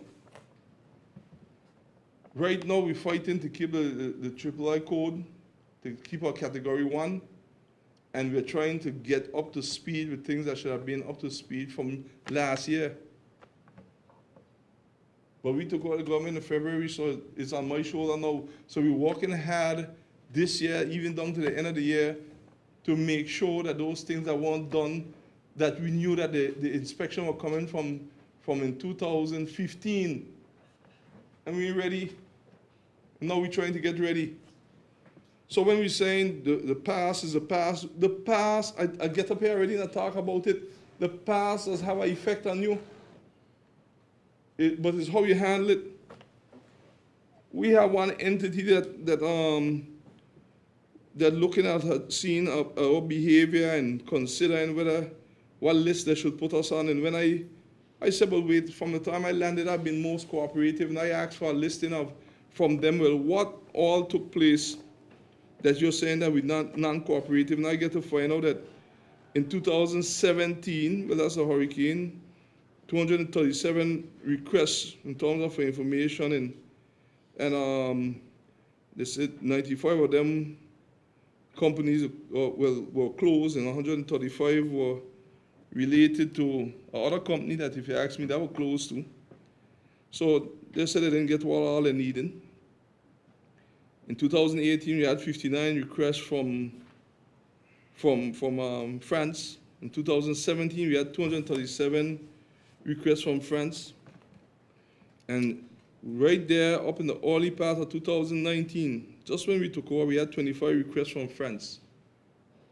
Going on the dates, the years when we had those requests, and they're claiming that we're non-responsive. Note the dates. So now the cleanup government now, in a lot of ways, have to come to see how to deal with that and to see how to settle along France so that we don't be blacklisted by perceived, that's how I can't condemn us totally, but by perceived non-responsiveness by the territory from 2017, and that was before the hurricane time, down to the early part of 2019. Mr. Speaker, now what could you say here? So it takes a lot of effort to get these things rectified. It's not a simple matter. I don't want to preach any doom and gloom to the financial services because I believe in staying positive, but I also know that the only way to move forward is going to be diversify the economy. And I challenge the opposition that is so caring that were in the government over the last 16 years, to please bring me whatever plan they had so that we can move forward with it since they were in power so long, on how to diversify the economy and how to get past these areas of concern in financial services, especially within the last 8 consecutive years when they had the government. I just would have liked the plan. Huh? I would like the plan. And if you had the plan, I would like to know this other part. Why it wasn't implemented? Why it wasn't implemented? If you had the plan, the next question going to be, why it wasn't implemented? Why it wasn't started? The leader of the opposition wasn't in charge of the government business, and he get a last minute do at a ministry coming on close to the end of their term. And today we recognize that the leader of the opposition, rightfully so, was able to get up and support a few papers. And I was so proud to see him get up and support these papers and second them with cooperation, limited partnership though. And he said this is the way of the future. He's correct. The leader of opposition said that we have to work together on them. He's correct. I've been working with the opposition quite well along with my members of our government. We've been working as well as we can. And the ones that we brought forward, BVI Business Companies Amendment Act 2019, but he didn't get up on that one. But the Electronic Filing Act 2019, I'm glad the leader of the opposition seconded that. Diversifying the economy, Electronic Funds Transfer Act 2019, I'm glad the leader of the opposition got up and seconded that. I welcome it. Electronic Transaction Act 2019, I'm glad the leader of the opposition got up and seconded that. I welcome it. Data Protection Act 2019, I'm glad the leader of the opposition got up and seconded that when I introduced it, and I welcome that. Of course, when we got up to Limited Partnership Amendment Act 2019, that was a limited partnership that we had, and he didn't get up on that one. But I know that he still supports it. The leader of our opposition rightfully stated that he has done a lot of work on those bills in his government. And I want the public to know he's correct. I thank him for the work that he's done, and we have continued to finish off the work. But the research showed that the leader of the opposition, when he was in the government, did some of those work that he did to get some of those started in early 2018 and before. Leader of opposition, you could stop me if my time is wrong. Early 2018 and before, because I went on to my system to see. So you did a lot of work back then. But then I could understand his dilemma. He saw the future, but only he alone over there was seeing it as a minister, and could not get it out from being in train on the track to get it going. That is why I'm going to bring you along with us to work on it. Because 1 year and 3 months ago, you went down a road seeing the future. And they ain't get your government to bring it to the people. Held up the future of the country for 1 year and 3 months. Now, leader of opposition, I want you to stand and interrupt me if my timing is off. And did not get it to come forward to help. Good things he had worked on, you know. Solid things. We came in, we recognized the effort, we did some adjustments, and when we're going to work on it, we're going to bring you along to work on it because it's the whole territory. That was also in the plan that you were talking about, leader of opposition. In the report. It's part of the report.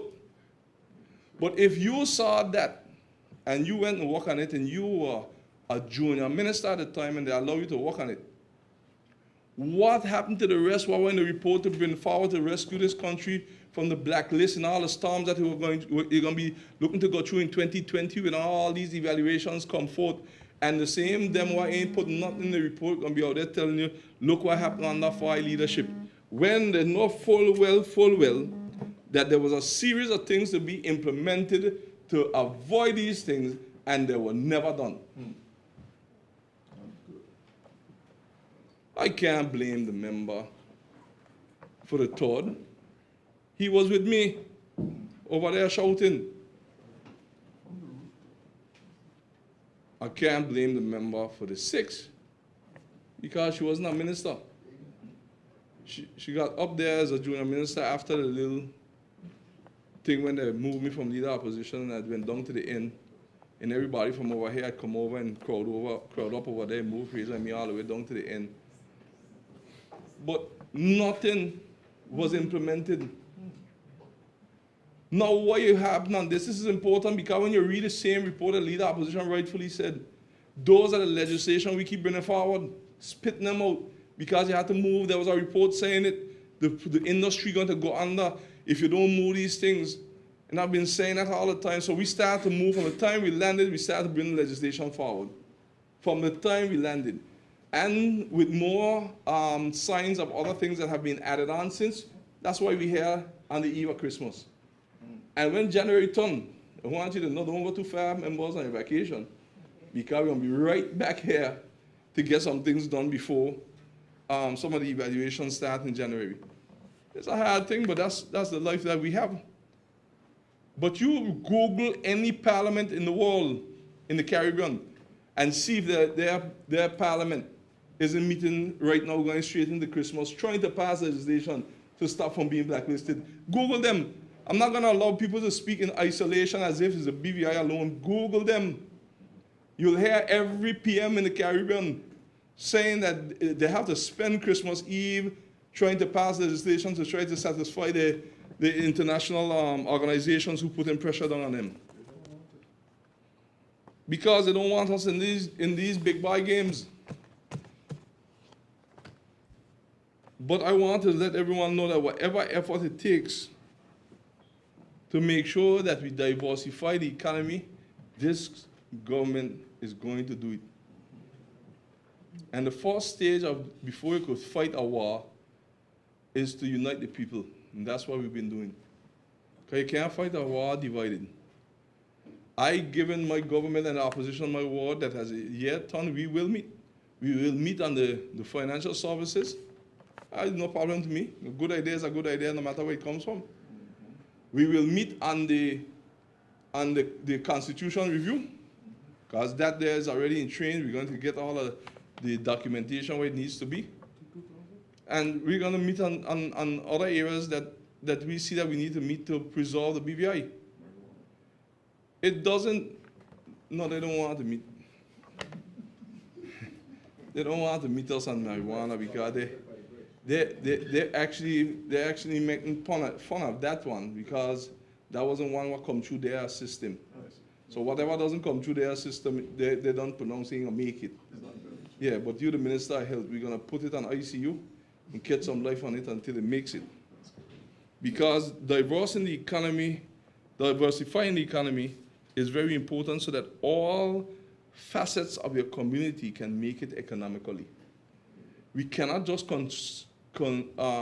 concentrate on financial services alone while it has its place, and we cannot ignore it. Every single other entity mentioned in the budget speech can come into play so that different persons with different skill sets in this territory can make it economically.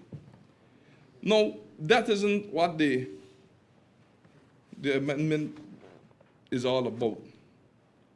But what I've learned in this house over the years, certain things you hear, if you leave them go, they become gospel.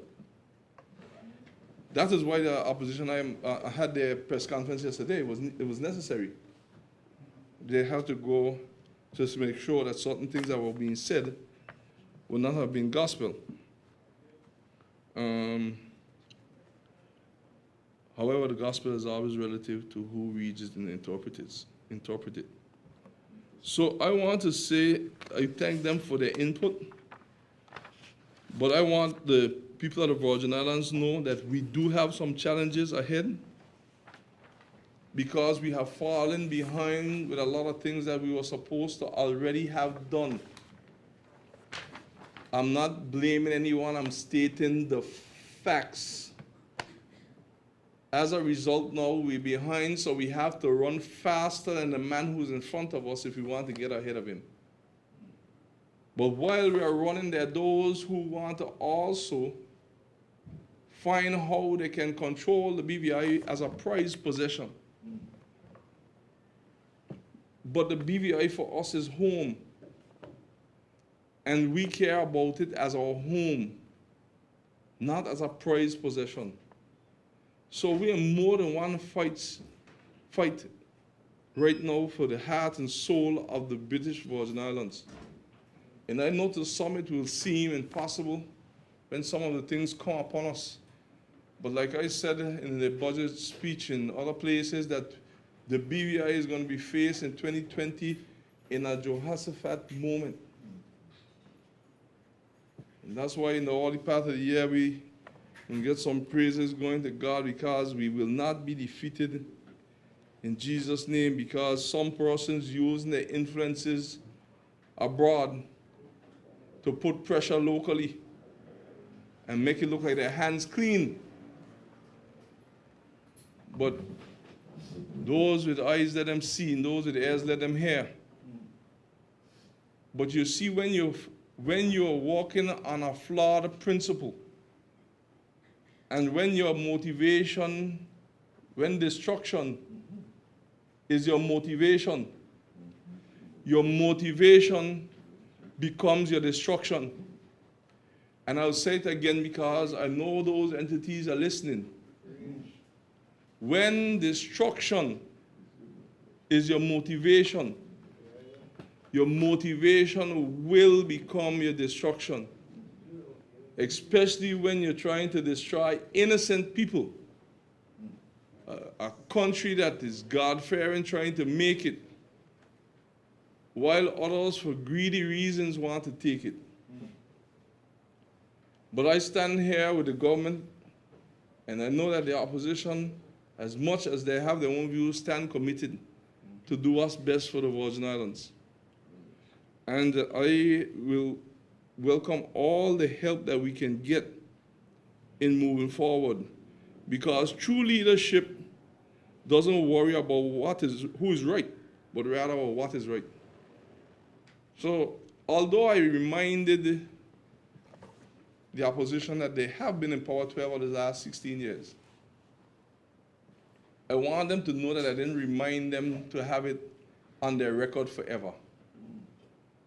I just reminded them because when I hear some of the speeches nowadays, it sounds as if they just arrived to politics.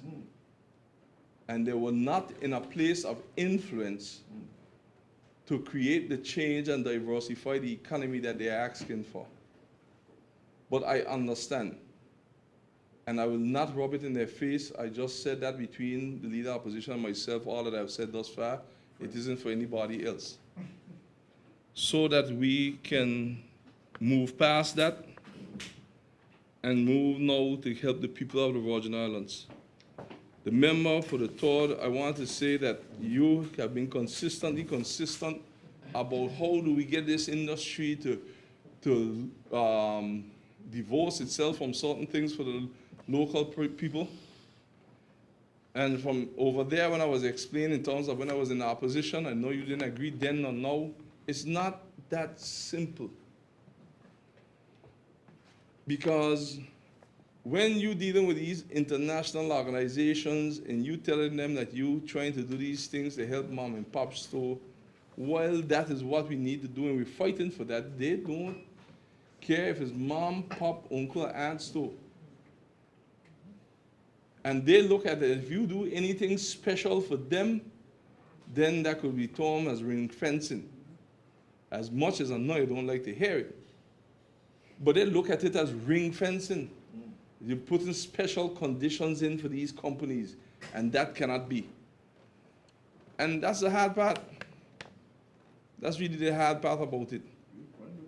But together, I'm open member for the third. I want you to know whatever solutions that you have. I've gotten some solutions from the Minister of Education that we'll be discussing more, and some other ministers. but I welcome all of your solutions so that we can find a way to get it done. And whatever in those reports that we have to look at, I will go through the legislative agenda, what all legislation we passed thus far to show that we have been as consistent as possible in trying to implement them in the last 8 months and change. But again, I want to say that what wasn't done in the last 12 or the 16 years to ask me to do it in the 8 to 9 months is quite a stretch. It's going to take some time, but it will happen. So, Mr. Speaker, I ask the whole of the BVI listening to pray like never before, because we have a lot of battles coming up in 2020 with a lot of international organizations who, in my book, I see it as unfairly moving in some areas, and who I see, in my mind, probably acting out of a manner which others probably influencing to be able to get the BVI in the direction that they want. So be mindful. But the good thing is, which I give everyone hope with, is that no matter how big these nations are, no matter how strong they think they ain't stronger than the God that our forefathers of the Bosnians have been serving. But faith without works is useless, dead. So we're going to go through the works. Now, having said that, I hope I haven't upset the opposition in any way, because I really do like them and love them. And I want them to know that, yeah, I really want them to know that we're going to work well together. But there was a portion of the history that was left out in certain entities. And I know it's hard for the whole opposition to hear this, because there are 3 segments of the opposition, 3 different parties. But they say, you know, I used to lump out the other 2, but I see them on a press conference every time, and everybody together in one big happy family. So now I have to put everybody together till the other 2 take out themselves. So sorry to those other 2 political parties that in, but I just noticed that everybody's together. I guess it's Christmas. And I would hope that you treat it like a limited partnership, because the other 2 of you weren't responsible, weren't wrong in those times. The others were, except for 2 of them, weren't responsible. But there was one there from inception. So I just want to get that caveat there for the opposition. But other than that part of history, I must say that a lot of good points have come out by every speaker. And I've jotted them down. In the committee stage, you'll get to ask some of the experts that are there that are going to come to go through line by line, clause by clause, so that whatever concerns you have can be properly ventilated. Plus all of the experts that are there from FSC, from finance, from Premier's office, they know that I tell them when any elected official wants to know anything, tell them this is not secret. You can't be private in the public. It's a public business you're doing. You don't have anything to hide. We're working our best to act transparently and be accountable to make sure that the territory flourishes. So if the goalposts keep shifting on all bright minds, after they've done all the work that they can, it's not their fault. So I just want to congratulate and thank all the technical support that we have received to be this far. And I'm looking forward to a fruitful, even more fruitful discussion when we go into the committee stage of this bill, as we have 1 or 2 others to go through that we must pass before year end and have in place for those international organizations, hopefully to make sure that they don't blacklist us, but at the same time we have no guarantee. But hopefully we will be able to avoid it, and we are behind in certain areas, not the fault of us, but hopefully with God's help we get past it all. So, Mr. Speaker, I want to thank everyone for the debate on this bill, and I look forward to the committee stage. I thank the mover of the bill for wrapping up. Was that bill was it seconded? Mr. Speaker, I second the second motion. Thank you. It has been moved and seconded that the bill shortly entitled BVI Business Companies Amendment Act 2019 be read a second time. Those in favor? Aye. Those against? The ayes have it. Therefore, I call upon the clerk to read the bill a second time.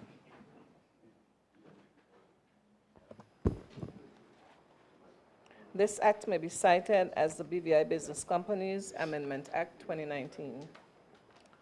Pursuant to Standing Orders 55-1, the House of Assembly of the Virgin Islands, the bill now stands committed to a committee of the whole House to consider it clause by clause. This House is now in committee.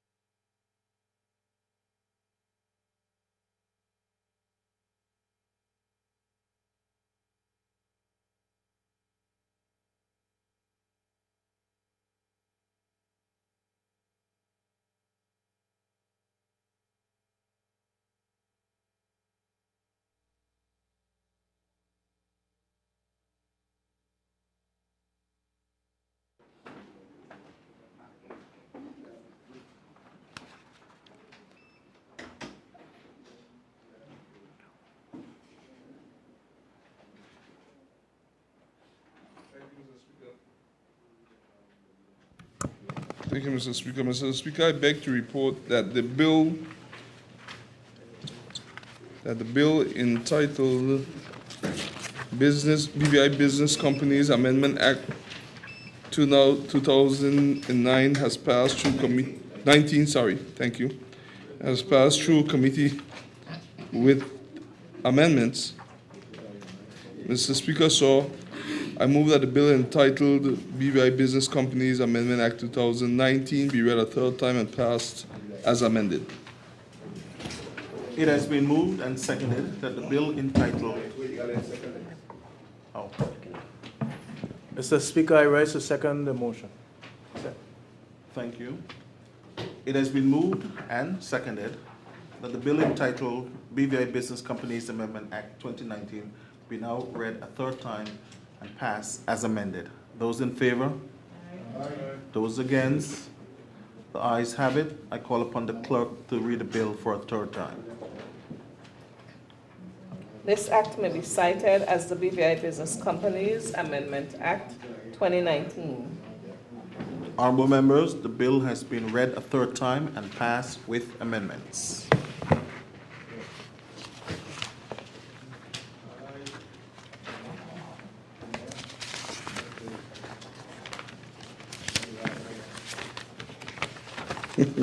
I now call on the Premier and Leader of Government Business.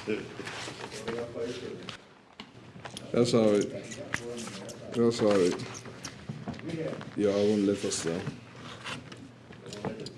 Yes, and for sure not. 1 minute, Mr. Chair. Yeah, you've been there with me since July 1999. They just know you, man. You lie. Order. Yes, Mr. Speaker, I rise to move a motion for the suspension of the standing order. The second reading. The second. Oh, this is second and third reading, sorry. Sorry, this one was already in the second and third reading. My error. So, Mr. Speaker, I move that the bill shortly entitled Securities and Investment Business Amendment Act 2019. I move the second and third reading of the bill entitled Securities and Investment Amendment Act 2019. Mr. Speaker, I move that the bill shortly entitled Securities and Investment Business Amendment Act 2019 be read a second time. Mr. Speaker, I rise to second the motion. Mr. Speaker, before I raise the second motion, I made one, before the motion is second, sorry, Minister for Transportation. I'll just read the bill's objects and the reasons. And Mr. Speaker, the bill seeks to amend the Securities and Investment Business Act, now known as the Act, to effect reforms considered necessary to further comply with the requirements of the European Union's Code of Conduct, and in particular, its recent economic substance initiative as it applies to collective investment vehicles. The primary effect of the bill is that it expands the scope of the Act to include the supervision of all types of collective investment funds classified within the Code of Conduct. By introducing a new supervisory regime for what the bill defines as private investment funds, the bill establishes the requirements for private investment funds to be recognized by the Financial Services Commission, known as the Commission. The criteria to be satisfied in order for the Commission to grant recognition and a requirement for these entities to act in accordance with the provisions established within their constitutional documents. The bill also requires each private investment fund to appoint an authorized representative to act as liaison between the Commission and each fund, a provision that currently exists with respect to all entities subject to the requirements of the Act. The bill also allows for further requirements relating to private investment funds to be imposed via private investment funds regulations. In addition, the bill includes a new provision requiring persons that undertake management functions for new fund entities to provide notifications to the Commission. This provision is also required to satisfy relevant economic substance requirements. The bill must be effected by 31st December 2019 so that it can be accounted for when the Council makes its decision as to whether to find the territory compliant with the Code of Conduct. The bill proposes a transitional period of until 1st July 2020 to allow private investment funds to seek recognition from the Commission.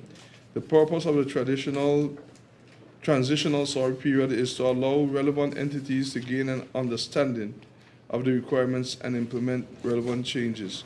So, Mr. Speaker, those are the objects and reasons, and I do move so that the bill be read a second time. Mr. Speaker, I rise to second the motion. Honorable members, the floor is now open for debate on the Securities and Investment Business Amendment Act 2019.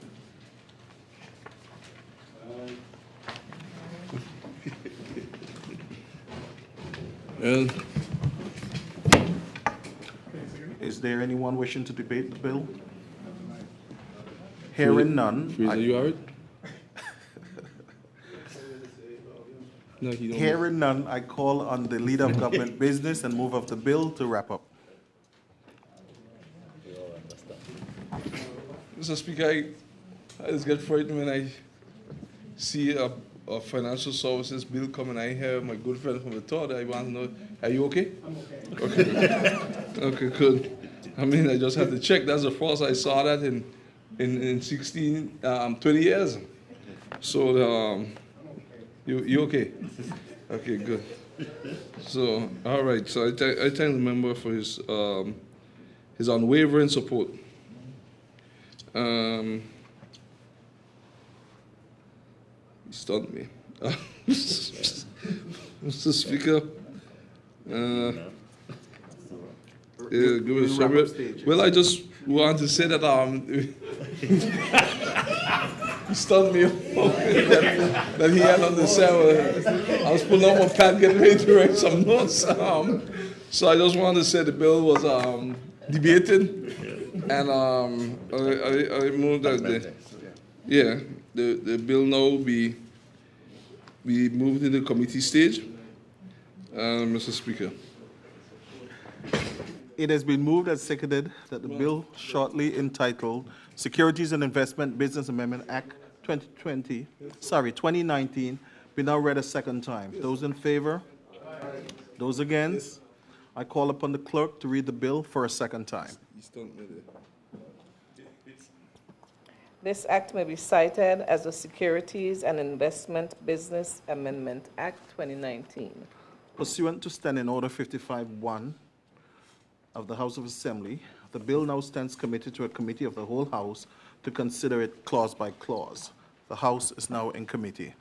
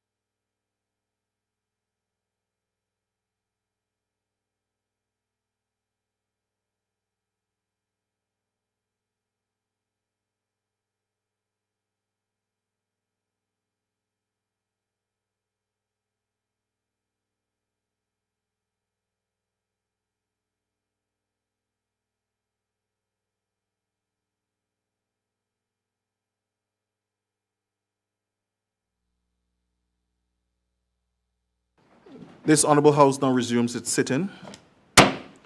I call on the Leader of Government Business and move off the bill. Thank you, Mr. Speaker.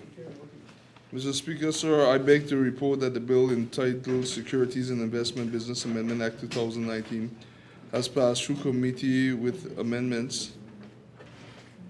Mr. Speaker, so I move that the bill entitled Securities and Investment Business Amendment Act 2019 be read a third time and pass as amended. Mr. Speaker, I rise to second motion. It has been moved and seconded that the bill entitled Securities Investment Business Amendment Act 2019 be now read a third time and passed as amended. Those in favor? Aye. Those against? The motion is passed. Therefore, I call upon the clerk to read the bill a third time. This act may be cited as the Securities and Investment Business Amendment Act 2019. The bill has been read a third time and passed with amendments. No, I mean the bill itself. Inside you're saying something else before.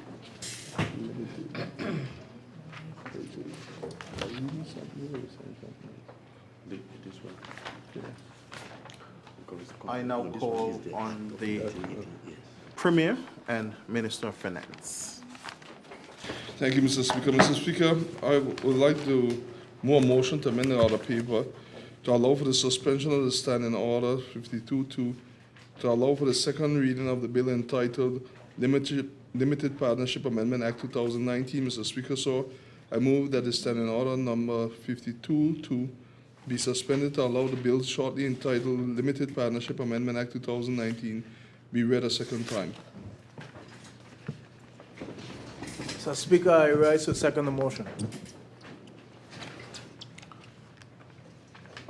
It has been moved and seconded that standing orders number 52-2 be suspended to allow the bill entitled Limited Partnership Amendment Act 2019 to be read a second time. Those in favor? Aye. Those against? The motion is passed. I call on the Premier. Thank you, Mr. Speaker. Mr. Speaker, I move that the second and third reading of the bill entitled Limited Partnership Amendment Act 2019, bill entitled Limited Partnership Amendment Act 2019. I move that the bill shortly entitled Limited Partnership Amendment Act 2019 be read a second time, Mr. Speaker. And Mr. Speaker, this one would only be brief in that, Mr. Speaker, this will to provide for the International Tax Authority to apply to the code for the winding up of a limited partnership in the public interest. It also, Mr. Speaker, will allow for it to be within line with the other bills that were passed earlier, to make sure that we are in line, Mr. Speaker, before December 31st for any evaluation that will be forthcoming, Mr. Speaker. So with that brief objects and reasons, I put it to the House for the debate. Mr. Speaker, I rise to second the motion. Honorable members, the floor is now open for the debate on the Limited Partnership Amendment Act 2019.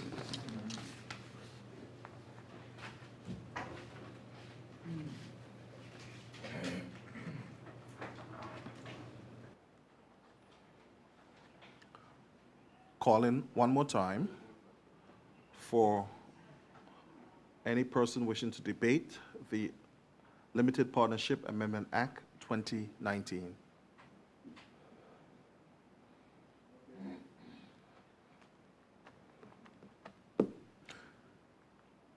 My 3 minutes not up yet.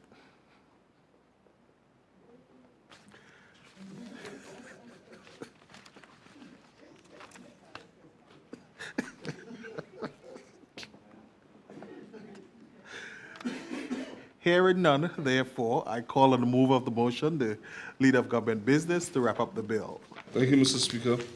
Mr. Speaker, with all that's said and done, the members of the House understand that this is germane to the other bills. So, Mr. Speaker, I'm glad that that section is over, and whatever else needs to be properly ventilated will be done so in the committee stage. So, Mr. Speaker, I thank everyone for their input on this and the other bills. So, Mr. Speaker, I move that this now be moved to in the committee stage of the House, Mr. Speaker. Thank you, Premier. It has been moved and seconded that the bill shortly entitled Limited Partnership Amendment Act 2019 be now read a second time. Those in favor? Those against? The ayes have it. I call upon the clerk to read the bill a second time. This act may be cited as the Limited Partnership Amendment Act 2019. Pursuant to Standing Order 55-1 of the House of Assembly of the Virgin Islands, the bill now stands committed to a committee of the whole House to be considered clause by clause. This House is in committee.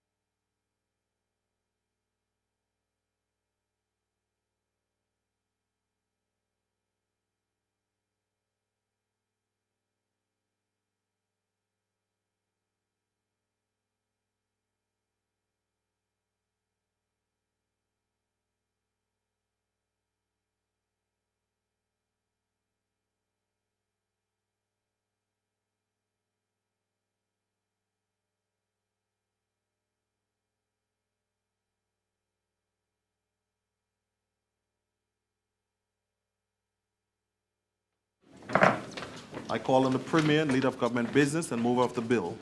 Wait, let the noise get in, please.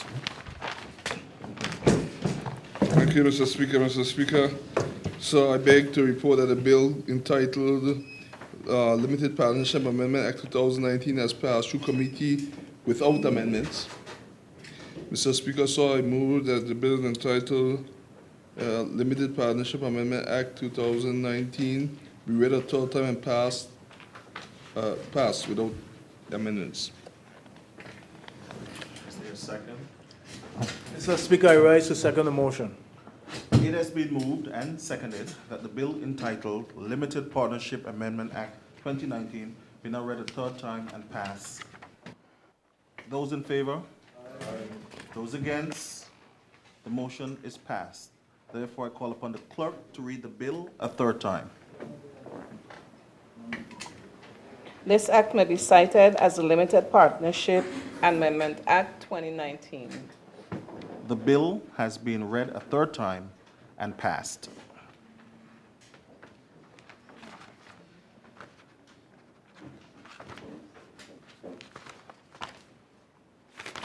I again call on the Leader of Government Business. Mr. Speaker, I move a motion to amend the order paper to allow for the introduction and first reading of the Insolvency Amendment Act 2019. Mr. Speaker, I move that leave be granted to introduce the following bill standing in my name now shortly entitled Insolvency Amendment Act 2019. Mr. Speaker, I rise to second the motion. It has been moved and seconded that leave to introduce the bill shortly entitled Insolvency Amendment Act 2019 be granted. Those in favor? Aye. Those against? The ayes have it. I call upon the Premier. Thank you, Mr. Speaker. Mr. Speaker, I introduce the bill standing in my name shortly entitled Insolvency Amendment Act 2019 and will explain its provisions at the second reading. Mr. Speaker, so I move that the bill shortly entitled Insolvency Amendment Act 2019 be now read a first time. Mr. Speaker, I rise to second the motion. It has been moved and seconded that the bill shortly entitled Insolvency Amendment Act 2019 be now read a first time. Those in favor? Aye. Those against? The ayes have it. Therefore, I call upon the clerk to read the bill for the first time. This act may be cited as the Insolvency Amendment Act 2019. Thank you. I now call on the Premier. Mr. Speaker, with your kind permission, I move a motion for the suspension of standing orders 52-2 to allow for the second reading of the bill entitled Insolvency Amendment Act 2019. Mr. Speaker, sir, I move that standing order number 52-2 be suspended to allow for the bill shortly entitled Insolvency Amendment Act 2019 to be read a second time. Mr. Speaker, I rise to second the motion. It has been moved and seconded that standing order number 52-2 be suspended to allow the bill entitled Insolvency Amendment Act 2019 to be read a second time. Those in favor? Aye. Those against? The ayes have it. The motion is passed. I now call on the Premier. Thank you, Mr. Speaker. I move the motion I move that the second and third reading of the bill entitled Insolvency Amendment Act 2019. I move that the bill shortly entitled Insolvency Amendment Act 2019 be read a second time. And Mr. Speaker, just in terms of a brief object and reason, is that the bill seeks to amend the Insolvency Act of 2003, number 5 of 2003, hereinafter referred to as the principal ordinance. Mr. Speaker, this is to make sure that that this falls in line and part and parcel of all the other bills that we have passed, Mr. Speaker, even financial services that we are on the verge of passing before the end of the year, Mr. Speaker, to make sure that we stay within the parameters of what we need to be within, Mr. Speaker, for the industry in terms of evaluations that are coming forth. So with that short objects and reason, Mr. Speaker, I move that the debate, Mr. Speaker, be held. Is there a second? Mr. Speaker, I rise to second the motion. Honorable members, the floor is now open for debate on the Insolvency Amendment Act 2019.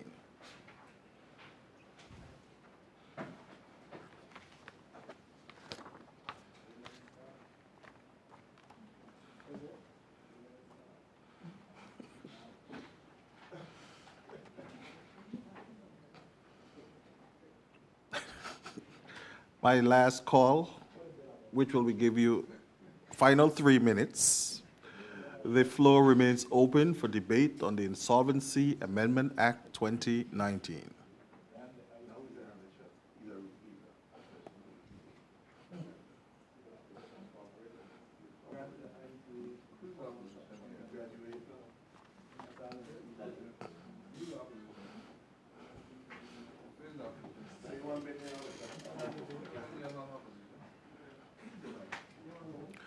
Hearing no member wishing to debate, I will call on the mover of the motion, the mover of the bill, to wrap up.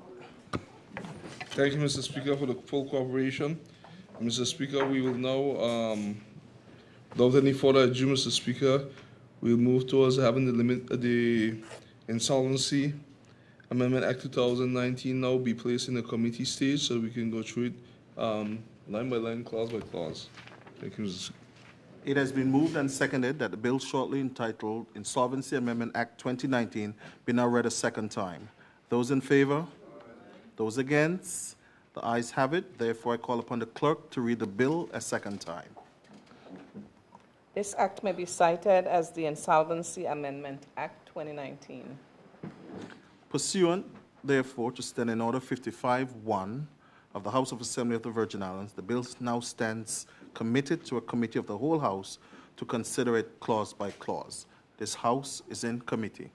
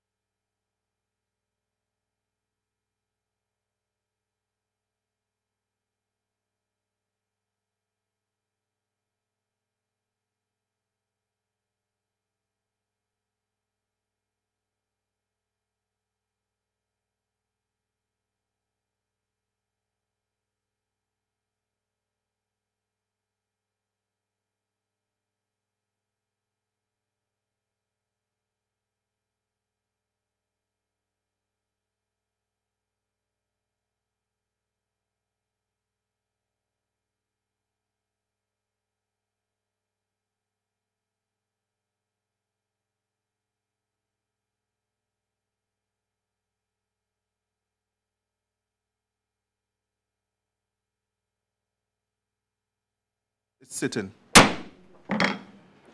I call on the Premier and Leader of Government Business and move of the bill Insolvency Amendment Act 2019. Mr. Speaker, so I beg to report that the bill entitled Insolvency Amendment Act 2019 has passed through committee with amendments. Mr. Speaker, so I move that the bill entitled Insolvency Amendment Act 2019 be read a third time and passed as amended. Mr. Speaker, I second that motion. It has been moved and seconded that the bill entitled Insolvency Amendment Act 2019 be now read a third time and passed as amended. Those in favor? Those against? The motion is carried. Therefore, I call upon the clerk to read the bill for a third time. This act may be cited as the Insolvency Amendment Act 2019. The bill has been read a third time and passed with amendments.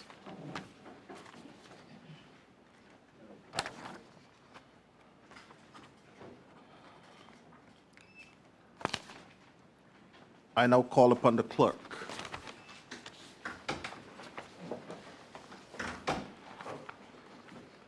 Item 7.2, private members' business. Item number 8, other business. Other business, I recognize the representative from the 3rd District and senior member of the House, the Honorable Julian Fraser. Thank you, Mr. Speaker. Mr. Speaker, I'm speaking for the police and the other member. Yeah, Mr. Speaker, I rise first because I'd like to police all the other members as they speak to hold them to the minutes allotted so we can get out of here in a decent time after being held here for so many hours, particularly on Friday. Mr. Speaker, first I'd like to congratulate you and your committee for what I would consider to be a job well done to the organization of the function on Wednesday, was it? Last week, Wednesday. I don't want another cost because I might have to take back that, but the job was well done. I know how testy those kind of things could be, and you performed well. Mr. Speaker, I want to thank the staff of the House of Assembly and wish them Merry Christmas and a Happy New Year, and hope that their holidays are less stressful than the days leading up to the holidays. Mr. Speaker, I don't know if over the years I've been here, I've ever seen this House of Assembly staff have a Christmas party. And I think that other departments in government do have them, but I've never seen this House of Assembly. I don't think that they had one and didn't invite me, so I could say that they didn't have any. I would hope that we can fix that in the coming years, Mr. Speaker, because for the kind of work that they do, and under the stress and conditions that they do it, some form of appreciation should be shown. Mr. Speaker, what a difference a year makes. What a difference a year makes, Mr. Speaker. Mr. Speaker, last year this time, the Chahoon, the lies. Mr. Speaker, I could tell you, thank God for 2019 December, because 2018 December was something else. But I guess all is well that ends well. One side have won and they're over there, they're happy, they look happy to me. And I guess the Chahoon paid off. I didn't say you all were telling lies, I just said lies, I didn't say who was telling them. Y'all must have been saying something good.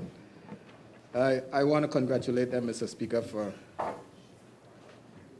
their victory and being the holder of government for the last 9 months. And I haven't heard of any major hiccups or any calamities that they have caused. But I just want them to know that what do you call it? What were you on a holiday? The honeymoon. The honeymoon is over. The leader of the opposition has put them on notice that come February 26th, they will become the owners of the China they bought. And they broke it, they own it. And if we are not as nice to you as we have been for the last 9 months, don't blame us, because that's the nature of the business. And people who sit on that side, they dread coming over here with their backs to the wall. So just keep your fingers crossed and hope that you do such a good job that you get to stay there.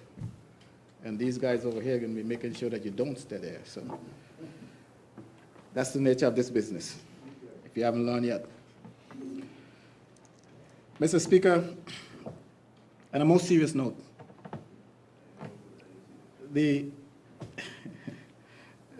we've had a series of deaths in the territory, seemingly particularly in the last few months, Mr. Speaker, and they haven't stopped. We still have dead people, dead persons to be buried as I speak. Seemingly, Mr. Speaker, over the last few weeks in my district, had a cousin, a god brother, Mr. Will Fobbs, that we buried about 2 weeks ago. And while he was being buried, there was Mr. John Hodge sitting on the morgue waiting to be buried, and he was buried last Saturday. We still have Oliver Skelton, who will be buried tomorrow. And these are all people from the 3rd District. And Mr. Speaker, a good friend and district man as well, Pedro Smith. He's just passed as well. For those of you who Pedro is, he's the brother of Sylvia Smith, Mario Smith, lived in St. Thomas. But he's one of us, was one of us, nonetheless. And he is still yet to be buried. So, John Hodge? John? What? Yeah. And I'm hearing now that John, he was everybody's good friend. He was everybody's good friend, and he has passed as well. He lives in Packwood Pond with his sister Irene Penn. So, in these times, Mr. Speaker, we need to hold our fellow men up in prayers and let them know that they're not alone in this lonesome road that they have to travel. And I would like to let them know what my true feelings are regarding the passing of a loved one. Mr. Speaker, I'd like to, at this time, extend to my constituents of the 3rd Electoral District, who has been particularly good to me in my undertakings here as a member of this House of Assembly, to see fit to continue to send me back here to work for them. It's not easy.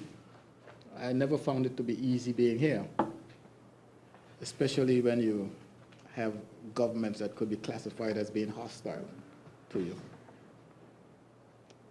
Mr. Speaker, when you turn serving the people into politics, it has its own way of backfiring on you.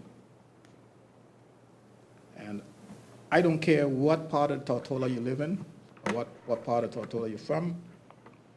Tortola, Virgin Gorda, Jos Van Dyke, the Virgin Islands. I don't care what part you're from or who you are.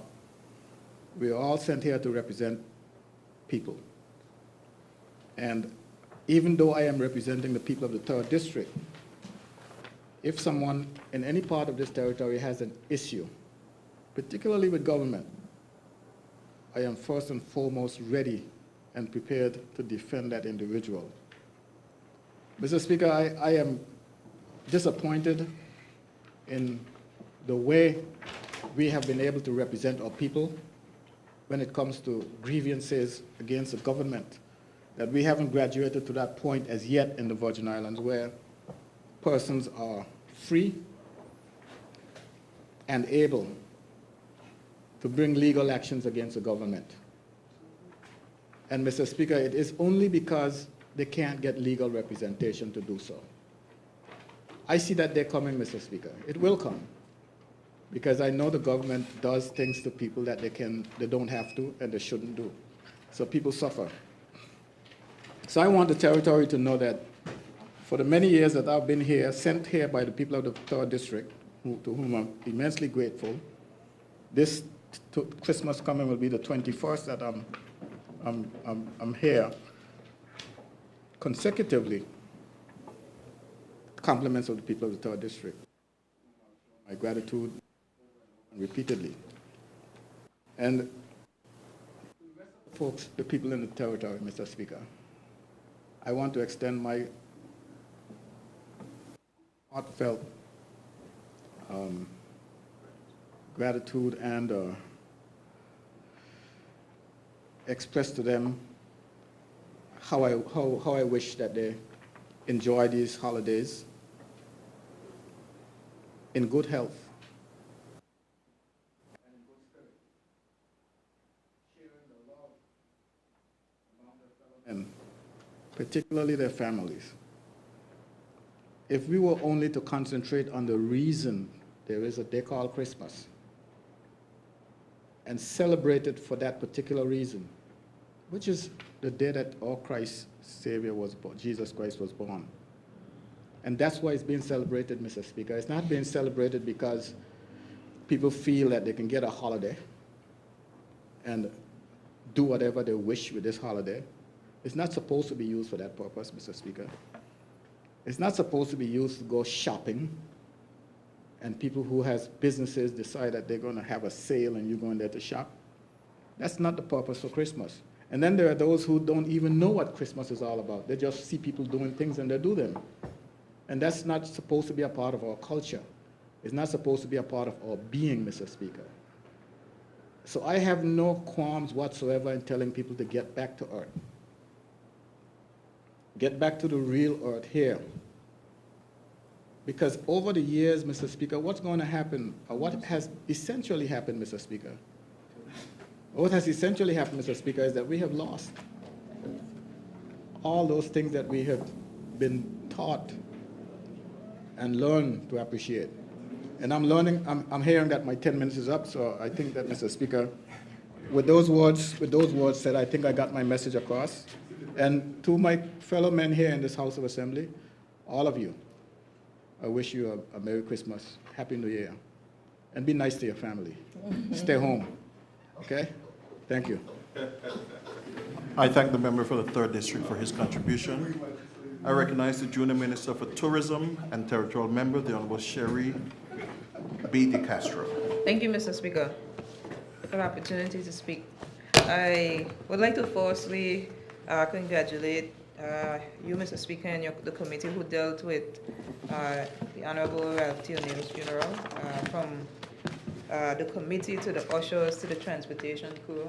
It was well organized, and it was truly great to see such a stalwart be recognized in that manner, even in death. I would also like to, as my colleague has, give sincere condolences to all the families who have lost loved ones throughout the territory.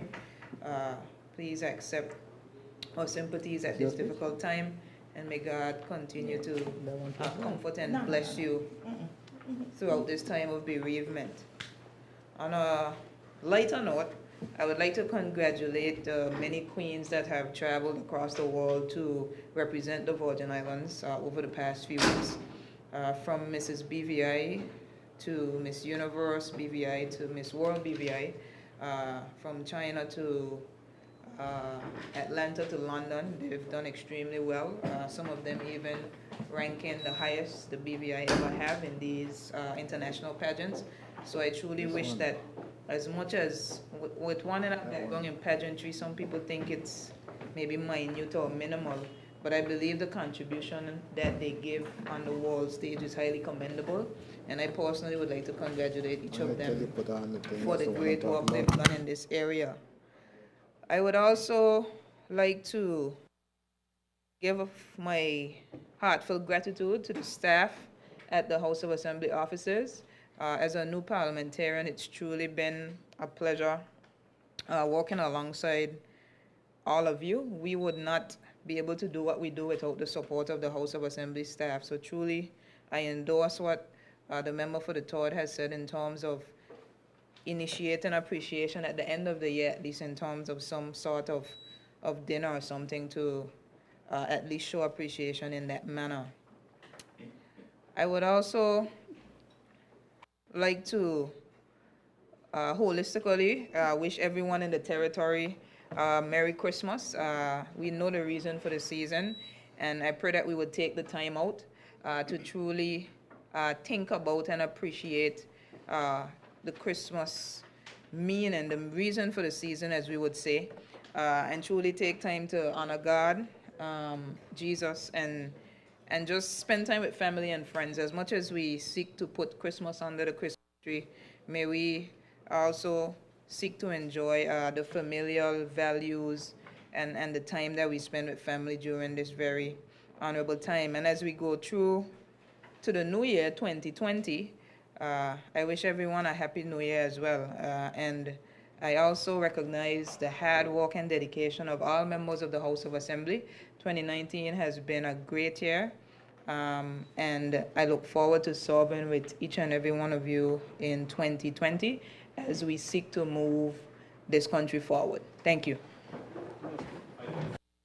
I thank the Minister for Tourism. I now recognize the member for the 6th District, the Honorable Alvaro Meduru Keynes.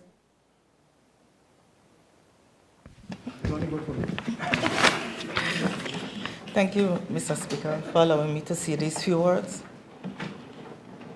I first want to wish everyone happy holiday season, especially my people of the 6th District who elected me for a third term to work on their behalf. I just want to give my love to all of them. I must also say, Mr. Speaker, a special thank you to my colleagues and happy holiday season. Also to you, Mr. Speaker, and the staff of the House of Assembly for your hard work and dedication under extreme circumstances at times. And I just want to say we do appreciate you very, very much. You go way out and beyond to make sure everything runs in order in the House. And for this, I thank you. Mr. Speaker, we must remember the reason for the season, and it's the birth of Jesus Christ. For without this event, we won't be here. And for this, we must always remember to give him thanks, give him a hallelujah, praise, and always honor him and glorify him. For the new year, Mr. Speaker, I wish for all of us to show more respect to each other. None should make any feel less than themselves because they may have power and authority, because all power given unto men is given by God and can be taken away. So I ask that we show respect to each other. Respect comes in many ways, and we need to change that and do better for the new year. We need to keep in constant prayer for our country. It is my hope that all of us will live better lives than what we're living now. So we have to continue to pray for prosperity in our country. We have to continue to pray that if or when dark days hit us, that we'll be able to sustain it with the help of God.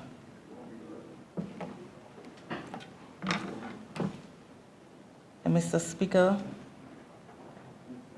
again, I wish to send happy holiday season to all of us.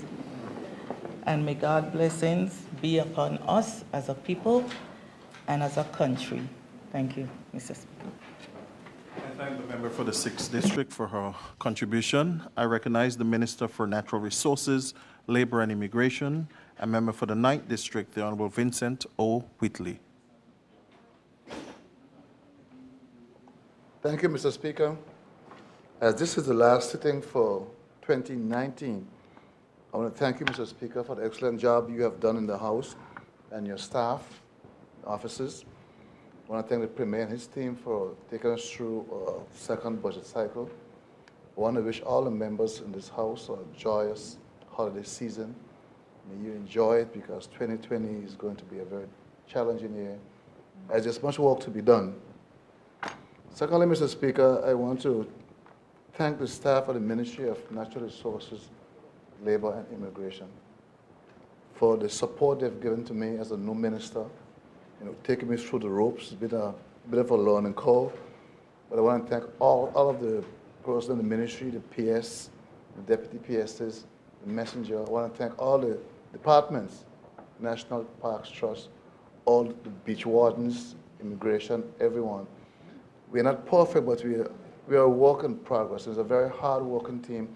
I want to encourage the members to get some good rest and reflect on 2019 and make sure that 2020, the year of sight, that we do things a little better. We should always strive for improvement. Mr. Speaker, yesterday we had a regularization ceremony. And I just want to say, I want to congratulate again all the persons who received residence or belonging certificates. I want to wish them well, their first Christmas as belongers or residents. And Mr. Speaker, I know a lot has been said about regularization, and I think sometimes we get too carried away with the downside of regularization. And yes, there is a downside, but Mr. Speaker, the upside is so much bigger than the downside. It ought to be celebrated. And again, I congratulate all of them, and I ask them to live in peace and harmony, and to just make the BVI go from good to great. Like the Premier used to say, we're all in this together. I want to tell all the persons in the 9th District, Enagada and Virgin Gorda, happy holidays, Merry Christmas, all the very best. Don't forget the Black Party is this Saturday at the college, this Sunday, sorry, by the compound at College in the Valley, close to the ferry dock. Ferry leaves Enagada around 2:30, returns after the party. Starts around 3 o'clock, lots of bouncies for the kids, gifts for the kids, and adult entertainment. So I welcome everyone to come and let's be in harmony for Christmas as we enjoy the season, not forgetting the reason for the season. Mr. Speaker, having a ministry and a district, particularly one that's across 2 islands, has been a bit of a challenge. But I think you kind of gotten it figured out to where I can spend a lot more time in the district, making sure I'm in contact with the constituents a little more than I currently am. It's taken a while to kind of figure out how to achieve that balance between the two. Because the ministry is a very big ministry, and it's incredibly involved and incredibly busy. And so it takes you away, Mr. Speaker, from being in a community the way you would like to do. I acknowledge and I recognize that, not making any excuses, but just saying going forward, you will see great improvements in that. You're going to put systems in place to make sure you have better access to your representative, and your voices and opinions can be heard in a much better and handled in a much more efficient manner. That I promise to do. The Speaker, I want to thank all my members in this House too for their support, their encouragement, for the encouraging words when we make mistakes. They don't really chastise us, but they pull us aside and they say, this is not the way that is done. But instead, this is the way to do these things. I really appreciate the hand-holding period, so to speak. Mr. Speaker, I want to wish all the persons in the BVI a safe and enjoyable Christmas.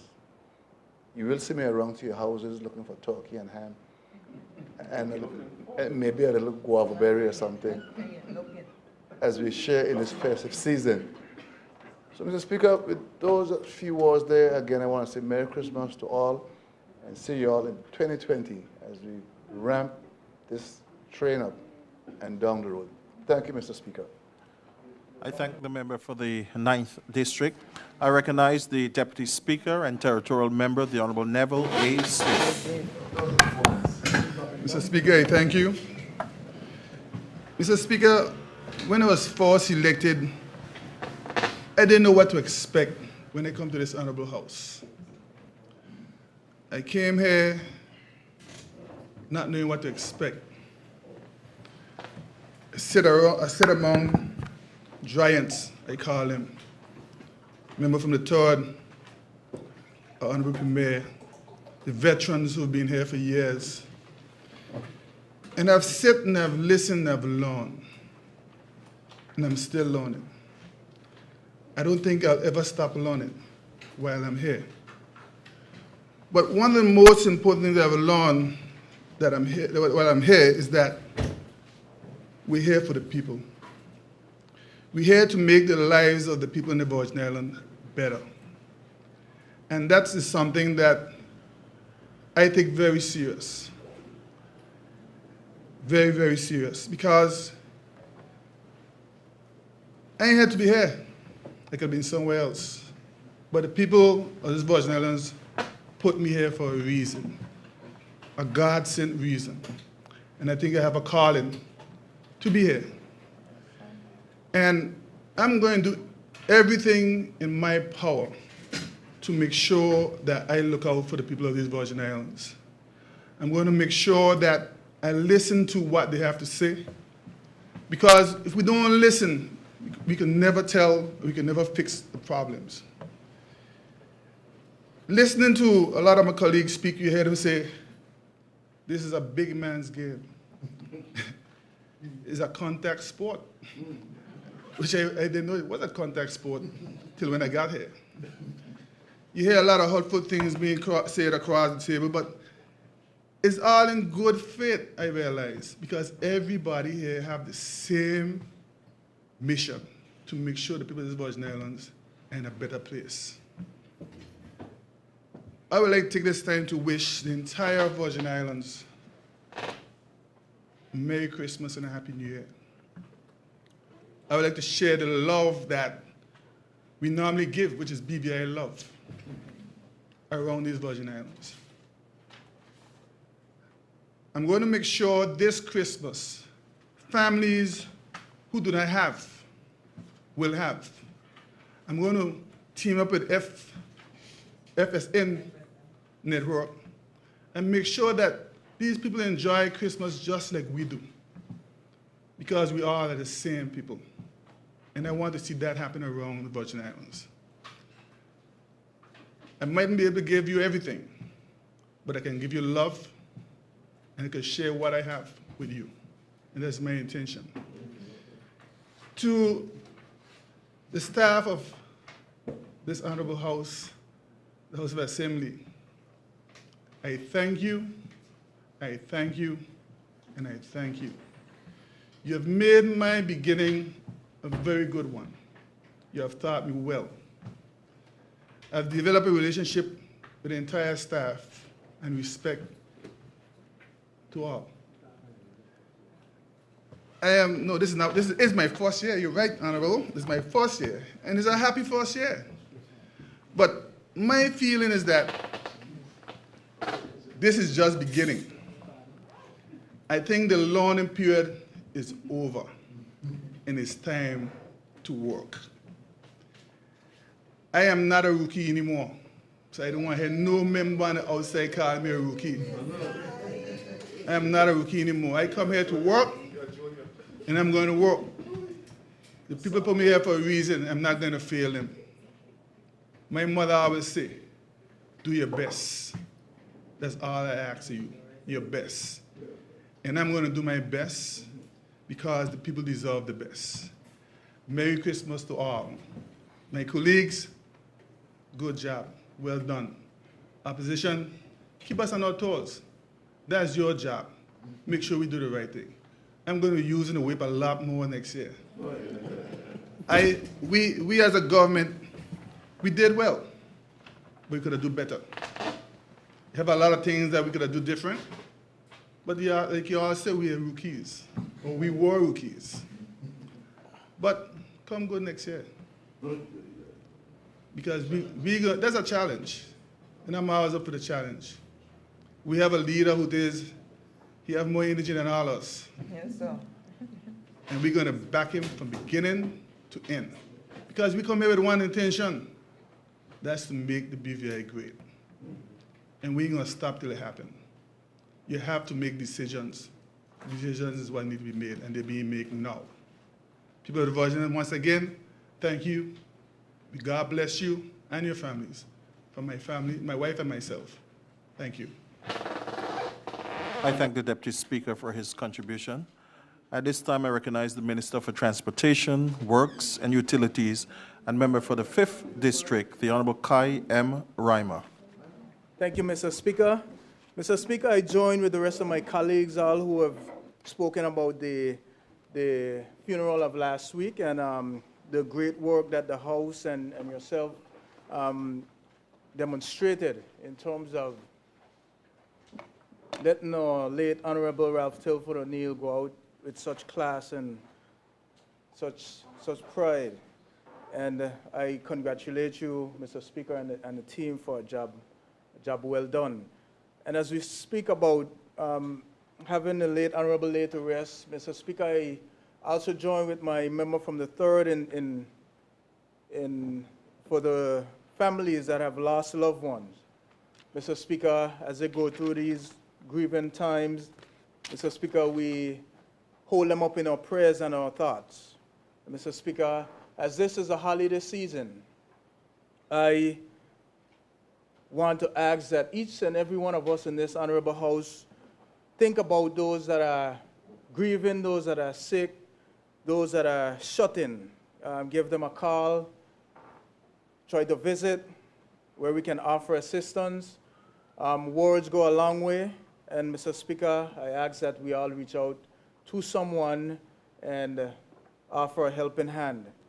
Mr. Speaker, I want to mention the people of the 5th District also and thank them for the confidence that they instilled in me. And Mr. Speaker, that they continue to instill in me as their representative. Mr. Speaker, on this last House sitting for the year, I want to wish them happy holidays. Mr. Speaker, Merry Christmas.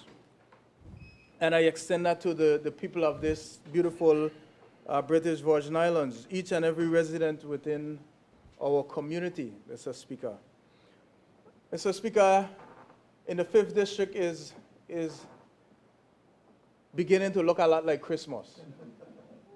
And I want to thank my committee, my hard-working committee, who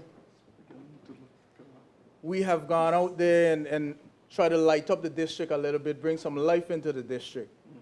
And Mr. Speaker, I just want to thank them, and I hope that it is something that we can continue to do. But within this holiday season, we want the spirit to be reflected within the district. And Mr. Speaker, again, I am thankful to them and the efforts. Mr. Speaker, as we speak about community and the end of the year, I want to acknowledge my after-school program, Mr. Speaker, because I have had many parents come up to me and told me thanks for the initiative. And Mr. Speaker, that is motivation for me to continue to bring these sort of initiatives to the community, because the effect of such things are positive. And as the year turns, Mr. Speaker, and as school opens, this initiative will restart. So I just want to tell the retired teachers and those active teachers tell them thanks for being a part of this initiative and bringing this ease and the benefits to parents and the students that participate at this after-school program.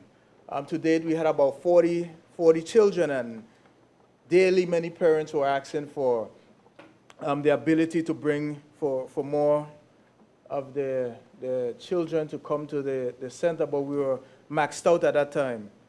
Mr. Speaker, again, I just want to say thanks for the ability to have that after-school program started within the 5th district, and hope it continues. And Mr. Speaker, as we're in holiday season and the Hoop It Up competition was started, Mr. Speaker, in the 5th district.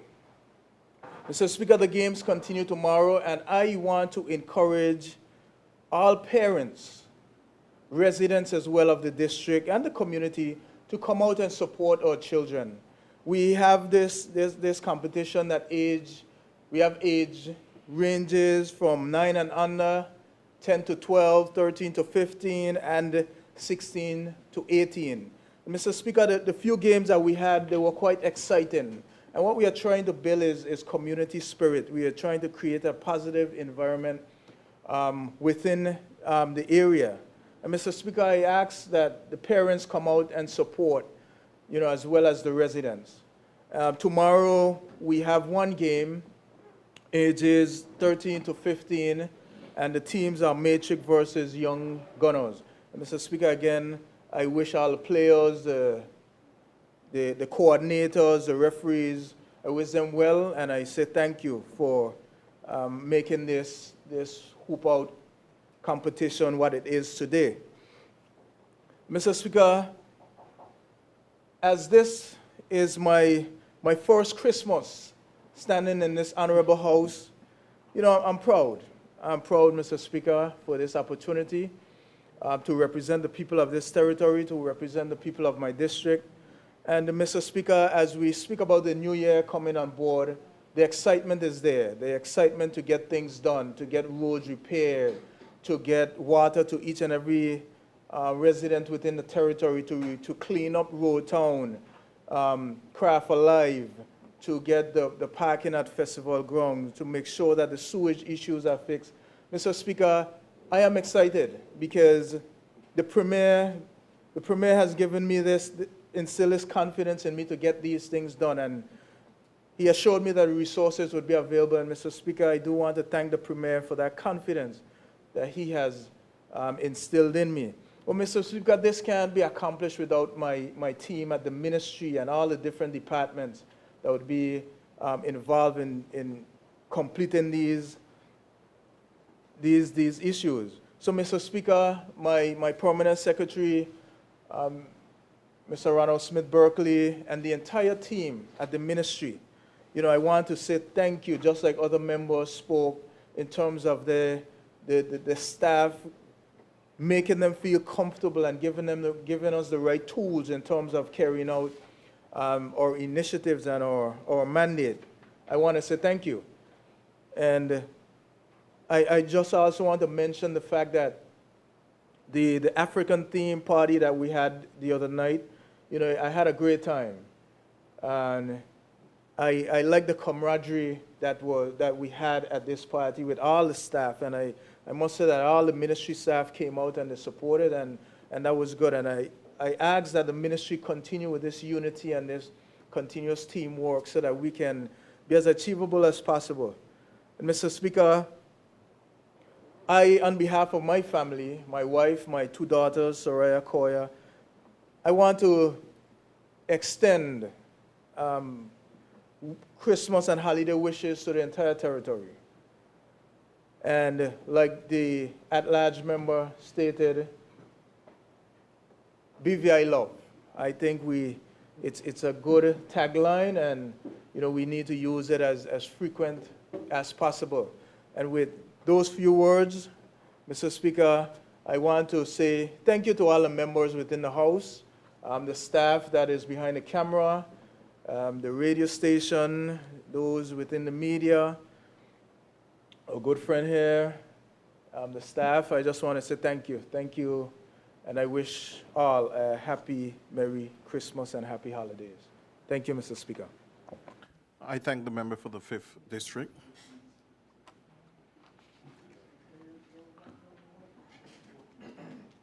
Is there anyone else wishing to speak before the I recognize the Deputy Premier and Minister for Health and Social Development and Territorial Member, the Honorable Carvin Malone. Thank you very much, Mr. Speaker, for allowing me the opportunity to say a few words and bring greetings on this Utah season. Mr. Speaker, I would, of course, like to, again, thank you for your leadership in the House. Thanks to Madam Clerk and the staff of the House of Assembly.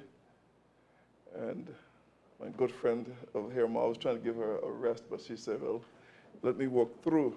The quicker we can get through, the better for me.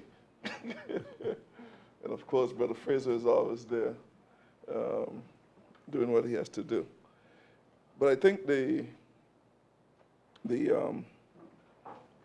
notwithstanding the price, Brother Fraser is always looking at the price, but I think that the ceremony was quite fitting, and whatever the cost of it is, the Minister of Finance will take care of that. So, but it was quite a fitting ceremony, quite a fitting send-off to the Honorable Ralph Tilford O'Neill, OBE, and Member Emeritus. But as members have said, there were quite a few. Since 2017, I'm not sure if we ever had a let-up in terms of the passings, especially my good friend John now, blessed memory. You know, Brother Oliver Skelton, who will be laid to rest tomorrow, and a host of other members of our community. So I have to send greetings and lighten up the season, but I have to send the greetings from District 1 straight through to District 9. And for all those who were pleased to lend me their support, both then and especially now, as we move into the Christmas season, Mr. Speaker, when we look at the various departments under the Ministry of Health and Social Development, from the permanent secretaries to the deputy permanent secretary, deputy permanent secretary's staff of the Ministry of Health, and of course, Department of Waste Management, the Dina Donovan Home, the Rainbow Children Home, the Autism Center, the BVI Services, Safe Haven Transitional Center, 911 Emergency Call Center, HM Prison, the Health Services Authority, AO Smith Hospital, the Social Security Board, Social Security staff, the NHI. And I'm sure I would have left out one, and that's the one I'll hear about. No intention. But with a complement, I already said HM Prison, with a complement of staff from the government and the statutory bodies, we total almost 1,300. So it's quite a task. I tell people we take care of you from birth to death, from where you were born to where you interned, and everything in the middle. And we'll be judged by how efficient we are in keeping good health, keeping the community safe in terms of the 911 Center, which we're trying to bring up to speed. But it is important for us, as we clean up the Virgin Islands, as we make sure that we take care of our gems, golden gems, as of our youth, of our most vulnerable. We want to make sure that at the end of the day, I can't read what I'm talking, at the end of the day, we would be able to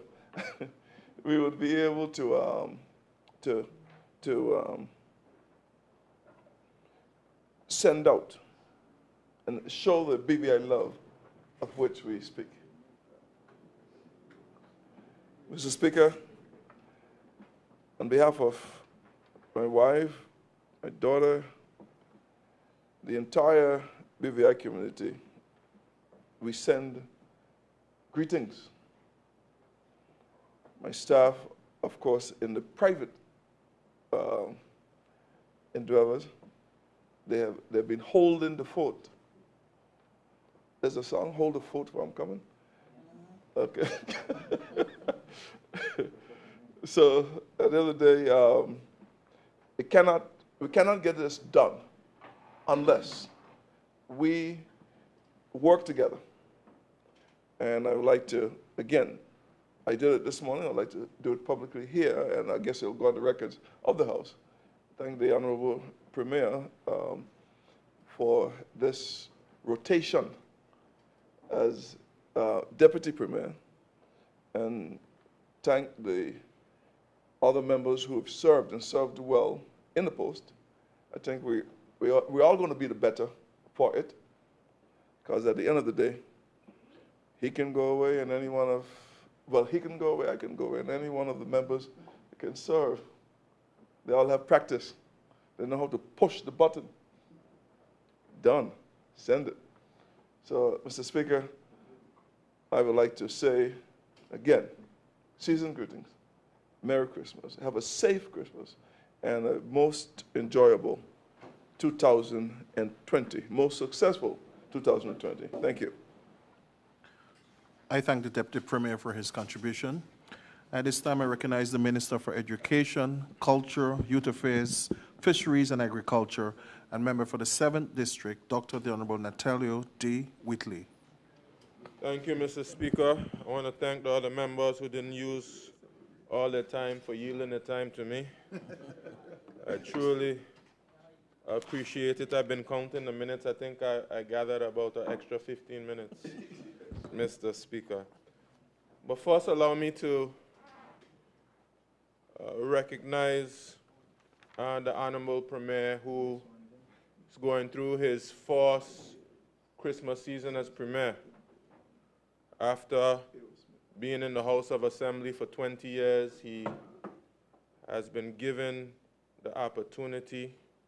He's been prepared for a time such as this and given the opportunity to lead the Virgin Islands.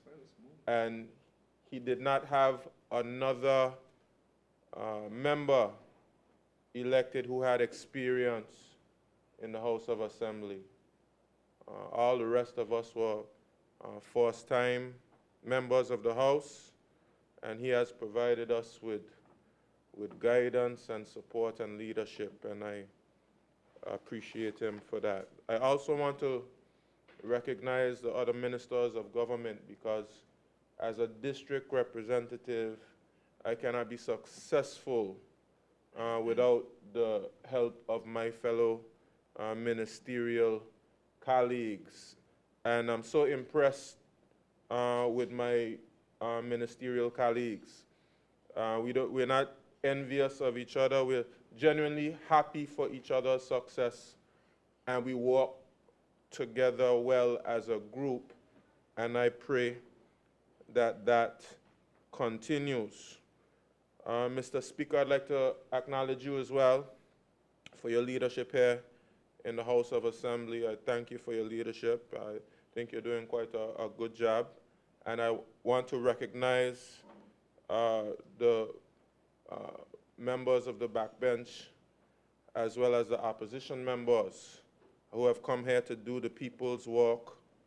And I know that we will continue to put the needs of the people first in this honorable House. And I can pledge to all members of the House of Assembly that in my role as minister, I'll work hard to ensure all the people of the Virgin Islands have good quality education and culture is revitalized, and sports and agriculture and fisheries and youth affairs, all well looked after.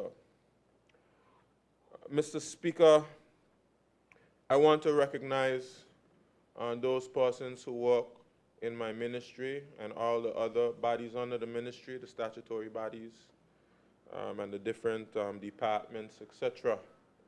And I believe that my ministry is truly special.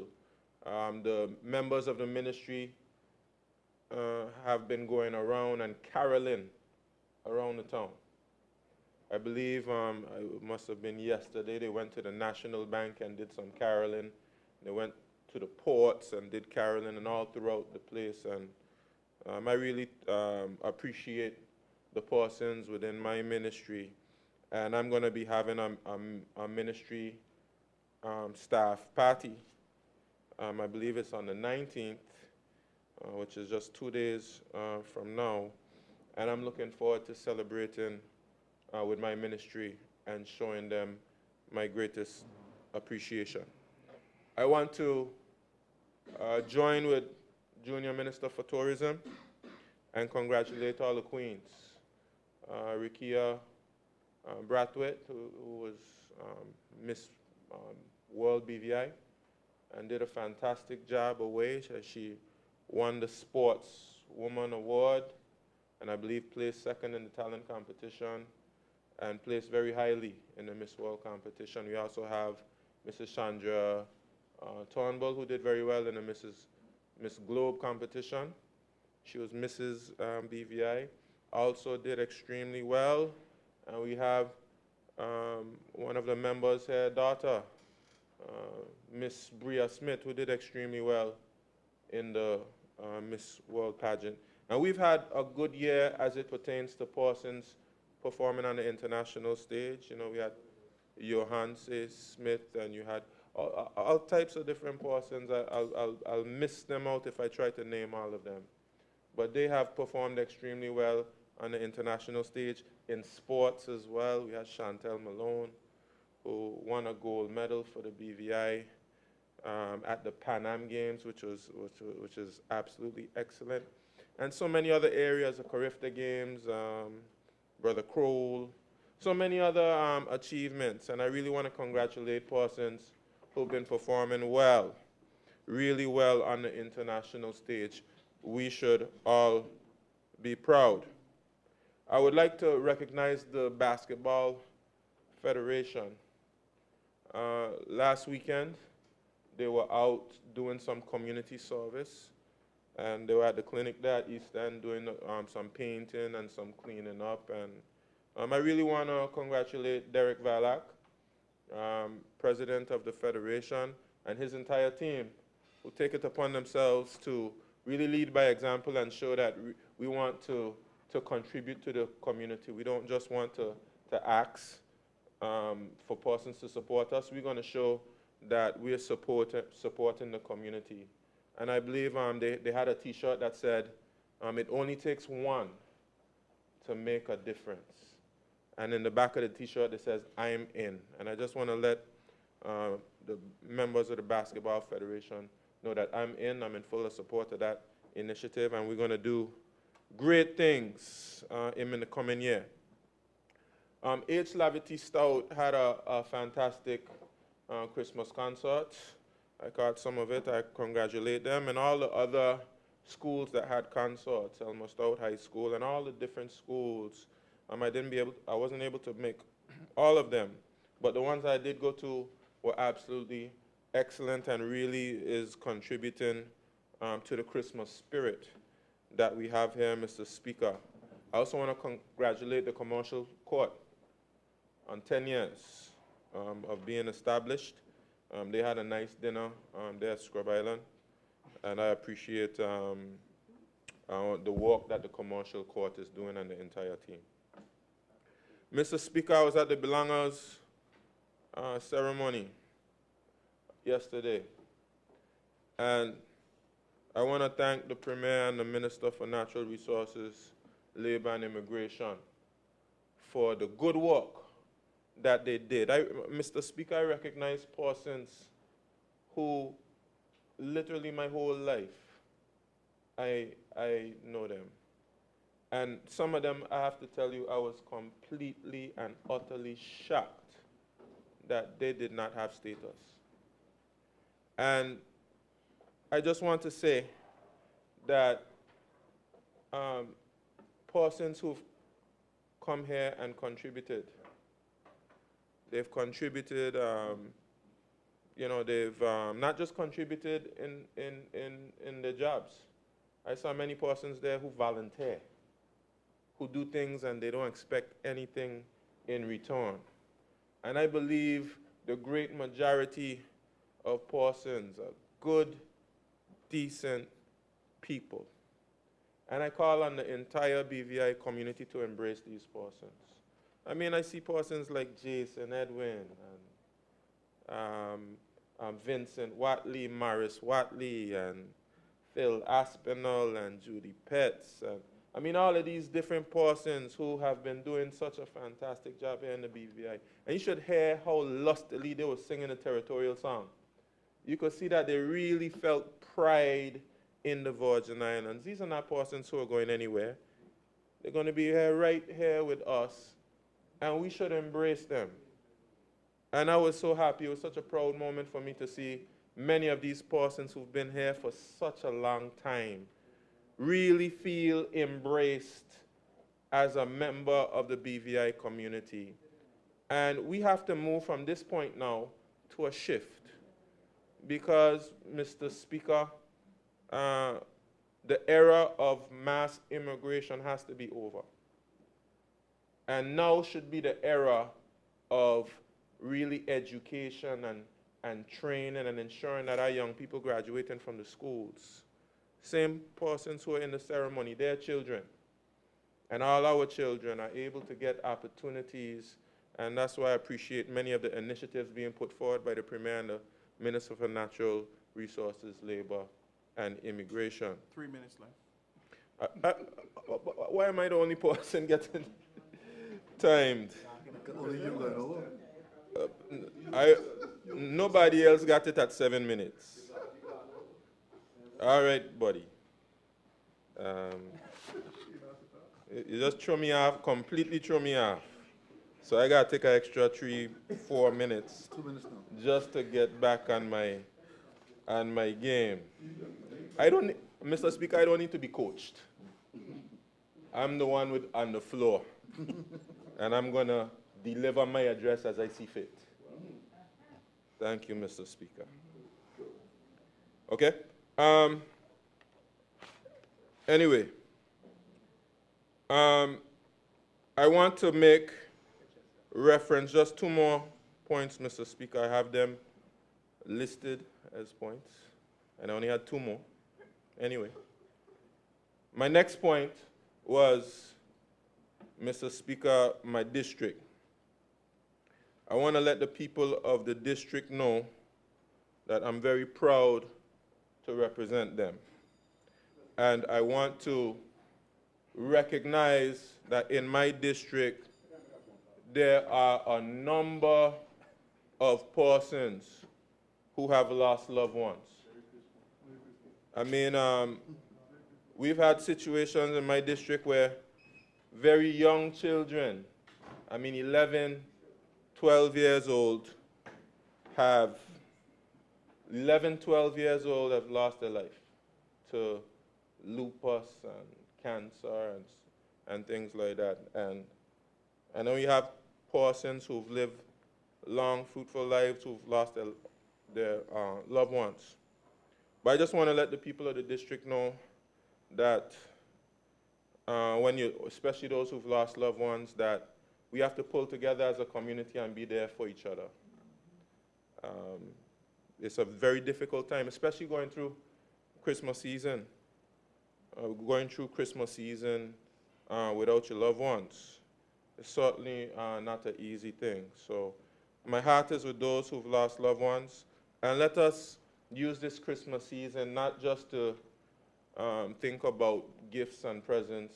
Let's think about those who are sick and shut in, those seniors who might be lonely, who might be going through the season without a spouse. Let's give them a visit and make sure that they feel loved and appreciated when they're going through a tough time. Like other members have said, I want to thank my district committee who's been working hard, and in fact we have a concert that we're going to be putting on the 23rd of December, featuring some great talent in and outside of the district.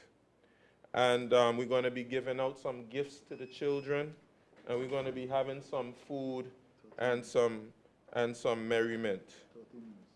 Yes. And I also, lastly, Mr. Speaker, I want to thank my support system, my family, my friends, those persons who look out for me, because the job that we have here is a very difficult job. Some persons may look at the glory of it, but it's a job that can wear on you a lot. And you know how beautiful and wonderful it is to meet someone who says, you know, Representative, I'm praying for you. Sometimes they say, Representative, did you eat today? Representative, are you getting some rest?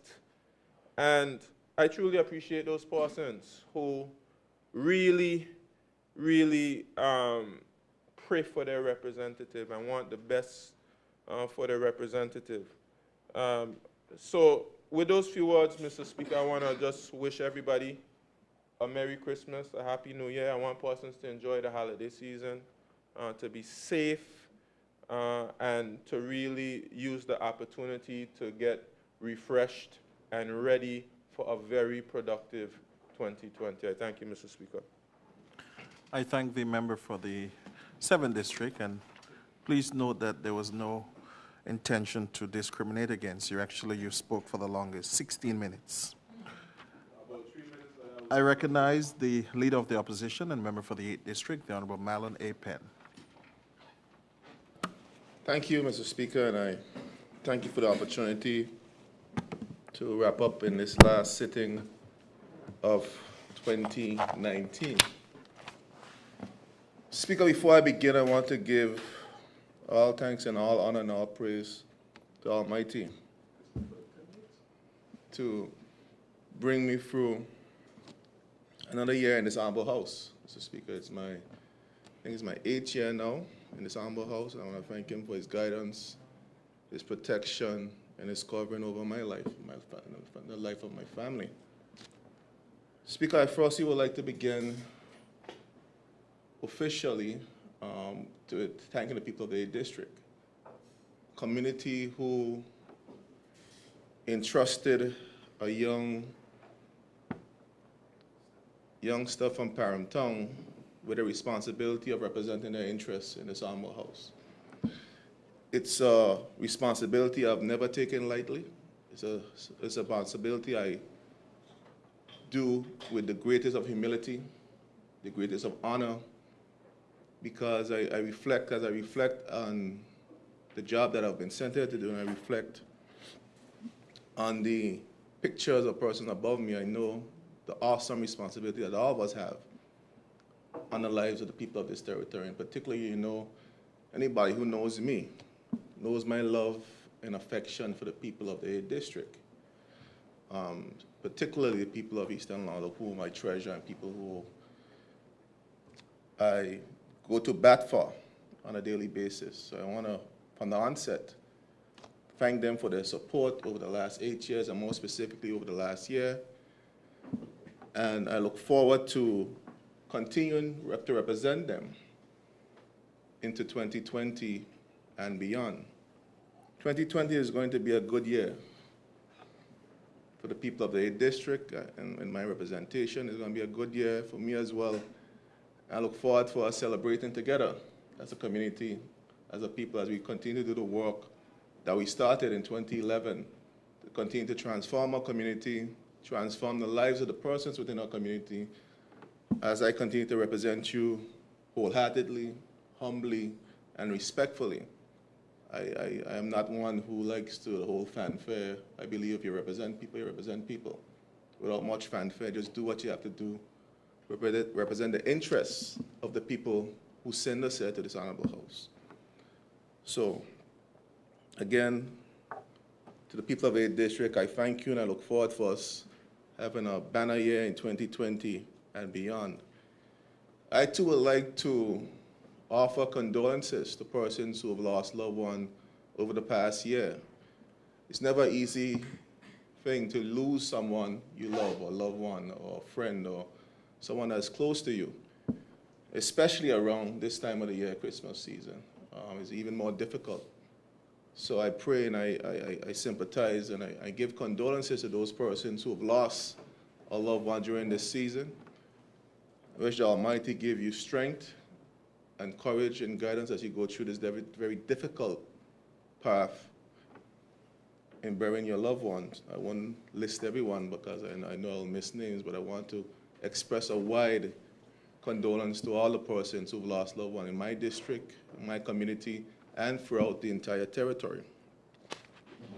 So, Speaker, as I sat and I reflected on the season that we're about to celebrate, I reflected on where we were in 2017.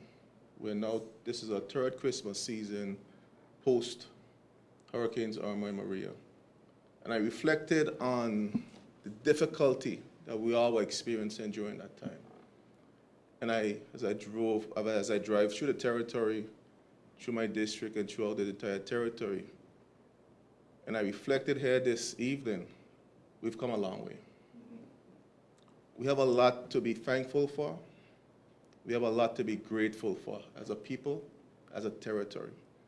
And we should never take that for granted.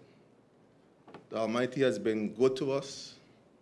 He took us through one of the most difficult times in my life, I'm sure, in the lives of many persons in this territory, and has brought our territory a long way. And for that, we should be grateful, and that we should be thankful. I know there's still some persons who are going through a difficult time. And I want all of us who are in a better position, to bear them up in our prayers, to keep them in our hearts and minds and see how we could make their lives a little better in this Christmas season. Because a simple hello, a simple visit, a simple plate of food or something simple, it doesn't necessarily have to be monies or gifts or anything like that, but just our presence sometimes means a tremendous amount to someone who don't have much or don't have anything. So I encourage us, not just the members in this house, but all the persons throughout this territory, to spread some cheer during this Christmas season to those persons around us who might not be going through who might be going through a difficult time at this time in the season. Speaker, as I wrap up, I also want to express happy holidays to the staff of the House of Assembly for the work that they've done over the years. And over this year, I know it's been very difficult. We've had some very intense sessions leading up to the closure of this Honorable House, and I know you've been under the gun in many instances to get things done. We appreciate you. You have heard all the members express that. I know that's genuine expression of appreciation on the members, on the work that you do. Sometimes I know we could be very difficult. Sometimes we have pressures on ourselves. Sometimes we put the pressures on you. But it's not that we don't appreciate you, appreciate the work that you do. I want to thank you for your service, all the persons who work and support the House of Assembly, directly and indirectly. I want to thank you, and thank you for your service. Thank you for your contribution in this very important body called the Virgin Islands House of Assembly. I want to also express to you, Mr. Speaker, congratulations on a well-put-together funeral, and it's well done, I think, is a send-off fitting of the contributions made by Honorable Ralph T. O'Neill. I also want to thank you. I know you've been your first year as a Speaker of the House for the work that you've done. I know we haven't always seen eye to eye. It's never personal, you know. It's about doing the work of the people of this Honorable House, the people of this territory, and doing the work in this Honorable House. And I would endeavor to respect this House, to respect you, Honorable Speaker, and your staff and the members of this House, to ensure that the people's work is carried out in the highest level, in a professional manner, in a manner befitting the people of this territory. Speaker, I want to also express season greetings and happy holidays, and thank you to my colleagues on the opposition for the work we do and work we continue to do to represent the voice of our 5 districts over here. I thank you for your support as the leader of opposition. It's a new endeavor for me. I was 8 years, 2 terms as a member of government. As a transition. As a member for the third legislature, with your back to the wall, to the road. But nonetheless, it's a transition that I take on full-heartedly, because at the end of the day, our only focus and our only objective in this house is to represent the interests of the people of this territory. And I represent it wherever I sit, because at the end of the day, that's our duty, that's our call in this honorable house. So I thank you, colleagues, for your support over the past year as a leader of opposition, as we work together to do the work of the people and to hold the government to account to the people of this territory. I also want to, at this time, happy holidays to my colleagues at the front bench, to the Honorable Premier, all the ministers, the members in the back bench, junior ministers, not condolences, happy holidays. I knock on wood. I rebuke that. I take that one back, take it out of the atmosphere, as they would say. To you and your family, I wish you a very healthy and prosperous Christmas season in 2020. I look forward for the spirited debate to come up in 2020. There's a PAC agenda. Premier listed out as a legislative agenda. We look forward to robust discussion, robust debate for the best interest of the people. At the end of the day, the public sometimes hear us go back and forth and think that is this adversarial relationship. It's not at all. We have difference of opinion, difference of views on certain matters, but at the end of the day, the objective is what is in the best interest of the people of this territory. It's never personal. Many of the members of the government are my family, in fact. 2 members, in fact, I share grandparents with. And 1 member, we from the same Fred clan. So it's never personal, but it's just about doing the work of the people of this territory and ensuring that there's checks and balances in the system. There's accountability in the system. And we will continue to do that. And where there's areas where we can work and there's mutual respect and we can work collaboratively in the best interest of the people, I will reach out, and our office reach out to the Premier. He's somebody I think he's responsible. He understands the process. He's been here, one of the senior members of this honorable house. Been here for 20 years. He understands the give and take and what needs to happen to move this country forward. I look forward to us having our spirited and heated debates at times, but I also look forward for us doing the things that are necessary to work together to move this economy forward, to move this country forward, and to create a better way of life for the people of this territory. Like I said, we've come a long way since Hurricane Irma. We have a long way to go. We have a lot more to do. We have a lot more that we can do. I think we can do it if we have the same vision for this country moving forward, the same mindset to do what's in the best interest of the people of this territory. So,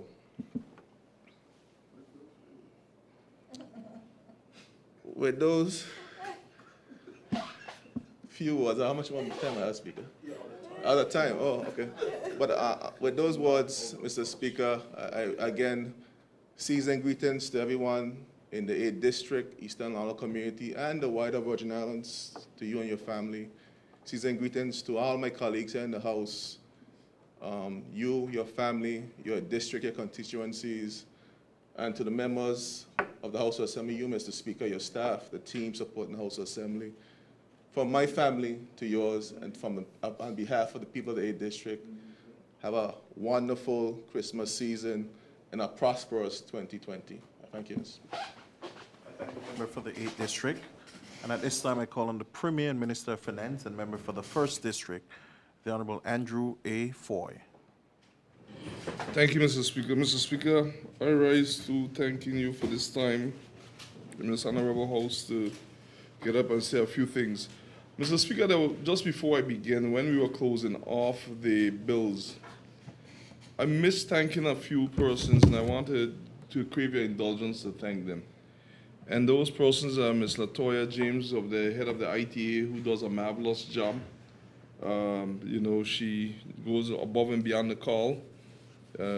She's one of those young ladies, young professionals that have a bright future in this territory and are already doing good.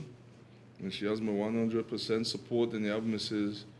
Lisa Pendleton, who also has joined our team, Mr. Baker, Mr. Malone, and our financial secretary, Mr. Fobbs. I mentioned those because on the Mondays when we meet for financial services, them and other members of the Premier's office, my permanent secretary, Mr. KJ Malone, and all of us, and when we meet every single Monday, even if the Premier has other event they carry it on, and I would come afterward, but mostly I'm there with them walking through financial services every single week. Because today, Mr. Speaker, we passed many bills today that were credited them to try to keep the industry on the bleeding edge. The Limited Partnership Act, the BVI Business Companies Amendment Act, Insolvency, and many others. So I couldn't leave the House without thanking all those persons who made this possible and who continue to be in the trenches, trying to make sure that we do not get blacklisted, trying to make sure that we stay on the right stead. And I want to also wish them and their families happy and a prosperous new year. I want to also wish, since this is the last sitting before next year, that sounds far away, but it's only a few weeks away. All the members of this government, I am really proud to be part of this government. We came in being that the only one I had a elected experience would have been myself, but each member, each minister, each one that performing the role of Deputy Premier, or whip, the Deputy Speaker, or two ladies, we've all performed as admirably as you can, given the circumstances that we came in under. And the junior ministers, yes, the two junior ministers who are females. And I really want to thank you all. I want to thank you all also for putting up with me as your Premier, because you know my style isn't one of conventional. And you adjusted. We always agree to disagree. So we always make sure that we talk things out. I'm always amazed when those who said out there that Far is a dictator because they don't know the discussions we have behind closed doors. They wouldn't like to be there. But we give our input. But when we come out with one voice and one accord. And I want to thank the government members. I wish all of you and your families all the best. God's blessings. May we continue to work. I want to thank the members of the opposition. They have put us on notice that next year they'll be coming on our side. I didn't notice the difference because I thought they'd start from now. But if they say they have harder to come, I want them to know that they will be working hard to take it from us, and we'll be working hard to keep it. So walk, meet, walk. They will have 2020 is a year of vision. They'll be looking to see how to take it from us, and we'll be looking to see how to keep it. So it's as simple as that, because that's their job as the opposition, and the opposition will oppose and the government will govern, but it is part of democracy. But I want them to know that I welcome their role. It is essential to keep a balance, but we're also going to be moving forward. We have to move forward for the people of the Virgin Islands. So I want to say happy New Year, Merry Christmas, Happy New Year, Happy Holidays to all of you and your family. And I know in my heart of hearts, just like the members of the government, all of you over there have been working with most of you for quite some years, and know that we might have difference in methodology, but we definitely have the same mindset in that we want what's best for the Virgin Islands. So I say God bless to you all, each of you also and your families, and to the clerk, Madam Clerk, and her staff, and all theirs, you know, you're always there typing. Yes, to the Speaker, the Sergeant of Arms, Sergeant of Arms, I think this one was one of your busiest times, but we aborted that call. But I want to thank all of you for the hard work, and the staff of the House of Assembly. And Merry Christmas, Happy New Year to all your family, to all those in the Premier's office, all the departments under the Premier's office and the Ministry of Finance, because I'm both the Premier and Minister of Finance. I say thank each of you for all the hard work you do, and all the public officers, both in the statutory body and government and the private sector, everyone from District 1 to 9, but especially my people in the 4th District. I want to thank them for having confidence in me as a young man in the 20s and allow me to represent them. As a member of the 9th District, the Minister of Natural Resources says it's not a simple thing being a minister and being a district representative. You have to find a balance, and also run a family. It's not a simple thing. But if he thinks that is bad, try being a minister and being a Premier and Minister of Finance together with being a district representative. Then is when you realize you know, how many hours that you put in. Sometimes I go by the office and I would tell my people with me, I'm only going in here to do one thing, and by the time I get in, everybody is there waiting. One time I went in for 4 o'clock and I said, well, all right, let me get back out and I'll go down to my village. And when I went at 4 o'clock, I got out 10:30. So that's just the nature of it. But I want to say thanks to all of them, the people in the 4th District. January is my reporting time for them. It hasn't changed. It will not change. I have to give my annual report, not because I'm Premier. It matters not. I can't be Premier unless you're in as a district rep, and quite a bit of things have been done in the 4th District, contrary to what some may say. And even overall in the territory, Mr. Speaker, saw the year 2019 has been a challenging time, but yet rewarding time. And upon taking office, the reins of the government of the Virgin Islands, we hit the ground running. We had a lot of accomplishments for the people of the Virgin Islands, and I want to tell all the people of the Virgin Islands happy holidays.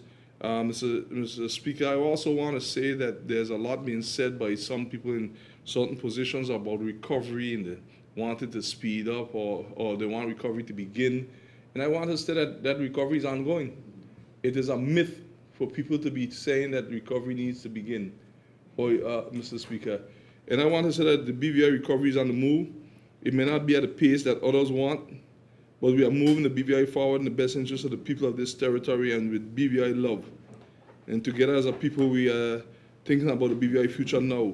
Mr. Speaker, the BVI recovery is on the move, not at the pace, as I said, that others want, but we have to hang our hats where we can reach, lest we become victims to a speedy recovery to the pleasure of others and not the people of the Virgin Islands.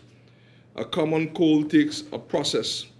Those of us who have ever had a broken leg or surgery knows that recovery is a process, and I was shot and I had to learn to walk again, and it didn't happen overnight. It happened where I had to learn to take one step at a time before I learned to walk again. And I had to go to therapy, and I know it was frustrating when you know you could get up and just turn off and walk, and you had to be walking with crutches. You had to be taught how to walk again. It took a while, and it didn't seem like I was going to recover. But today, now I'm walking. Thank God, praise be to God, I have life. What was seen as a setback really was a good place that God allowed for a comeback. And today, now, with God's help, the people of the 4th District and the entire territory, I became the Premier with a government, with members who helped me walk all the time. It shows that recovery is a process, and it doesn't happen overnight. And we want to say that a baby learning to walk takes a process. Healing takes a process. The common thing about the process is that in the end, there's a success. BVI was once affected in history, and we had granting aid, and that tells us we took our time. A lot of persons, fewer persons, not a lot, says take the money now. And it's being pushed.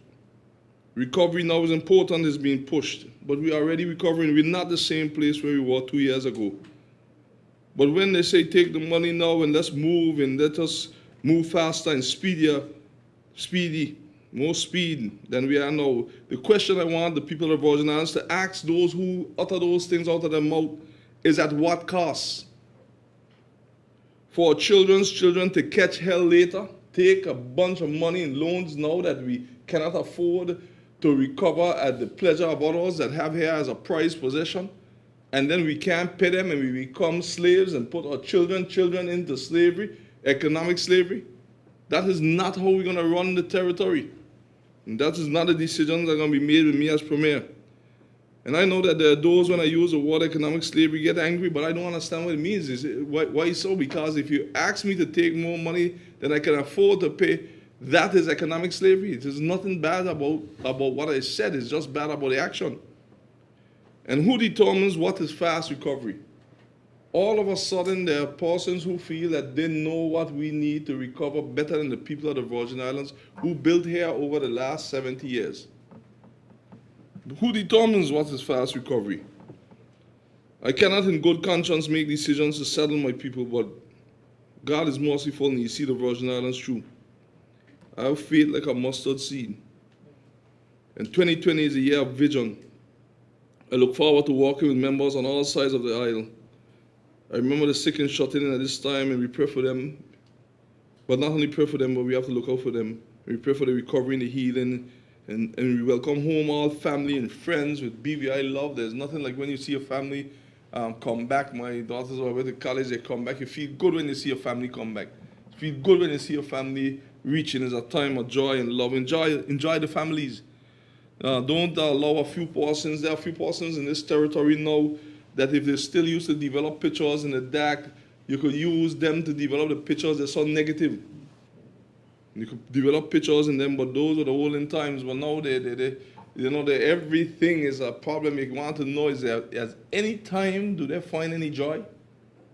Is there any time they spend one day just having joy? Well, if not, I encourage you to use Christmas Day at least for that. So I just want to tell everyone that once you're living, you're going to have struggles. Well, let's work together to get them overcome. And I heard a quotation by Storm right here. I forgot who quoted it, so I have to. It's not my quotation or his, but there was something that he said. He said you have to know what to get done. In order to know what to get done, you have to know what all you have to leave undone when you want to get something major done. And that's the way we have to move forward. I want to thank all those who collaborated with BVI to make things a success this year. We have done a lot of great things. We were able to fix the L-shaped building. We were able to water distribution to persons in North Song. Even right now in Seacoast, more people are getting water. Thanks to the Minister of Natural Transportation. I keep giving the wrong ministry. More water in people in the Caribbean than before. In other areas like Jocelyn is getting more water. The electronic trolley initiative, repairs to the CTL building for children to be in better areas.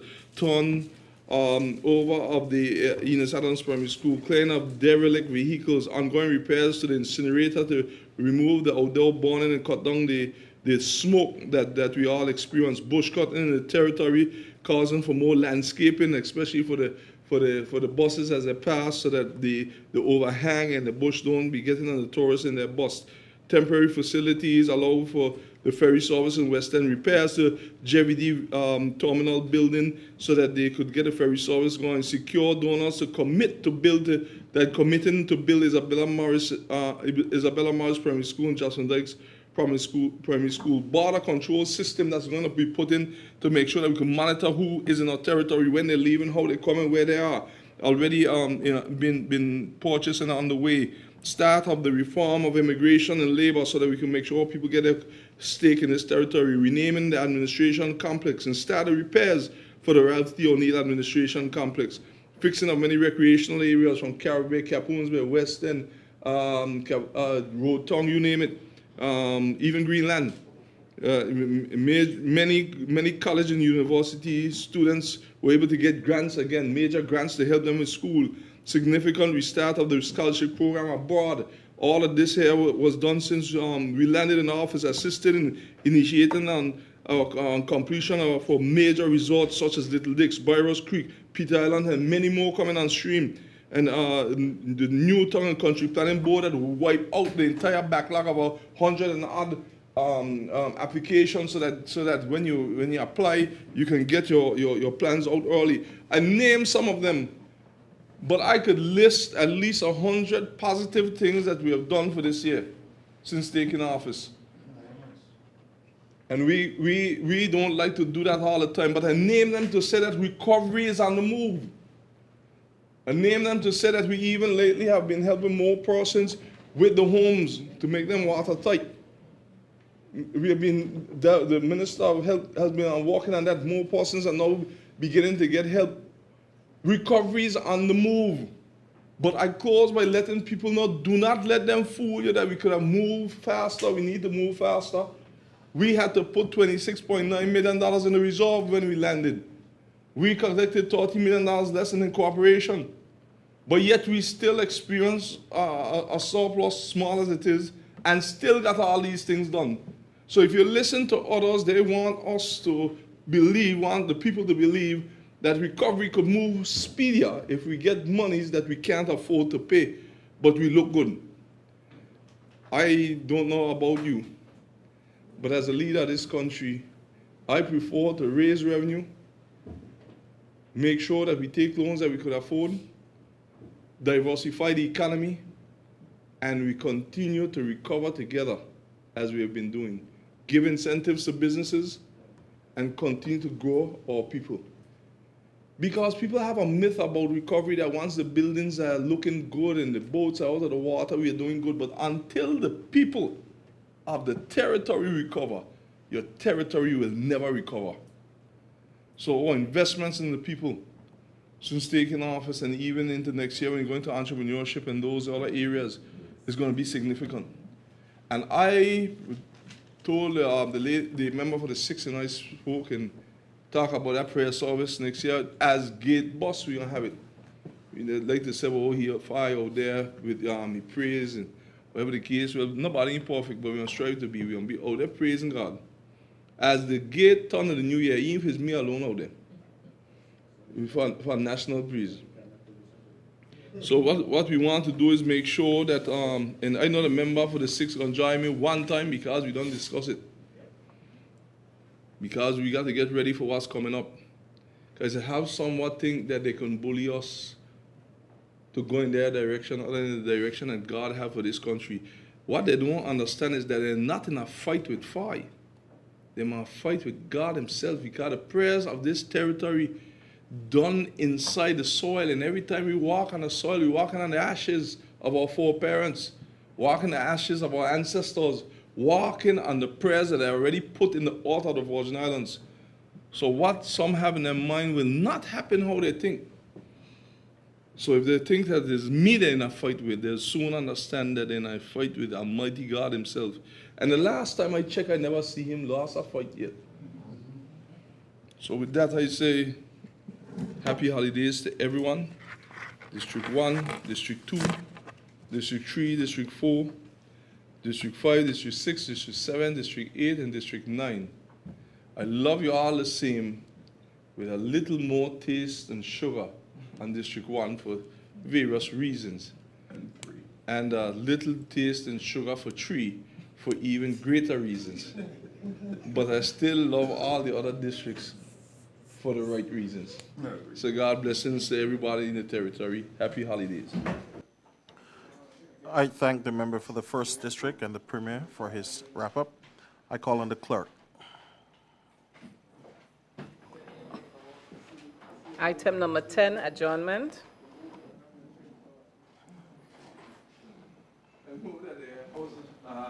Adjourn, sign it aye. Stay a second. Mr. Speaker, I rise to second the motion, and since everybody is in a good spirit, we could talk for 5 minutes on the adjournment, right? But I will not do that. So, Mr. Speaker, I rise to second that motion. It has been moved and seconded that this House adjourns sine die. Those in favor? Aye. Those against? This House is now adjourned sine die.